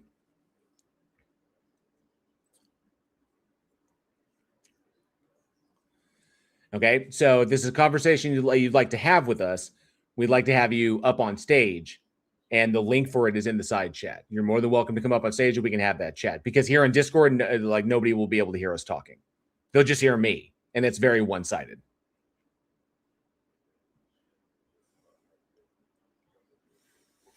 Depending upon the God, yeah, I can do it, and I can give a rational justification for why I don't believe, certainly.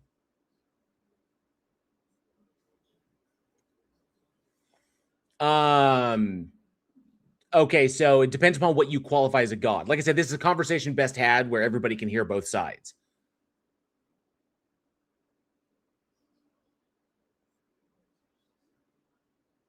Okay. I love how he tried to do that. Oh, I'm hearing myself. Let me mute there. No, I'm still hearing myself.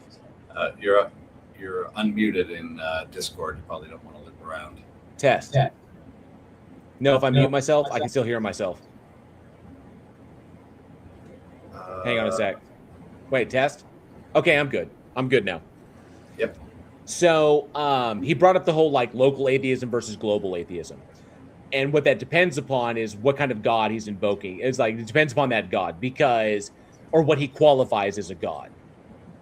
If he doesn't think that like classical deism qualifies as a God, like if he discounts all versions of that except for like when they say that local atheism or global atheism, that depends on their metric. So if you've ever heard that come up before, that's coming up on that's determined by their metric for what constitutes a God. If they only hold that one version of God is the possible one and all other versions don't classify as gods, then I would be a global atheist in their eyes. From my perspective, the God category can be whatever is defined by the individual claiming that it exists. So technically, I'm a local atheist in that respect because I acknowledge that some God concepts are logically possible, but they're unfalsifiable. So there's no rational reason to believe that they do or they don't exist. You simply don't know. There's no way to determine that. So by my metric, I'm a local one because I acknowledge many different kinds of God concepts. But from his metric, if he doesn't agree that these God concepts are equal as being concepts, then I'm technically a global atheist in his eyes because I'm rejecting his one particular God that meets his standard. That's why I've always found it to be problematic. That's why Darth or Gary, that's why Gary brings that up, is because he wants to trap them in that. He's projecting his own position onto the other person so that he can, knowing full well how it breaks down. So. Yeah, no, just the way the guy phrased the question kind of puts him into my arena at that point. If he's going to make that distinction, I'll destroy that distinction along with everything else. So, Bong and stuff, if you define a turnip, like if you have a turnip sitting on your desk and you define that as God, then the attributes of the turnip are all your God has. But if you say that it is an eternal turnip that is omnipotent and omniscient, then obviously there's going to be a pretty high burden of proof in order to justify that version of a God. But if you just say the turnip is God, and that's it, it's limited to the turnip, okay, or like Doug, the rock is the God, or say like ancient people said they look up and say the burning light in the sky, the sun is God, but the attributes don't extend further than the physical object itself, the heat it gives, the radiation it pours out, the light that comes off it, the light that it produces. So, but if you start saying things like, oh, it knows everything, it has all this power, yada yada yada, that's when it's going to get problematic. So it depends upon the attributes you're willing to give to it that would push it into either logical inconsistency or unfalsifiability. As a former non-denominational solarist, I'm all about that. Non-denominational solarist. Personally, as a reformed Joe Pesciist, but his attributes don't go beyond Joe Pesciism. Hey, apparently he did straighten that motherfucker out right quick. So he did, because Joe Pesci gets shit done. He does not fuck around. He does not fuck around. All right. Now I was hearing some echo in my headphones. Worship the sun, pray to Joe Pesci. I like that. Words to live by. Words to my former pope. Yep. God is actually a parsnip. He's actually a green onion. The host of the demon heretic. So this guy, hey, Godspeed, good to see you. Thanks so much for being here. I'm hoping we can at least fit in one more conversation. Killer's about to make some raviolis. Does that make my God the Flying Spaghetti Monster's bougie cousin? Ah, raviolis are bougie.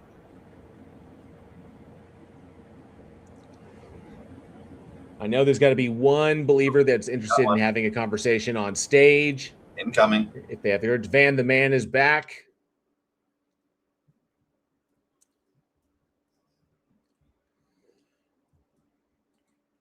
POE, let me see.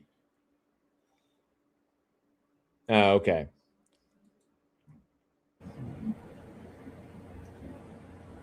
Yeah, I'm hearing it through your side.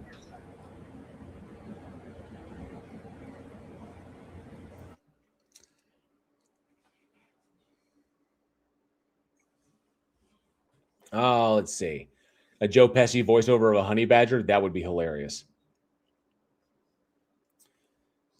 Ooh, lobster ravioli. That sounds good. I know my wife, I know Angela was cooking. I know she was cooking. I don't know what she cooked. I don't know what she made. I know that there's probably some food out there waiting for me. I don't know what it is, though. I'm not 100% sure.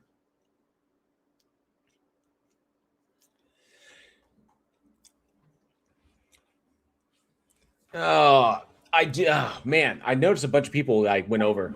This is the thing that gets me. And I popped over to see. Oh, I'm hearing myself again. Test. No, we're good. Damn, he's got 480 people watching on his live stream, and it's Joel reads the Bible. He's got a great channel, does good stuff over there, and I love that shirt he's wearing. I got to get that shirt. Try atheism. I can see if I can find where he got that. It gets me going into the theology like that, and I wish I could get the streamers that we do this. I wish I could get more of an idea on this, like what their thoughts on it are, and why I personally don't prefer diving into the theology, because I think it's skipping the big question. That yes, we can do internal critiques, we can break the shit down. Justin does an amazing job at that. But theology is pretty much going to be what they're willing to accept within that scope, which is why, with no solution to the problem of hermeneutics, ultimately, I don't think you're going to get to a logical terminus arguing the theology. So, early Christian quotes is here. I encountered early Christian quotes over on John Cohen's stream. So, early Christian, you're more than welcome to come up on stage if you want to defend your position. We'd love to hear your argument. I mean, if you're not a keyboard warrior. If you are a keyboard warrior and just here to spam, then obviously the mods will handle you. But we'd much rather have you have a conversation up here, so we can kind of like look at why you believe, why you think it's justified, why you think our position is not justified. Love to like get into that. The stage is open. Why do we have so many spammers? Andrew, why are there so many spammers? Because really big numbers. Because big number be scary. Yeah, I think my former pope also had another statement of, imagine. Oh, hold on. Oh, I think we got a non-believer who just went in Discord. That name screams non-believer. Hold on. Likely. Let's go find out.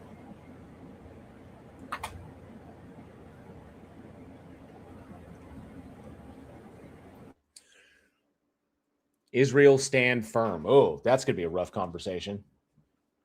Considering how anti-Zionist I am.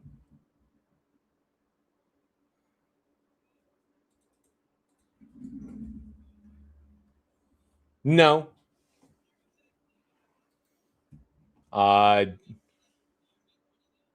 Yes. You gonna let me answer the question, or are you just gonna keep talking over me?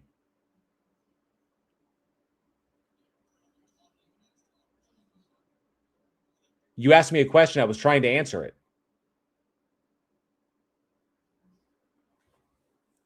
So yes, I do make money. So what?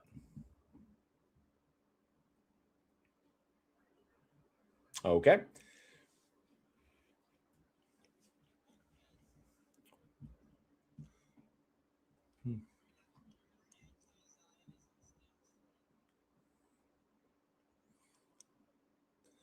Andrew, I'll let you tackle him if you want to go after it.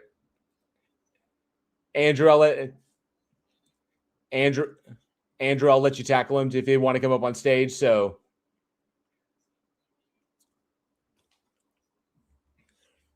no, if we want to have a conversation, I want to have it on the stage where everybody can hear it. Otherwise, you're just here in Discord talking to me. Yeah, I know you're a coward. I know you can't defend your position. It's okay.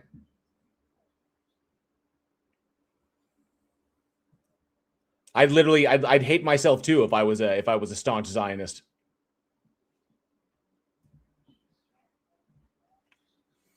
I'm not. Yeah.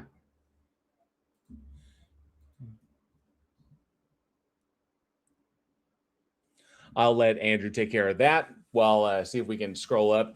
Oh, I think it was just a dude named Israel Stand Firm who got mad. So, did early Christian quotes leave?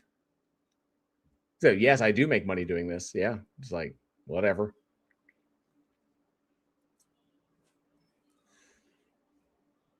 Oh, can you put me up for the night? Good joke. Where did early Christian quotes go? All they did was come in to say Christ was alive. Give me a break. Come on, son.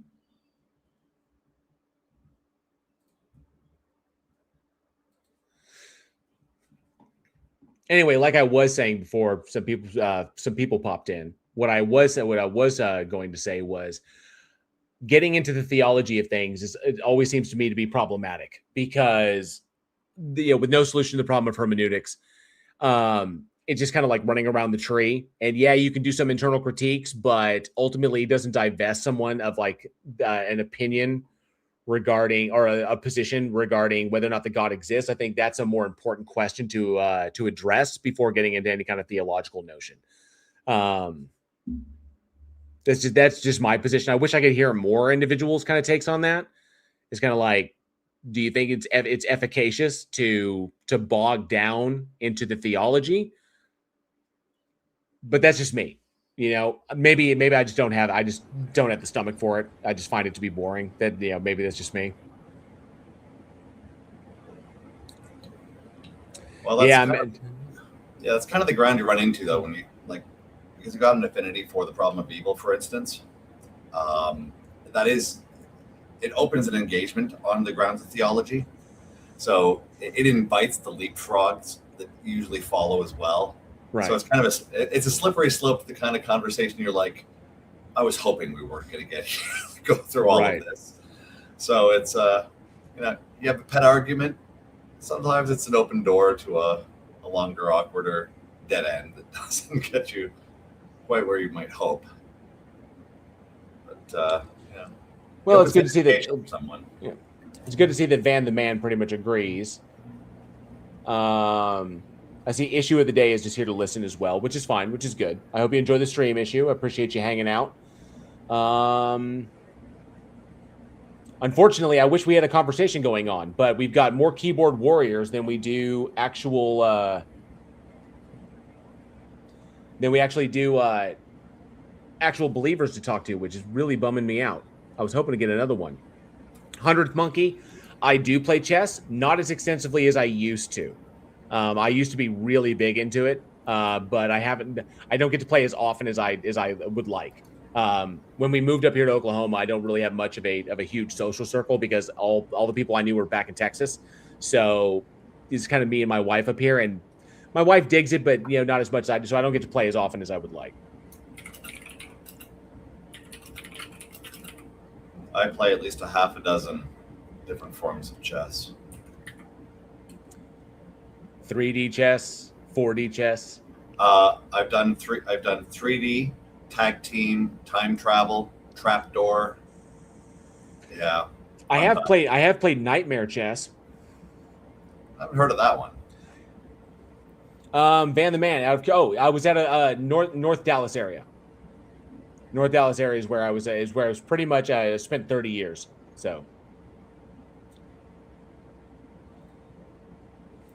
Nightmare chess is pretty fascinating.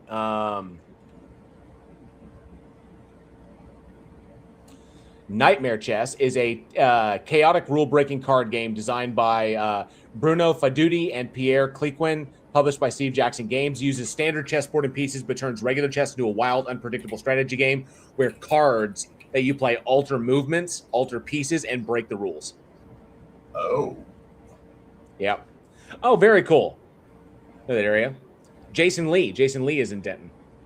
I'm a big fan of that actor. So, but yeah, familiar with that. We almost at one point bought a house. It was in between Denton and where was it? Where else were we looking? Decatur.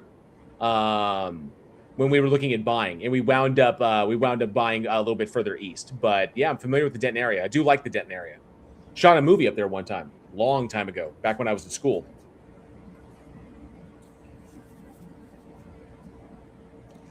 Yes, you do, Earl. My favorite night terror. There ain't no coming back, man. This is the really real world. Yeah. Zigged when he should have zagged. Andrew, if you do me a favor, I need you to hold down the fort for just a moment. I have got to use a little atheist room. So I will be right back.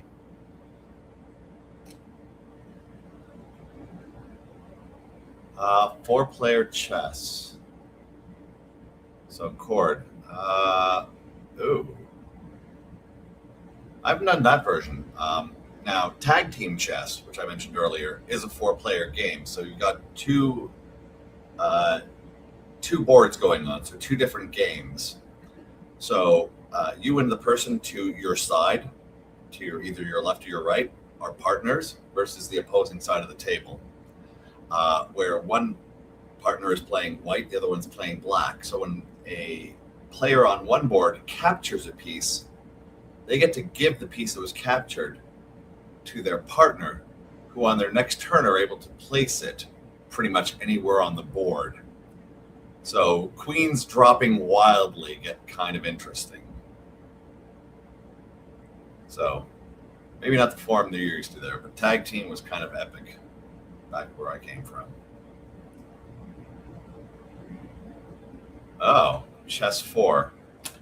Well, let's go find out when that was founded, because mine goes back quite a way. Chess 4.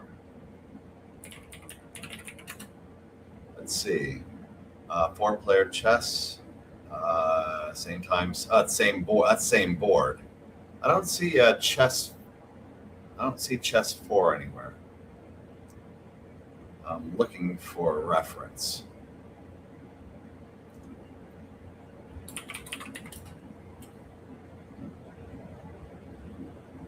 Multiplayer tag team. Okay.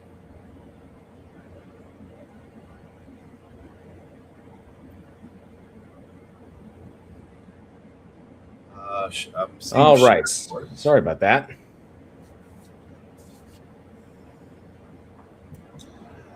Let's see. Oh, The Way Unfolding. Good to see you, Way. Appreciate you being here. Thanks so much for checking it out.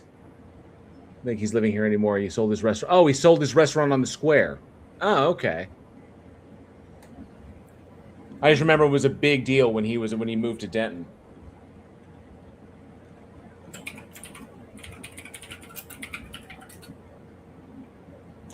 Okay, he moved out of Denton and relocated to LA.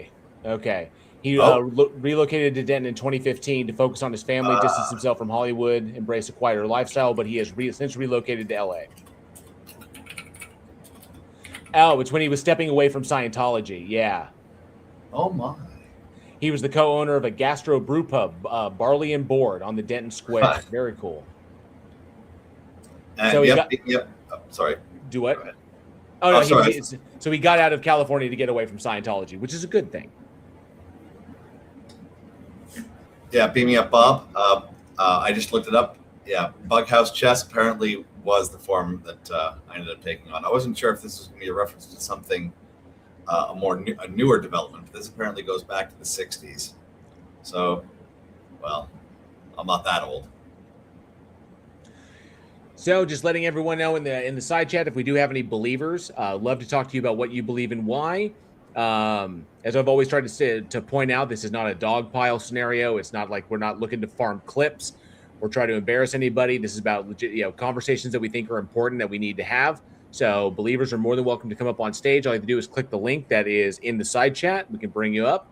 If you have evidence or an argument you'd like to present, or some sort of justification for the God that you believe in, we'd love to talk with you. And of course, or if you have any questions for us about things in our worldview, how we justify things, or any what are the topics that you just saw on the screen. If you disagree with any one of them, we'd love to have a chat with you about it. So feel free, click the link, and you can come up on stage. Love to have it because I'm looking for this whole reason we do the stream. And until I'm able to like multi-stream to another platform to generate some topics, and I'll be flipping in between TikTok and YouTube. I have a feeling that if I do get this connected to TikTok, it's going to blow up as far as conversations that we have. But I got to figure out how to do that.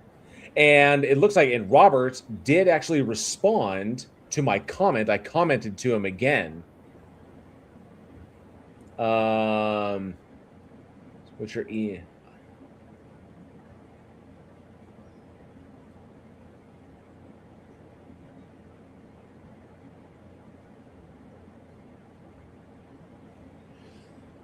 Why did my reply disappear?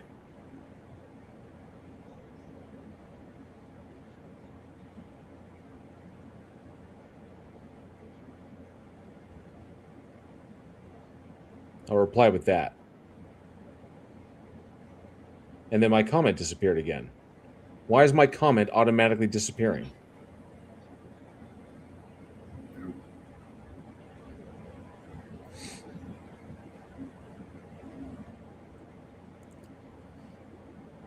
He doesn't have an email address. How can I email him if he doesn't have an email address? Does anybody know why my comments would be automatically disappearing on his channel? I'm kind of curious. That's weird. I don't know why. I just told him we messaged you on Messenger is what I messaged him, and then it just automatically disappeared. Very strange.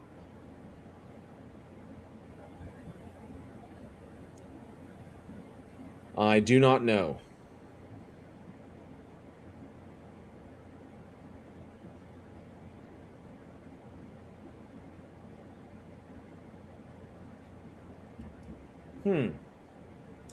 Did he block me?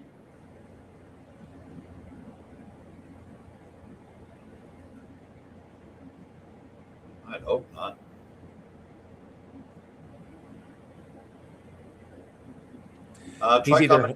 Try commenting on another video just to see if it's across the board. Let me see. Atheism defeated. View channel. I can see his channel. Videos. Oh no, there it is. Okay. That was weird. So still waiting for your input over in the message as what's your email? I was looking for your response today. We messaged you on Messenger. I can't send a response. He doesn't have an email address associated with his YouTube account. He just has his coffee account associated with it. So I couldn't respond to him. Or I couldn't send him an email, but we did message him directly. Then I have to go to Messenger and see if he's actually like looked at it, because I can see when he's seen it. And he has yet to come on and see it. Grr. Grr. Arg. Grr. Arg. I really, really want to have a chat with this guy. He doesn't want to chat. He wants to debate, but I would love to have a debate with him. If we get that set up, it's most likely going to be over on Skeptic Haven is where we'll have the chat. So. Grr. Arg. For all you Buffy fans out there, rest in peace, Ripper. Yep. Well, we're at the 4:45 mark, 15 minutes before the 5-hour mark, and I see we got Matt the Mage in the Discord. I don't know if Matt the Mage is a believer. Oh, apparently, supposedly he lost a bidding war at an auction with the owner of the most prominent comic and gaming store in Lubbock, and tongue-in-cheek kept destroying Lubbock in revenge. Oof. Damn.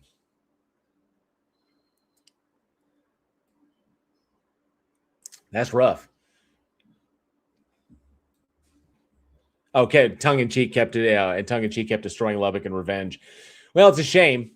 I wish I'd gotten to go to a store, go check out his place. Oh, that refers to Steve Jackson. Oh, okay, gotcha. Oh, okay. Steve Jackson Games, gotcha.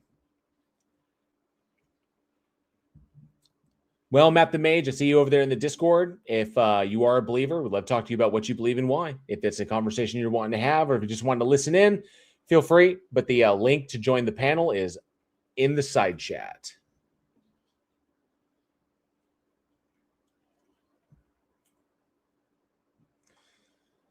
But if we don't get somebody, I may have to call it because I don't want to be boring everybody up on the stage. Sid of Starbucks and Comics, rip. Oh, shame.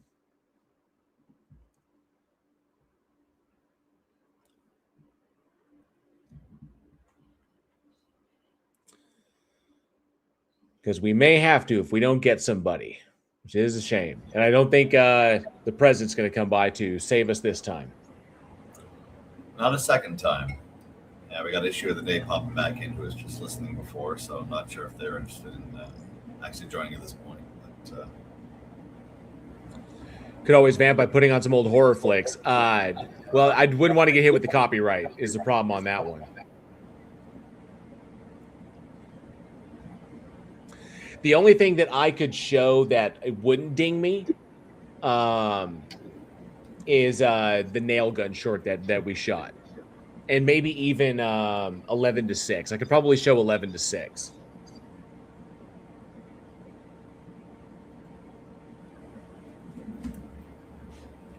I can show 11-6. I know I can show the nail gun one. I mean, I wrote both of them. So...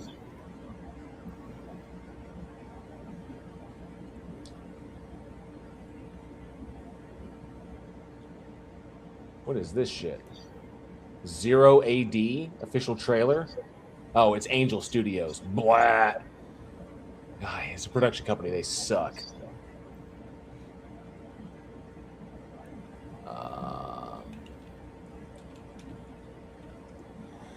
Let me pause that. Oh man, Weekend Horror. I miss doing that. I miss doing the podcast. I really do. Let me see videos. Some of the videos. All the front rows we did. Got to talk with all those creators. That was fun. Let's see here. That's the trailer. That's Nail Gun.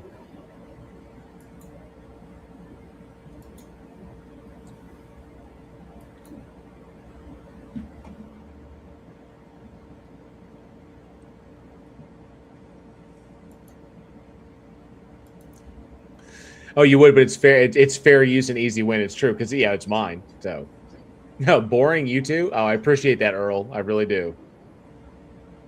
Oh, very cool. Use a Weekend Horror Pint glass. That's awesome. Old school stuff. I'm going back and I'm looking at the old thumbnails. All that work I did.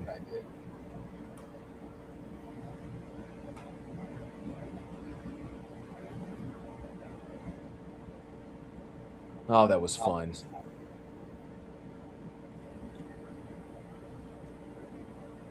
God, look at my beard. Crazy.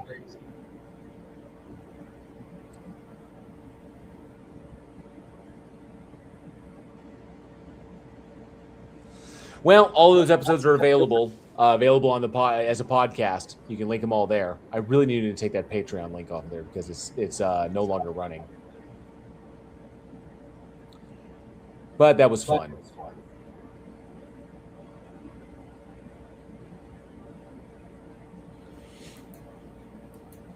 Let me see here real quick. Let me look at something. Ooh, somebody in the Discord? Oh, damn it. Oops, my bad. Stay there, Andrew.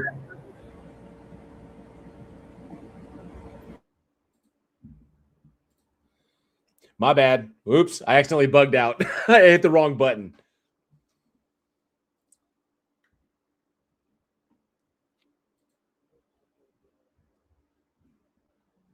I can hear you just fine, Master Debater. So we're currently doing a live stream on YouTube, talking to believers about what they believe and why.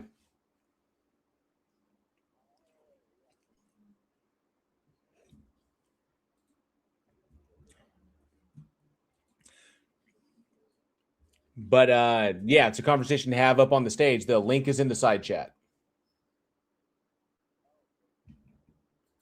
Yeah.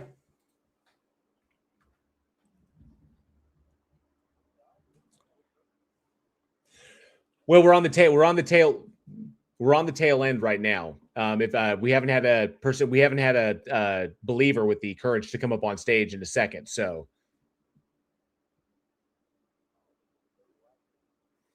yeah, but if we do hear, they can't hear you. So that's why you got to come. You got to come up on stage.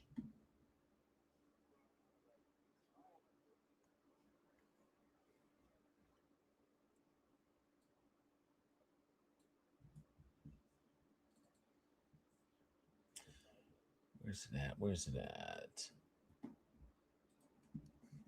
Let me see.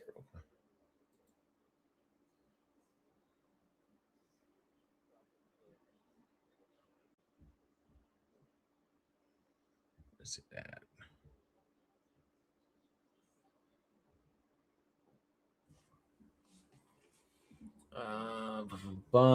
That's not that one. To be sorted.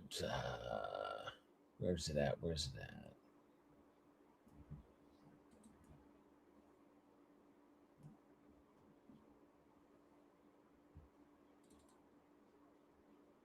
No, that's not that. Dang, where the heck did they go?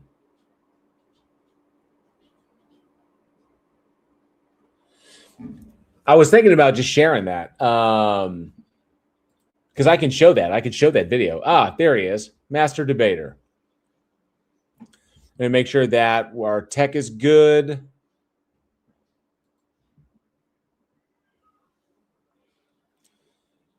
All right. Can you hear me? Yes, I can hear you just fine. How are we doing today?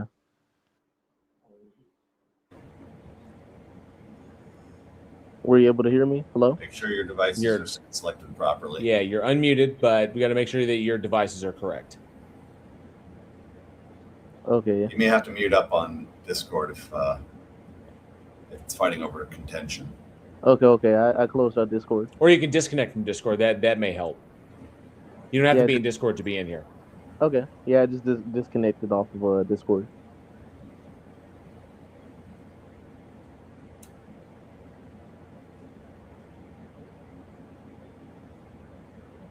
So, are we just waiting to start up? We can hear you. Okay, you can hear me, right? Yeah, fine? we can hear you. Okay, I was making sure. Yeah. Can you do me a favor? You're coming in a little quiet. Hello? Yeah, I mean, if you want to turn your mic up, or That's perfect on my side. It may is be it good? correct. That last one, yeah. So, Master Debater, what brings you up? You know, you said you wanted believers with the courage to stand up here, so I decided to represent the believers. Well, you said represent. Well, he's saying represent them. So the question is, are you one of them? Yes, I am a believer. I am the follower of Jesus Christ himself. Amen. Any particular denomination, if you don't mind my asking? Christianity. No, it's Christianity. No denomination. So non-denominational. Okay, kind of a denomination in and of itself, but nonetheless. So I have the question of the stream is why should anyone believe in a God? That's the primary question. If there's also topics on the screen that I have several topics that if you disagree with them, we could talk about those. But I would ask why should anyone believe that your God exists? Why should anybody believe my God exists? It's a very open-ended question. Well, from your framework, what would you say? From my framework. Or under my belief system, we have the free will to choose and believe. God loves you enough to give you the choice to believe or to not believe. But with the choice to believe comes eternal paradise. Take that as you will. Wouldn't that be a But form of coercion? would that be a form of coercion? Not necessarily, because you still have the free will to choose which one you want to pick. Would you choose non-belief or belief? You think you can choose beliefs? Yeah, you can. Really? You can choose. You can choose. So you believe you hold that you can actively choose what you believe. Yeah, you're choosing not to believe in God. That's a proof in itself. No, it's not a choice. I can't believe it. I can't. Number one, I know that the Christian Abrahamic God doesn't exist because it can't exist. It's definitionally a logical contradiction. I couldn't believe in that God existing any more than I could believe a square circle exists. And you're choosing to believe that. No, it's not a choice. It's not a choice. I'm convinced that it doesn't exist because it literally violates the laws of logic. How does it violate the laws of logic? Because Now it's you're getting to something definitionally a else. logical contradiction. Its attributes entail contradictions. Okay, how is it a logical contradiction? Can you explain? Can you elaborate? Sure. A classic conception of the Christian Abrahamic God is that it is omniscient, correct? That it knows all true propositions infallibly? Correct. Is it a true proposition to know when you don't know something? Is a true proposition to know when you don't know something.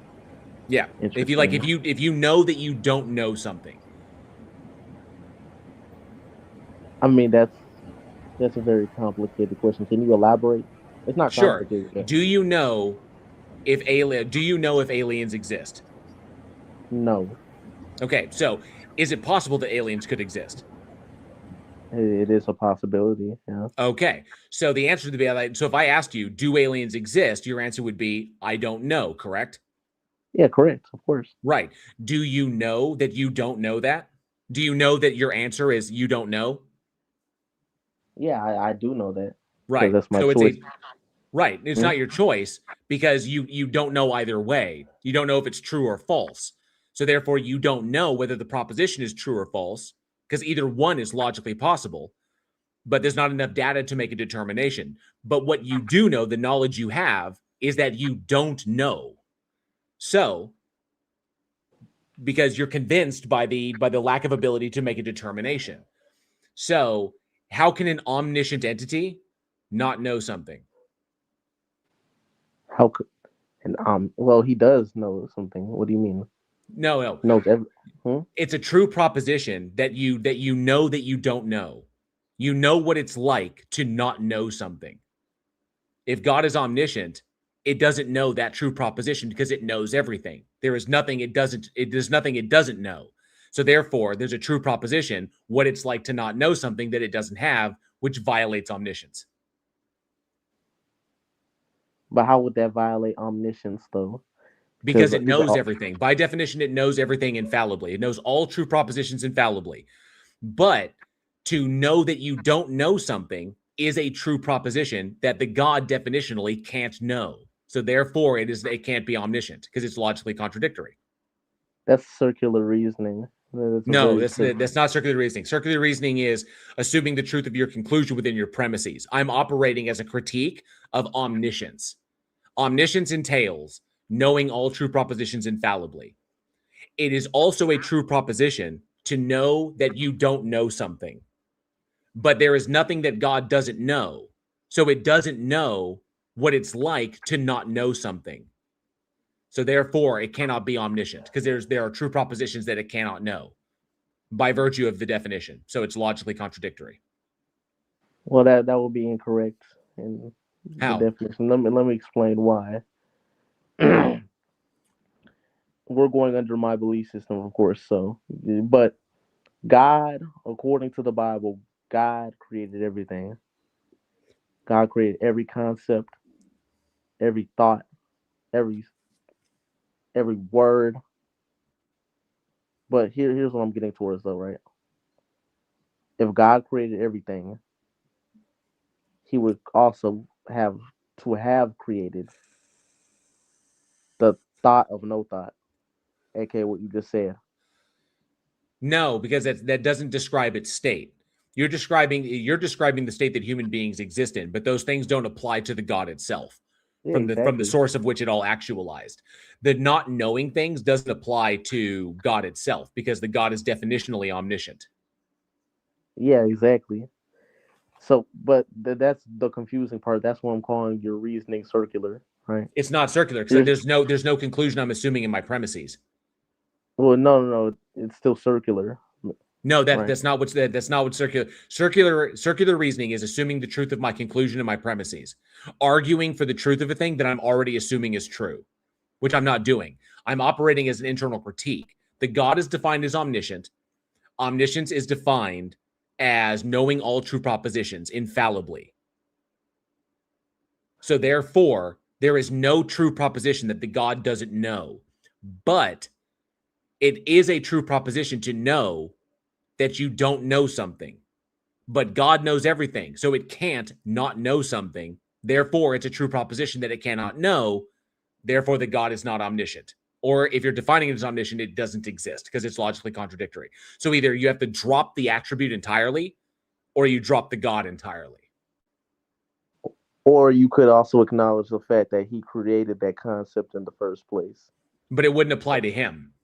Yeah, exactly, because it doesn't apply to him. Right. Right. Hence the logical contradiction. That's not. Oh, hold on. You're trying to add logic. See, that's your issue, right? No, logic is a descriptive language. I can use it to describe things that violate specific linguistic rules. I understand your issues with the other stuff, right?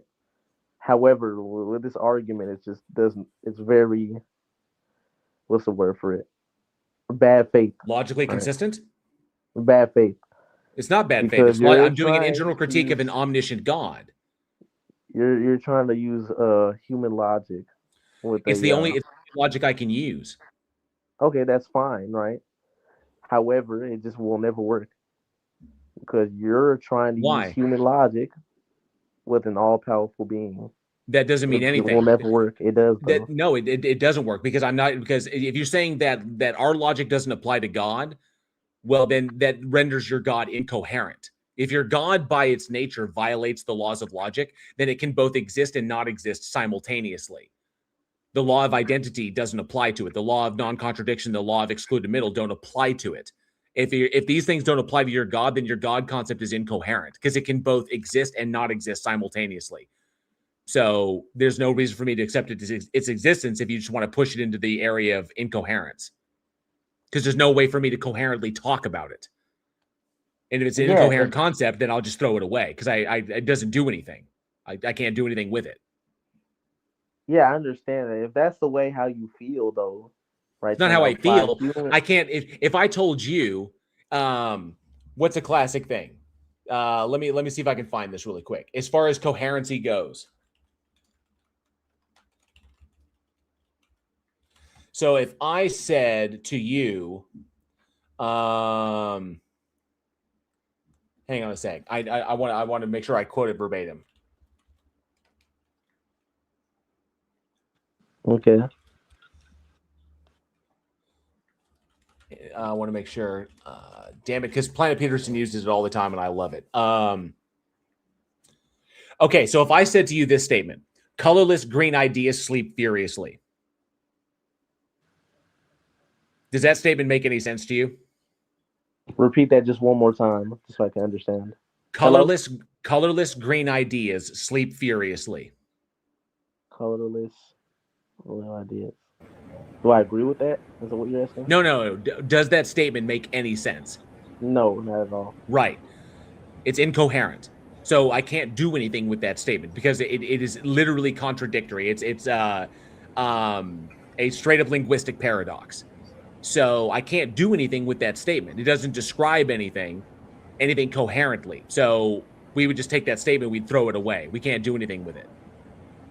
So if your God is defined as being incoherent per humans' ability to reason, it's like I can't do anything with it. So there's no reason for me to pay it any mind because it's incoherent. Okay, so let me use a counter argument under my paradigm and my belief system. Mm-hmm. Right. God created humans as imperfect beings, so we have imperfect logic in the same, you know, you get what I mean though, right? No, Imperfect beings no, have because imperfect logic. because God, God has if perfect we are logic. imperfect, God made us that way. Which the problem with the problem with this reasoning is, if God made us a specific way, there's nothing that dictates to God how it needs to make humans. If God made us a specific way, God made us that way because it wants us to be that way. If it made us in a way that doesn't allow us to reason to its existence in a coherent fashion, then that's intentional. The God made us in a way that we can't do that, which would mean that there is a level of deception or obfuscation going on. Why would I follow any kind of entity that's deliberately deceiving me? How is that Why would I deliberately believe it? deceiving you? Huh? How is that deliberately deceiving you? Because it's making me in a way that I can't reason to understand what is actually true. So hold on, that's very circular again, right? It's not circular. There's no assumption. I'm saying if okay, in your worldview, there is nothing that exists that dictates to the God how humans ought to be. So the entailment of that is that the way humans are is intended, means that God made us that way intentionally. If human beings have flawed logic and can only operate with flawed logic, then that is intentional. That's a design feature, not a bug. And so if we're designed to reason poorly or fallible or like flawed, if our reasoning is flawed and it's intended, that means that we cannot reason ourselves to what is likely to be true, namely that the God itself actually exists and is not just an abstract concept that we invented. So if the God exists and made us in a way deliberately in a flawed way that we can't reason to understand that it actually does exist, then that is a level of deception because God has made us in a way that we are not able to grasp or understand what is actually true about reality. Why would it make us that way? What's the intentionality there? Like, what's the purpose? The only purpose would be to withhold information from us or to ensure that there is some information we can never get to, which would be a level of obfuscation, which is a form of deception, which would mean that the God is not all loving. Currently So live on YouTube. All the conversations are taking place over there. We're just restreaming into this channel to basically look for conversations. Gotta mute him real quick. So that's what we run into. That's the problem that we run into. Yep. So, do I want to? You following me, Master? Yeah, I'm still listening. Yeah. So, I mean, that wouldn't eliminate. It's entirely possible that there could be some sort of entity that exists that is deliberately deceiving us. The Greeks would refer to this as maltheism or dystheism, but it definitely wouldn't be a loving God or an all benevolent God. That would be a God that's deliberately deceiving us for whatever reason, especially when there's no reason that it needs to deceive us, because it doesn't have to make us in a limited way. It could make us fully understanding what it wants us to understand. So the logic that I have describes reality and is consistent in its description of reality. So I have no reason not to apply it and to not think it doesn't work. God is itself and is not equal to anything that is not God. A equals A, and A is not equal to not A. The law of identity and the law of non-contradiction, the law of excluded middle still hold. A is equal to A. God is equal to God. A is not equal to not A. God is not equal to not A. And if God, therefore not A. So if we're talking about God, we're definitely not talking about anything that is not God. Law of excluded middle. So these things have to hold for the God concept to be coherent. Okay. Those were a lot of pre-assumptions that I heard right there. What assumption am I making? You went around. You said, well, if God did, here, I'm going to repeat exactly what you said, just in my own words. If God, can you hear me? Yeah. Just making sure. Okay. If God didn't give you all the knowledge in the world, that means he does not love you. No, that's not what I said at all. That also means, no. No, that's not what I said at all. No, I said that by your paradigm, if God made us in a way that we are not able to ascertain what is true about reality. For example, in your worldview, it is true that the God exists, but in your worldview, I cannot use logic to determine that. So Right, that the means word that my logic. logic doesn't work to ascertain truth, which is problematic because why? Why wouldn't the God make us in a way that we could utilize logic to understand that it actually exists? That seems Well, weird. well, no, because I'm gonna say why I think, right, in the most logical way I can. This isn't, and me saying this 100% confirmed. If God were to give all the knowledge to every person in the world to ever exist, all 8 billion humans, or however many there are, right, who would truly be believers? Is my question to you. No, If no, that everyone, doesn't. No, that doesn't track because if you're the differentiation is if we know that the God exists, like if that's knowledge I had, then the next logical question would be: is the God worthy of being followed or worshipped or even basic respect? That's the next logical question. Knowing that it exists and being convinced that it exists are two separate things. The problem that I'm running into is that there is no rational justification to believe that such an entity does exist, especially when it's defined in a logically contradictory fashion. But there are logically possible versions of a god, like classical deism, that are possible, but they're unfalsifiable. We can't determine if they're true or false. So we just put them in the unfalsifiable pile. But okay, just yeah, out of just having like curiosity. you know the Bible, right? Book of Acts, the Damascus Road experience. Yes, I'm aware of that. Okay. So in that scenario, in the Bible, God reveals itself directly to Saul, correct? Correct. Did that violate his free will? That didn't violate his free will. Right, it didn't. So the Damascus Road experience did not violate Saul's free will. And Saul, using the information that he had, oh, the God exists, then chose to follow the God. I don't care about Saul's reasoning as to why he chose to follow it, but it didn't violate his free will. He could have rejected the God. But Okay. yeah, So, but nonetheless, so if God gave me a Damascus Road experience, that would not violate my free will because it wouldn't logically entail that I would then immediately become a Christian. I could then reject the God on moral grounds. There's a lot more questions that need to be answered, a lot more things that need to be sussed out before I'm willing to throw my lot in with an entity. that's why God says if you put his faith in him, he will give you paradise. But faith However, is, but hold on, because I've let you talk for a while. After you've interrupted me a couple times. Let me just say this one thing. Okay. God is not going to force you to follow him. The same way I agree with your example, right? God revealed himself to Saul, and Saul decided to go along the path to go do out his mission, right?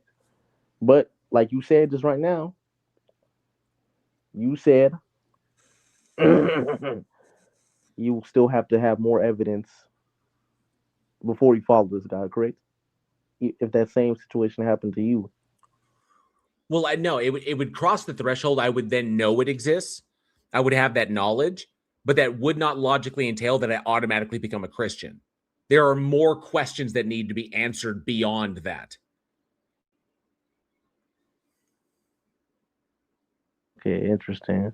Okay. Yeah, just because there's something big and powerful in the universe does not logically entail it's worthy of worship or even basic respect. It could be an absolute asshole by my metric, and I wouldn't follow it. Doesn't matter. Power doesn't impress me. And if there was some sort of entity that suddenly, if there was an entity that whipped things into reality, that is okay, whatever. Okay? It just means it's an agent that has the power to whip things into reality. It doesn't mean that it's worthy of my respect or anything. And thank you so much, Jessica Transmetal Alchemist. Good to see you, Jessica. It says for five Australian. It says thank you for spreading the good news of atheism across the internet. Glory to the panel. Thank you so much. I do appreciate that, Jessica. You rock. So, but that's kind of the critique there. It's like there's no rational justification to believe that it does exist, and faith is not a tool for epistemology.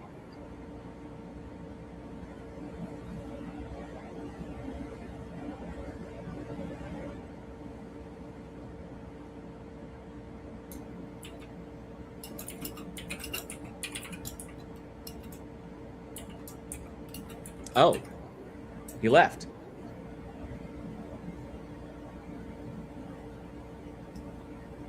I guess he'll have to update his win-loss record in his Discord username. I guess so. Is that a rage quit? I don't know.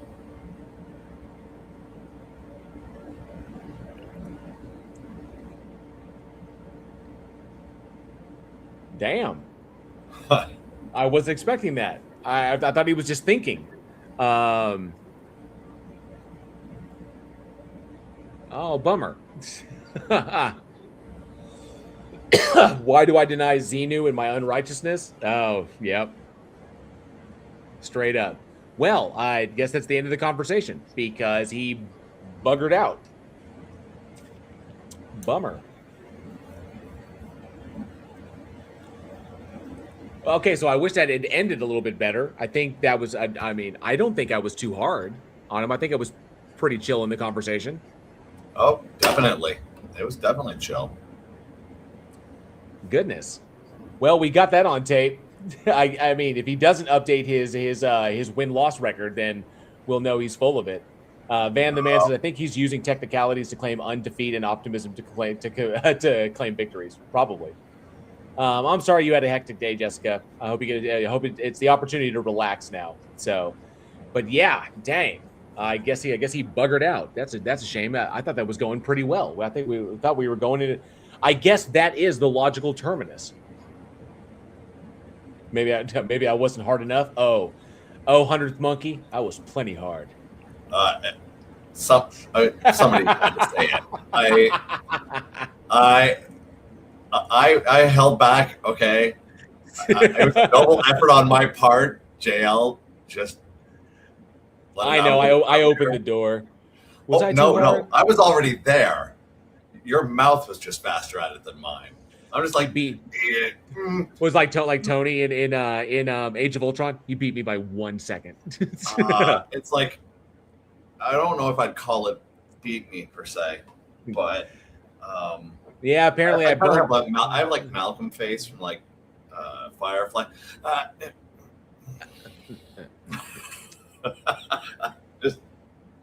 Right.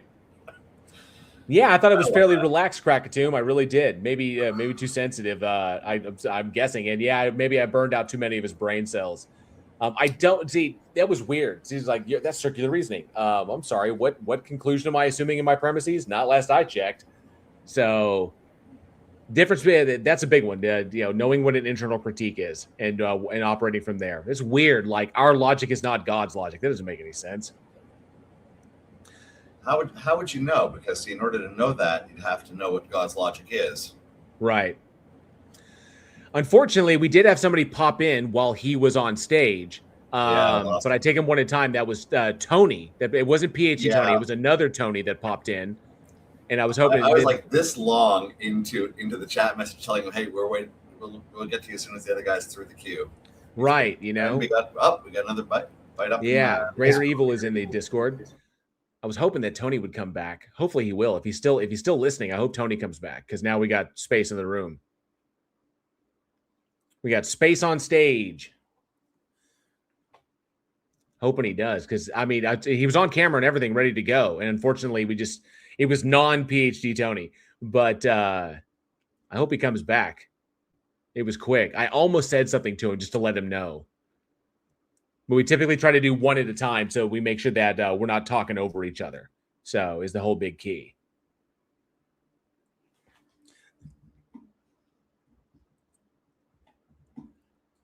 Yeah, 100. I said BA Tony. Yeah, Bachelors of Arts Tony. Oh, dang it. Really hope he does. I hope he comes back. I wanted to hear what he had to say. I wonder if we talked to him before. He looked familiar. I don't know. I think they may have popped in the channel before. Dang. The nickname seemed familiar. I'm pretty sure they've popped through at some point. Yeah. Bummer. Let me see.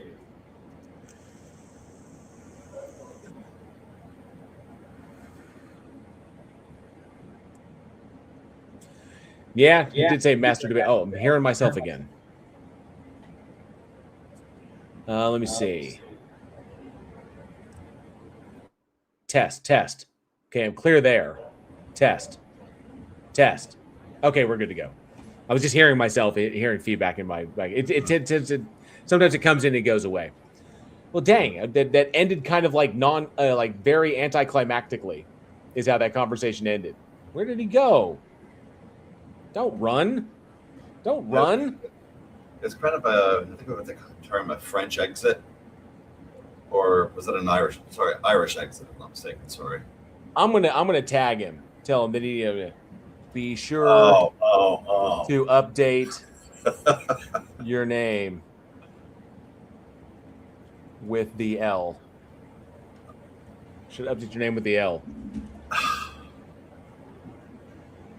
That's right. Yes. L's taking names. Yes, Jay Vers, the voices in your head are all right as long as they're yours. Maybe the microwave was done. Yeah, ding. His Hot Pockets were finished. Nothing against Hot Pockets, but, you know. The burrito was done. Volcano on the outside, icicle in the middle.